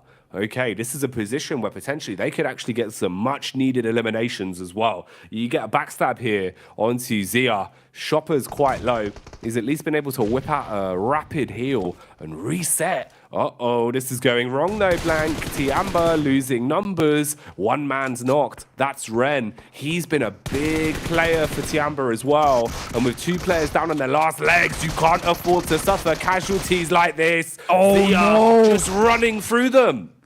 Tian Yu down as well, Lee's out, and Tiamba not safe at all on the barest edge right now, and they're gone. 0 eliminations, 0 points found of the match. That opens the door now for Quest. They can finally crawl upwards. They are still at 4 players. They're moving in on that northeast side. They'd have to go down now with 0 points, 0 limbs to stamp their ticket out and go home, but I just don't see that happening. They're determined. They know what needs to be done now. Just 2 points to leap ahead. Oh, it's carnage, man. Tiamba must have thought, you know, this was their day in the park. This was their day to just stroll through Zia. But Zia not going down without a fight, ruining the hopes and dreams of Tiamba. And maybe giving an opportunity for Quest to begin their conquest, to climb out of the depths of the leaderboards and save themselves here. Can they do it, though? How much more leeway can they find? All of our teams on a mass migration, rotating as the zone gets tighter and tighter. A lot of big name players close by towards Quest as well. Tiamba just taking a gander nervously over towards the lobby right now, hoping that soon Quest is going to go down. They can't make it much further. They cannot find themselves any eliminations. Cardozin is out and Reject starts their reign forward. Alpha 7 been real cheeky about this as well. They're playing all the way over towards the western edge of the map. They're playing it safe. They just want those placement points. They want to profit on this game, make it nigh on impossible for Reject, even with their central position, to catch up. Reject have been trying their damnedest as well. You can see them still sticking to their guns where they feel most comfortable, trying to play around the early circle, getting into a better forefront position as early as they can. Thing is, it's the eliminations that are lacking if they want to be able to push past Alpha 7. Such a hard, tall order for them. Meanwhile here, Quest on screens, it's Gladiators that they're going up against, just having a read of the situation now. There is room to breathe. You're not right on top of one another. Bit of spacing between the two compounds. Matic plays point man, tracks down Quest, but starting in this fight, you need everyone honed in. You cannot afford to solo onto this, and also Stalwart are pretty close by as well. So if Gladiators make too much noise, Stalwart might pull up. got to be seriously careful. They see him off in the distance. They're taking a couple of pot shots of their own, but they make it in. That is the main job that they need to do.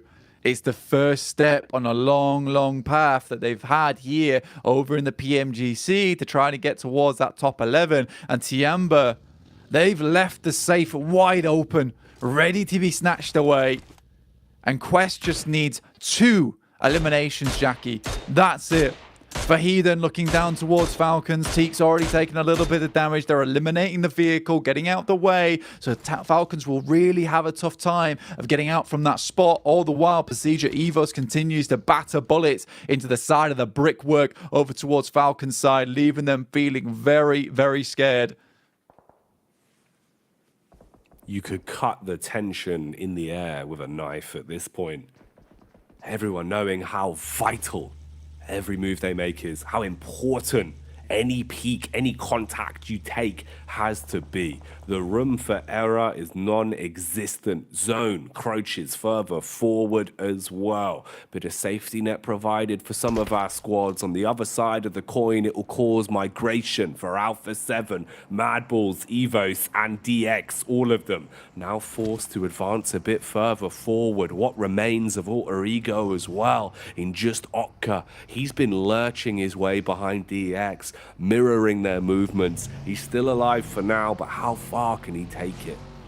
DX gets scarily close to a player from Alpha 7 here, and there's really not a lot of rotations that Alpha 7 can make, but look, they're barreling their way on over towards DX, and it's just 2 players available for that team. They've already got 2 anchors that headed towards the circle itself, so they better be careful here, because I smell a fight brewing between Alpha 7. Again, remember, for Reject, that is bad news for Alpha 7. It's the best thing in the world if they can get some cheeky points on the side whilst they play themselves out. A bit of a survival match.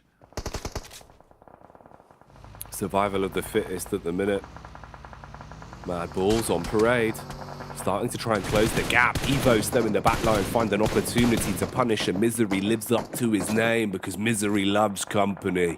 And the company that's getting bit by the bullets is Mad Balls. Trapped now. Zia consistently ruining teams' runs, it feels like. They've got a grudge against everyone blank. Utility unloaded, downhill, barreling towards the Mad Balls, leaving them in a really bad spot now. Fleeke eating damage. Zia coming back up from the depths to bring the Grim Reaper's scythe towards a lot of these teams already. Just killing off Tiamba, essentially, slicing through, and 5 eliminations found. They don't want to go out quiet into this cold night. I love to see it. Continuing forward now, picking up as much loot as possible. Reject still on that western side. Alpha 7 were able to finish off Alter Ego there. They dropped out with 3 points, but still net themselves 6th place currently for themselves. But again, Alpha 7 not really making too many plays. Life just gets awkward for Reject. You can see here, even at this point in time, stage 4, usually we'd have 50 plus players still remaining. We're down to 13 teams, 47 players alive. I think although there was a chance at the start of this game for Reject, it is looking ever slimmer now for them to pull this one off. They've had a great game. They've had a great tournament. They've had a great Group Green stage. However, this might just be where they finish their run towards getting that ticket towards the PMGC Grand Finals. There's still a couple more stages left, 5 to be total. A lot can happen between that time and then. And with the resilience they've shown, they're certainly going to be a team to watch the longer the tournament goes on here. Bit of a shame for them not being able to maintain a top 3 spot after some of the crazy games they've played. But like you're saying, the chance for them getting enough eliminations here is now such a ridiculous task because everyone's been battling. Everyone's been throwing caution to the wayside. Everyone knows how important the fine margins of points are in a game like this. And the zone moves further forward once again. Pressure being reapplied onto a lot of these teams. Rotations have to be clinical. STE on the advance, closing the gap between them and Gladiators. Meanwhile, Bra taking pot shots down onto him. Sarah being able to spot STE's rotation. Action's already knocked. Nerzed advances. Matic on screen now as well as Gladiators finally find a compound that they feel comfortable in. Terrifyingly close. The players from Mad Bulls here. 3 alive for him. Matic looking to throw a cheeky grenade into the mix here. Bounces it off. Should hit happily as well. And Fleek goes down. That's big news for the Gladiators. They needed points, but more importantly, they needed a home to stay in. And Matic is just breaking down the door with a battering ram and a grenade in hand. Tulika alongside the longhouse here has a nade to send on over. The boys are supporting him from afar, but I think they need to get in close and personal now. Give him the backup he so desires. The nade is good from Tulika. The res is threatened. Kitsune applying more pressure. Nades out towards the wayside. Fleek. Can he get back up? Can Tulika save him? He thought they were coming in quicker than they are. It's the nades that forces him off the res. He exchanges one of his own, flinging it out the window. Gladiators holding on strong though. Bit of a response back. Tulika at least being able to guarantee the takedown onto Matic. Kitsune looks to punish. Molotov burning brightly. Nade connects nicely. Dives over the wall and creates a bit of space. A panic for Mad Bulls. Maku, Tixi, and Kitsune all still alive here. They're able to claim the compound. Zerich is off in the distance. They get some points off the back of that as well. It's absolutely massive. In the meantime, look at this. It's Quest taking down the players from Falcons. Is that 2 down from that? If it is, yes, it is as well. 11th place claimed by the Quest. And Quest completed. It is here for this team. A long and hard and arduous journey, yet Quest stuck it out. Truly a team that never gave up. Resilience on display.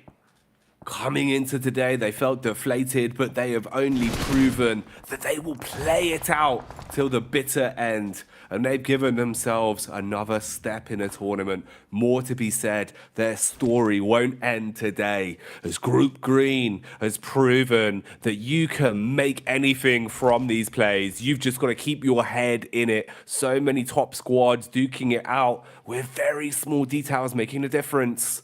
And Quest still looking to advance. Fragment into a 3-pronged attack here. You've got a bit of a fight developing downside towards Gladiators as well. With Stalwart controlling the compound. Redface taking the peek back onto the now detected Quest. He's right on top of Zia as well. Everyone's on top of one another. And with that, we pretty much lock in our top 11, right? With the 2 underneath 11th place going down, it means that it's going to be absolutely so hard for these teams to overtake towards those positions. There's only one team still trying to strike out for it, and that's Vampire Esports, who started the game with 87 points here. Yes, they've got 6 eliminations. Yes, it's a good start, but overtaking Quest is going to be a really big deal here, considering they're getting further and further into this match. We've seen Bra over in the PMPL EU Championships play a very similar circle to this and absolutely dominate on its side.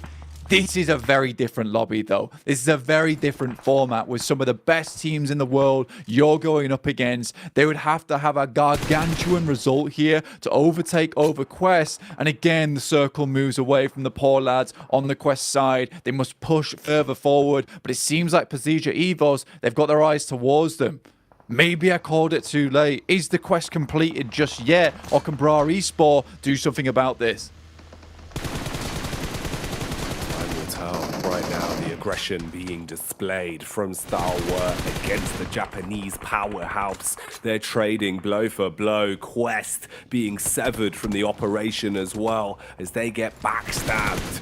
Ooh, a lot of damage coming out from Luxy, being able to consistently keep them stuck in position. Meanwhile, Stalwart expire, finishing their story in 2nd place. Luxy finds an opportunity to put bullets straight into Kante, and he will be able to slay with the assist of Redface. Quest just left as a duo now, really probably pounding their hearts in their chests, trying to figure out how you even make a rotation out of this, as Gladiators are right ahead of them. You're so exposed from so many other teams as well. Gladiators forced to change so much this tournament, right? You know, there's been so many differences we see from them. Much faster rotates. Yes, it's still sloppy here and there, but with that, they absolutely will secure their spot towards the survival stage. And honestly, a spot that I don't think anyone thought that they would get. Yes, Kale kind of called it at the start of the day with a bit of sarcasm coming through there. They are the last minute Andes, and they make it in. And I think that it's been really, really hard for the Gladiators. And there might have been some teams underneath them that could have overtaken them had it been a different day, a different lobby. But for the Gladiators, they push on through. The survival stage, a different beast for them, but they do make it. For Quest now, this is the team that I'm looking at because I think they're the complete opposite right now of Gladiators who got themselves a direct invite. Quest has really worked hard for this spot. They've worked so bloody hard for this spot, determined to make their way towards this end game and make their way to the survival stage. It's a big fight between the both of them, both earning their move up for different reasons. Resilience on display from Quest, but how much can they push it? Not looking good on the close quarters engagement as Gladiators begin to blow them away instantly. So much damage established. At least one knock onto Meku, looking for the hard commit to take him down. Nade thrown in through the back door. Bit of chip damage found as well. Quick heal. Molotov through the window. Ignites the roof. Burning bright, but not in the right place. Looks to push up now as well. Wants to get stuck into it with his rifle. Bullets come out from the back of the DBS. And Gladiators finish the quest. That'll be finished for them. But Vampire Esports still continue on their journey. For Quest, not an awful lot of points gained on this match. I think it is simply 2 total. Surprisingly, Bra is still going. And that is a terrifying prospect for some of these teams. I think 14th place, it looks very hard right now. With the 6 eliminations they currently got, they're on 93 points. It would have to go even harder to get towards that top side. But we'll check back in with that later as we're looking at PMGC Evos taking down Zia, the Grim Reapers of the lobby. Took out Tiamba, crushed their chances to get in towards the finals, towards that survival stage. Nades over towards Megamind. Headers it back towards them. Been ruining every team's hope and dreams, but will Megamind finally have his reign of terror ended? Look how much scrapping is going on around here as well. DX and Alpha 7 battling it out. Meanwhile, Luxy finds a well-paced nade to end Zia after they wiped Tiamba off the face of the battleground. Now we can get stuck into Alpha 7's attack. Closing in on DX. Wow. Blow after blow, removing them. That was kind of a crazy amount of eliminations that came through from Alpha 7 in such a short amount of time. PMGC Evos must have heard that, but assumes the fight's still ongoing, right? But it ended so quickly. And I think with that, Alpha 7 up to 5 eliminations and 7 points with 22 players left in the lobby. Reject's task becomes nigh on impossible to complete now.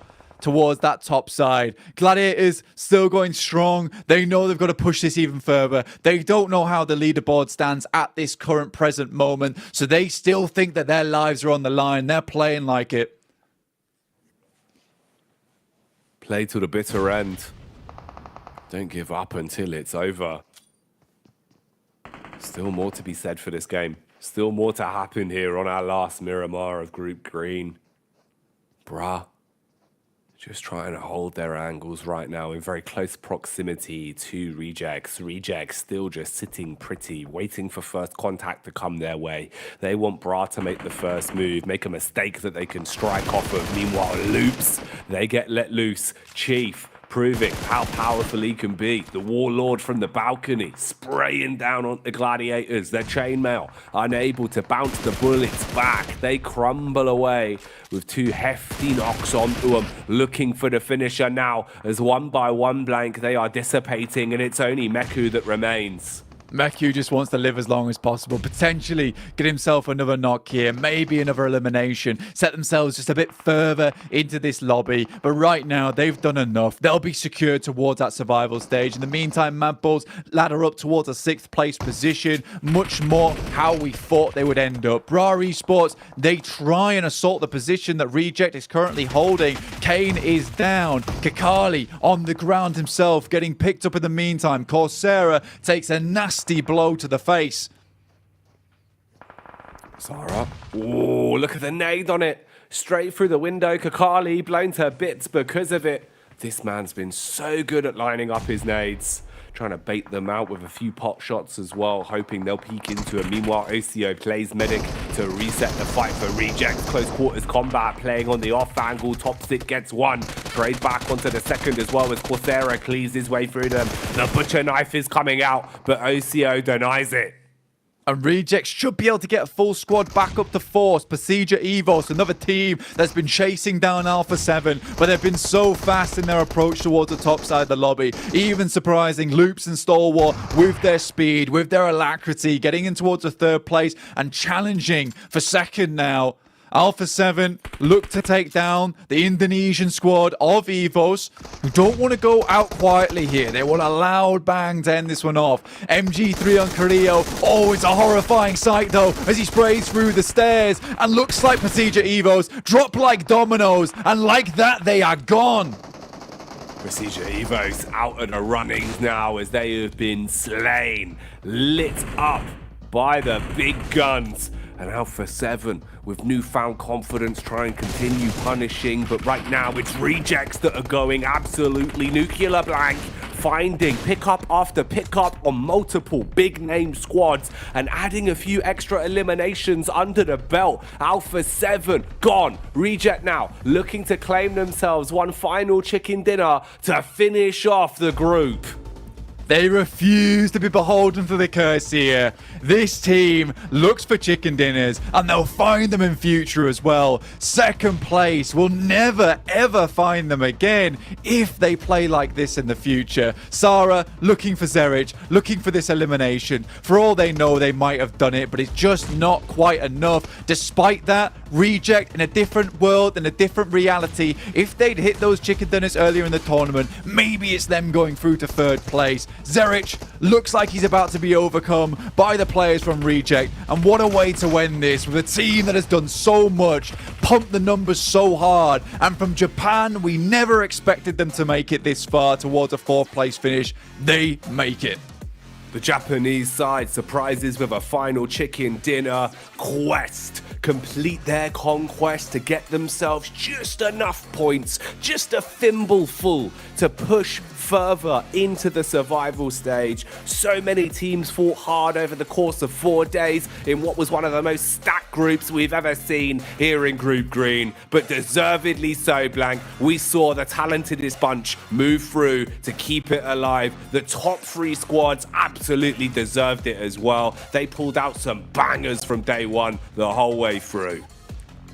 For Quest, it's an unbelievable victory for them. You can see they can't quite believe it themselves. Reject, I think they can hold their heads high here. Sarah should be flexing those biceps if I was him. Their journey was amazing, but it doesn't take them to the PMGC Grand Finals. And that's got to be a bitter sting with the way that they've played today and yesterday. Maybe if they'd hit those chicken dinners, this would be a very different story, and Japan would have one of their own directly qualified. But honestly, I don't think the survival stage is going to deter this team. I fully expect to see them into the Grand Finals after that is all settled. I'm right there with you, man. I think they deserve it. I think they've proven just how much talent they have. Fantastic to watch on and off of the battleground. So much personality, so much talent. And like you said, man, the difference of 1 or 2 chicken dinners on yesterday, it could have been a whole different story, Blank. They were so close to stealing away 3 chicken dinners in a row. That was the story we were looking at for Reject. So in the survival stage, can they run it back and pop off? Because they have been bloody exciting to watch here over the past 4 days. Really deserving of their spot at the Global Championship. to not put them to bed without their final hurrah, though, look, man, I got to give props to A7. What a disgusting day they've had today, and the rest of the days also. They were impossible to catch up, and I think they're going to be an amazing sight to watch over in the PMGC Grand Finals. Let's see exactly how those overall leaderboards line up. With the desk, it's Hot Jukes, Maxman, and Kale. Let's go. What a stage. Group Green, the group of death, did not disappoint in the slightest. I got to give mad props to our top 3 finishers, Luke, Stalwart, and Alpha 7, with how they played. I mean, I don't think we could be more proud of 3 teams going into the finals here, Maxman. Yeah, I mean, Brazil, man, what the hell is going on with that region? And I'm still expecting a lot, I would say, Hodges, from Influence Rage, right, in their group. I think that they're also going to pop off. So I think you said, Kalaris, earlier, if they qualify too, there will be 33% of teams that qualify directly into the Grand Finals that would be from Brazil. Like, that is an insane ratio to have at this level. But Reject at the end, wrap it up in style with that chicken dinner. Yeah, absolutely. And I like even kind of crossing all the T's and dotting all the I's for Alpha 7. Even towards the end of this game, I think they realize ultimately kill feed wise and kind of in terms of like which slot the teams are in, they realize don't give any more eliminations to Rejects just in case they have maybe popped off throughout this game here, because of course they were trying to encroach on their territory. So they just feed themselves to the blue at the end. I completely understand why here. Alpha 7 alongside Loops and Stalwart to a lesser extent looking fantastic in the top 3.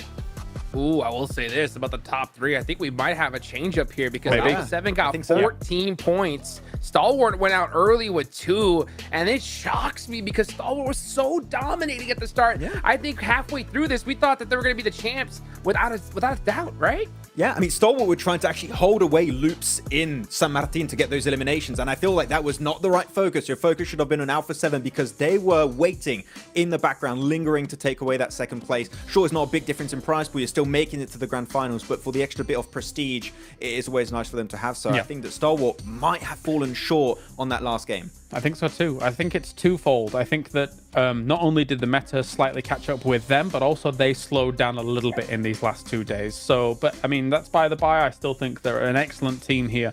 Going into that Grand Finals, I think they'll give everybody a run for their money. 100%. Well, you know what? It's going to be crazy to watch because Reject get an amazing chicken dinner here at the end. We got to be so proud of them. But at the end of the day, too, it isn't enough, right? They're going to have to hopefully put in some work and get through that survival stage because it's going to be a brutal one. I know Prestige is going to come bring its survival stage as well. Yeah, the survival stage is going to be insane, man. I'm really looking forward to a lot of these teams, Reject in particular. I really believe if there's a few teams of this group that are going in the survival stage that could qualify to the Grand Finals, it has to be Reject. This is the best Japan has ever looked in an international event in what seems years now, Hot Juke. So I think they've played really well and they started to heat things up on day 2 and day 3. So I really hope they can go the entire way. 100%. I think we got to be super proud of them. And also the teams that make it in, man, it's so crazy. I know real soon we're going to be able to look at it, but it's so crazy to see Quest barely making it in, Kalaris. What do you think about that, huh? I mean, kudos to them. Barely. Yeah, absolutely barely. Kudos to them for being able to make it. I think our suspicions were realized, though, in saying that Tiamba was going to be one of the weakest to try and defend their position going into the survival, and it looks like that materialized here. Again, I don't know the exact standings just yet. I'm sure we'll look at those down the line here, but yeah, so for Tiamba, everything just seems slow, not aggressive enough, not able to defend positions enough. It's unfortunate for them. I really hope that these teams that just barely qualified, like your Quest, like your Gladiators, we'll see, of course, as we check out the rankings soon enough, that they are going to bring changes to the table. You have the chance to be looking at the next 2 groups, Group Red and Group Yellow, before heading in the survival stage. You can put a ton of prep in to hopefully qualify into the Grand Finals. So clearly, if you're at the bottom of the rankings, it is not going to be enough to go the entire way. So big iterations in your strategy are going to need to be made. Yeah, another team that made it in, right? Gladiators, let's go, right? Being able to clutch it up, Kalaris. I knew you never doubted him for a second, huh? I don't know. Skin of their teeth. Like, it's what we said at the beginning of the day, right? Like, I didn't expect them to have huge pop-offs, but I did expect them to just barely do enough. Did that come at the behest of other teams not doing enough themselves? Yes, to a degree. But I mean, when you see Gladiators able to get a few cheeky extra points towards the end against the Quest that's pushing in against them in a favorable position for Gladiators, I mean, look at how instrumental that Sanhok was for their campaign here. If that does not happen down to the wire, they're probably not going through, and an invite team that we had question marks around before would have been eliminated already. And when you think about it, also, the 3 hot drops that they always had against Alter Ego hurt them so heavily going into this. If they didn't do that and they actually had decent Sanhoks moving a little bit quicker from the northwestern island, chances are they would have been in the middle of the pack way safer. They were not just going to qualify by the skin of their teeth, apparently. So, as I said, I want to see some changes for some of those bottom teams, but Quest in particular, I really want to highlight what a significant improvement we have seen from these guys today. Playing 2 circles around apartment on Erangel so effectively, so aggressively at that, and holding down those key spots. So yeah, I love what we've seen from Quest, and I hope we're going to see a continuation of that improvement heading into the survival stage. Yeah, 100%. I mean, they did definitely improve, but they also barely made it in, right? As we take a look here at the overall rankings, 1 single point.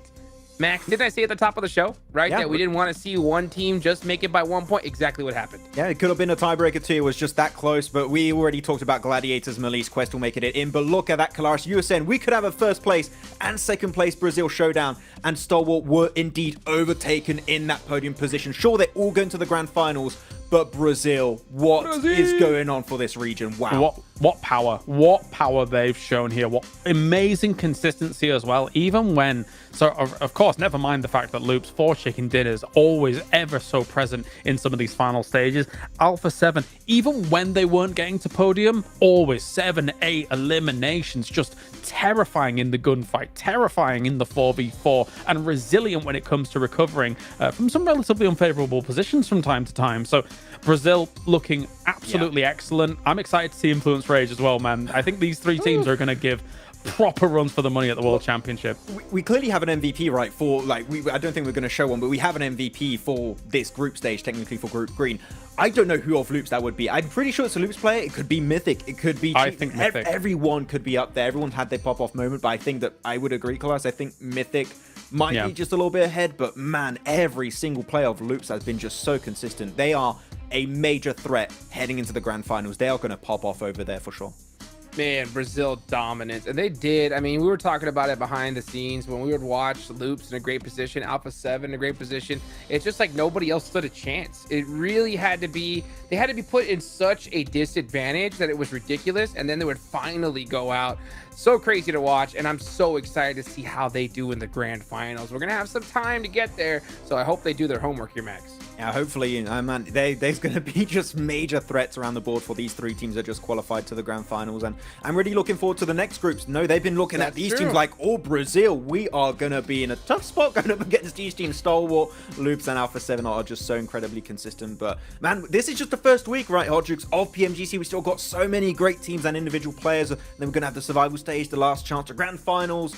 I really can't wait to see how the next weeks of PMGC are going to go down. You know, this might be my regional bias showing, but Mad Bulls had quite the glow up as well, actually. 6th place overall, considering that they were looking like potentially an eliminated team halfway through Group Green, so good for them. It's not perfect, but it's good. Vamos! Vamos! Vamos! The chants that are probably uttered by the Brazilian fans at home, where the top 2 spots have been taken by 2 Brazilian teams, Loops as well as A7. Tash Bunny here on ground, and with me, I have the top team, Loops, who have dominated the entire ladder for Group Green this week. Their dominance overcame the entire group, showing us why they are the clear favorites to take over the home spot. And with me is Ayala to share with us their journey in the past 4 days. So he's looking a little bit nervous, so share with me a little bit about how it feels to be here, just dominating and just winning against the best of the best teams here from around the world. Conta aí como é que se sente estar aqui, ganhando no grupo com os melhores times do mundo. Muito feliz, estou muito feliz pelo resultado que tivemos com o meu time aqui. I'm really happy the results that we managed to achieve together with my team here. Well, were you expecting to be here? Did you expect to get the top spot like that? Você pensava que ia lograr o primeiro lugar no grupo? Com esse time, a confiança está lá em cima, então com certeza sim.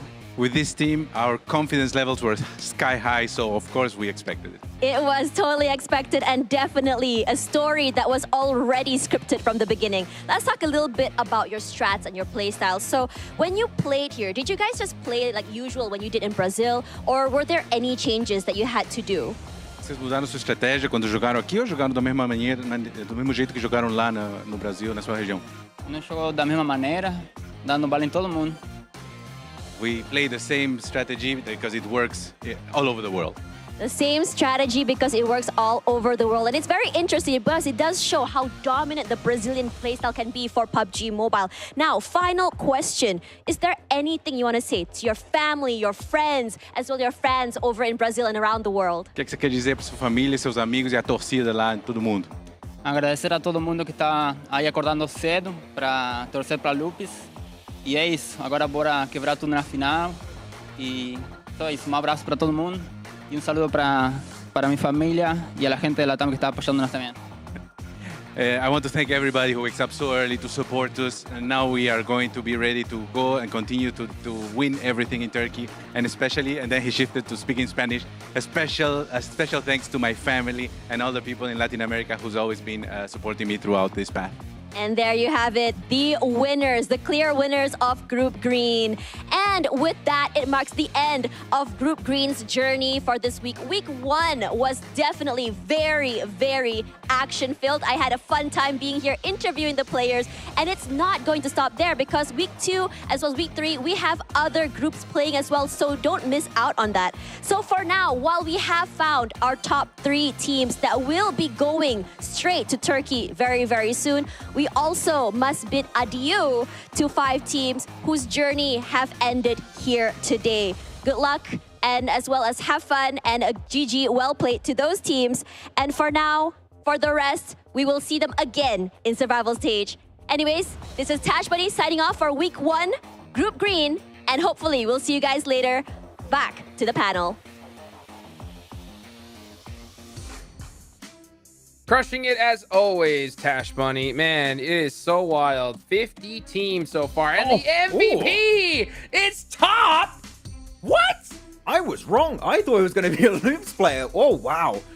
Okay, Top it is. I mean, yeah, that insane also elimination day on day 1. They had such a massive field day. So I'm also not too shocked to see a player that's going to be Top from Stalwart. But what a day also for this guy. He's been popping off game in, game out all the time. I wouldn't have anyone else for the side of Stalwart already up there. Kalara, sure, Nazadan, everyone's been up there, but Top has got a legacy when it comes to being MVP in PMGC, it seems. I'm happy that dropping a casual 2,000 damage game was able to result in him getting MVP. You know, that was something special. They just got to kind of tighten some bolts here and there. I mean, it's funny when I say that because I'm thinking to myself, okay, yeah, they got themselves top 3. They got themselves into the grand final. Cool. But this team is aiming for world championship glory, right? So, you know, if you want to beat out these Brazilian teams, there definitely needs to be some fine tuning. You know what? I will say, though, right? They did make it a top 3. I think they kind of also threw the cover over the eyes of a lot of people because, you know, teams I think now are going to be studying Loops and Alpha 7 a lot more, you know? Yeah. So we'll see how that ends up playing in the end here. But we can see individual leaders. Mythic ended up with the most eliminations by a good chunk more than Top. Yeah, actually, I was looking at that. I think that 2,000 damage elimination damage game from Top actually is the reason why he is MVP above Mythic, because that damage he got in that singular game really just put him so high up there on the MVP leaderboard. So really strong stuff on Mythic, Ayala too, and I really wanted to hop on the topic of Ayala in particular here, Hot Jukes. I remember this guy playing with Team Kessler and he's just never able to quite make it, but he's found his team with Loops. He has found where he belongs, and currently this is the best iteration of Ayala we have seen in a while. Loops, they're going to go the entire way, man. Man, Loops firing on all cylinders. You can see congratulations to the qualified teams moving on. 3 more teams going on to the grand finals. That's going to be a total of 5 so far. 50 teams we have seen so far here in PMGC, and more that we're going to see later on. But now 5 are gone, so only 45 teams are remaining, and we're also going to see that get thinned down quite a bit more here soon, Colors. Yeah, joining S2G and Titan Esports Club already in that grand finals, the 5 teams that you have there, it's an all-star lineup already. It is absolutely hype about how this kind of is shaping up. Never mind who we're going to be getting from the next couple of groups, because what we're effectively doing here is creating the greatest lobby of all time for PUBG Mobile Esports, right? And already these 5 building blocks that are there, I love the foundations. Well, you can take a look at here. Here's going to be the week 2 teams coming up. And there's a lot of big names to watch here, Max, man. Oh, yeah. There's a lot of teams you're going to be looking out here for, of course. I mean, I think that you Hodges are going to look at and Hyper. Maybe interesting. Come on, baby. One time. Let's see them in the finals. At least one North American team, please. That's straight back to the airport for you, Hodges. Anyway. No, of course, you got big names. You're looking at Nigma Galaxy. That's been just looking absolutely golden in their region. And, I mean, Kalaris, we just covered recently in the championship next year, but I'm not going to lie, with how they played in that championship and seeing this kind of lobby, I would say next year could be a team that I would be looking at to maybe also directly qualify into the grand final directly. So they could be a big contender here. Yeah, whenever I was asked, like, is Malise top of Turkey, I was kind of like, probably not. But next year, I mean, they really do make a good case for it right now in terms of their performances as of late. I'm looking at 628 as well, and I'm also looking at Duxan. I always kind of cast my eyes over to the Eastern world to see some great PUBG Mobile action. I'm a big fan of Sunan over at 628. I like the Chinese region as a whole. And watching how South Korea has developed when it comes to PUBG Esports, usually in other games, they're extremely aggressive, very aggressive. But in PUBG Mobile, South Korea has a great defensive play style to then exploit the over-aggression of other teams. And that's how I see Duxan, and I also did see D+ in that kind of similar vein. Yeah, but I do want to wrap this one up with like just one extra statement about Brazil again. We do have 2 other Brazilian teams in that group. You have Intense Game, you have Inco. Are we going to see 2 more Brazilian teams join the ranks out there? This is just, it could be happening, because I'm telling you, one of my favorite players in Brazil also is Adrian, just playing right now for Intense. And they could really go the entire way. Inco and also Intense Game could be the 2 extra Brazilian teams. Like, that's just insane to even just fathom in the first place, but it could be the case. It's wild. Not to mention, you got Nazar coming up soon, which I'll talk about a little bit right after. Of course, we talk about the official smartphone here for PMGC, the Infinix GT10 Pro, created for esports players. Guys, if you want to go ahead and dominate PUBG Mobile, go check out that Infinix GT10 Pro. And what I was talking about a little earlier, Nazar is going to be coming up soon, and they have the coach from Alpha 7 now. So that's going to be pretty interesting. The previous coach from Alpha 7 moving over to Nazar. I want to see how they do. Nigma Galaxy's got Coops. Man, this next group's going to be pretty hot. So you guys make sure you mark your calendars. Never mind Nazar having Xenox and J7 as well, from North America. Come on, baby. They're truly an international roster, so it really kind of brings together everybody here under the banner of Nazar. It's nice to see. Yeah, I'm looking forward to that for sure. Guys, this is going to get intense. So crazy to watch. I think I couldn't be more happy to cast this group here. The group of death did not disappoint in the slightest, Max. Yeah, it's going to be now the Group of Survival, the next one. I don't know how we're going to call them, but Group of Death is a bit hard to beat for this one. But yeah, the next 2 groups are really cool. I'm especially casting my attention towards Group Yellow. We're going to have Vampire over there, Influence Rage also, which is another Brazilian super team. So I think we're going to have a great next 2 weeks until we are back for the survival stage. So I'm really, really excited, Hot Jukes. Oh, yeah. Okay, well, you know what, Kalaris? I got to throw you one curveball, baby, all right? Let's go ahead and talk about this. We're talking about seeing the best ever group finals in PMGC history, okay? Coming for Group Green survival stage. Reject, Procedure, Mad Bulls. Which one do you want to see make it through? Good question. Procedure. I want to see them in the finals. I want to see the Twins in the finals. I think they look better than ever in the last couple of years. I want to see them there. I want to see them too. Max, man? Oh, man, this is a tough one also. I'm going to go with, you know what? I want to see Mad Bulls. Screw it. Let's go. Mad Bulls are going to go through. They did all right at the end. Big improvement, and they're going to build that confidence for the survival stage, and I would be glad to see an EU team qualify. So it's the Mad Bulls going the entire way. Yeah. Hey, man, to be fair as well, you know what? You can't go wrong with Team Rejects. These guys clutched it up with a chicken dinner right towards the end. What more could you ask for here? Their mentality going into the survival stage is going to be at an all-time high. So hopefully they get that homework done, get some nice rest, celebrate a little bit, right, for that last chicken dinner. But at the end of the day, they're going to have to put in that work. Yeah, crazy to watch here. Hopefully we can see the Twins, though. I think if I had to make a pick, I got to go with Procedure. Luxy, Zuxy, 2 legends. It's so crazy at the start of this. we talked about the old versus the new, and it was the OGs that prevailed in Group Green. Thank you guys so much for watching. I'm Hot Jukes, here with Maxman, here with Kalaris. Mark your calendars, because the next stage is coming right around the corner.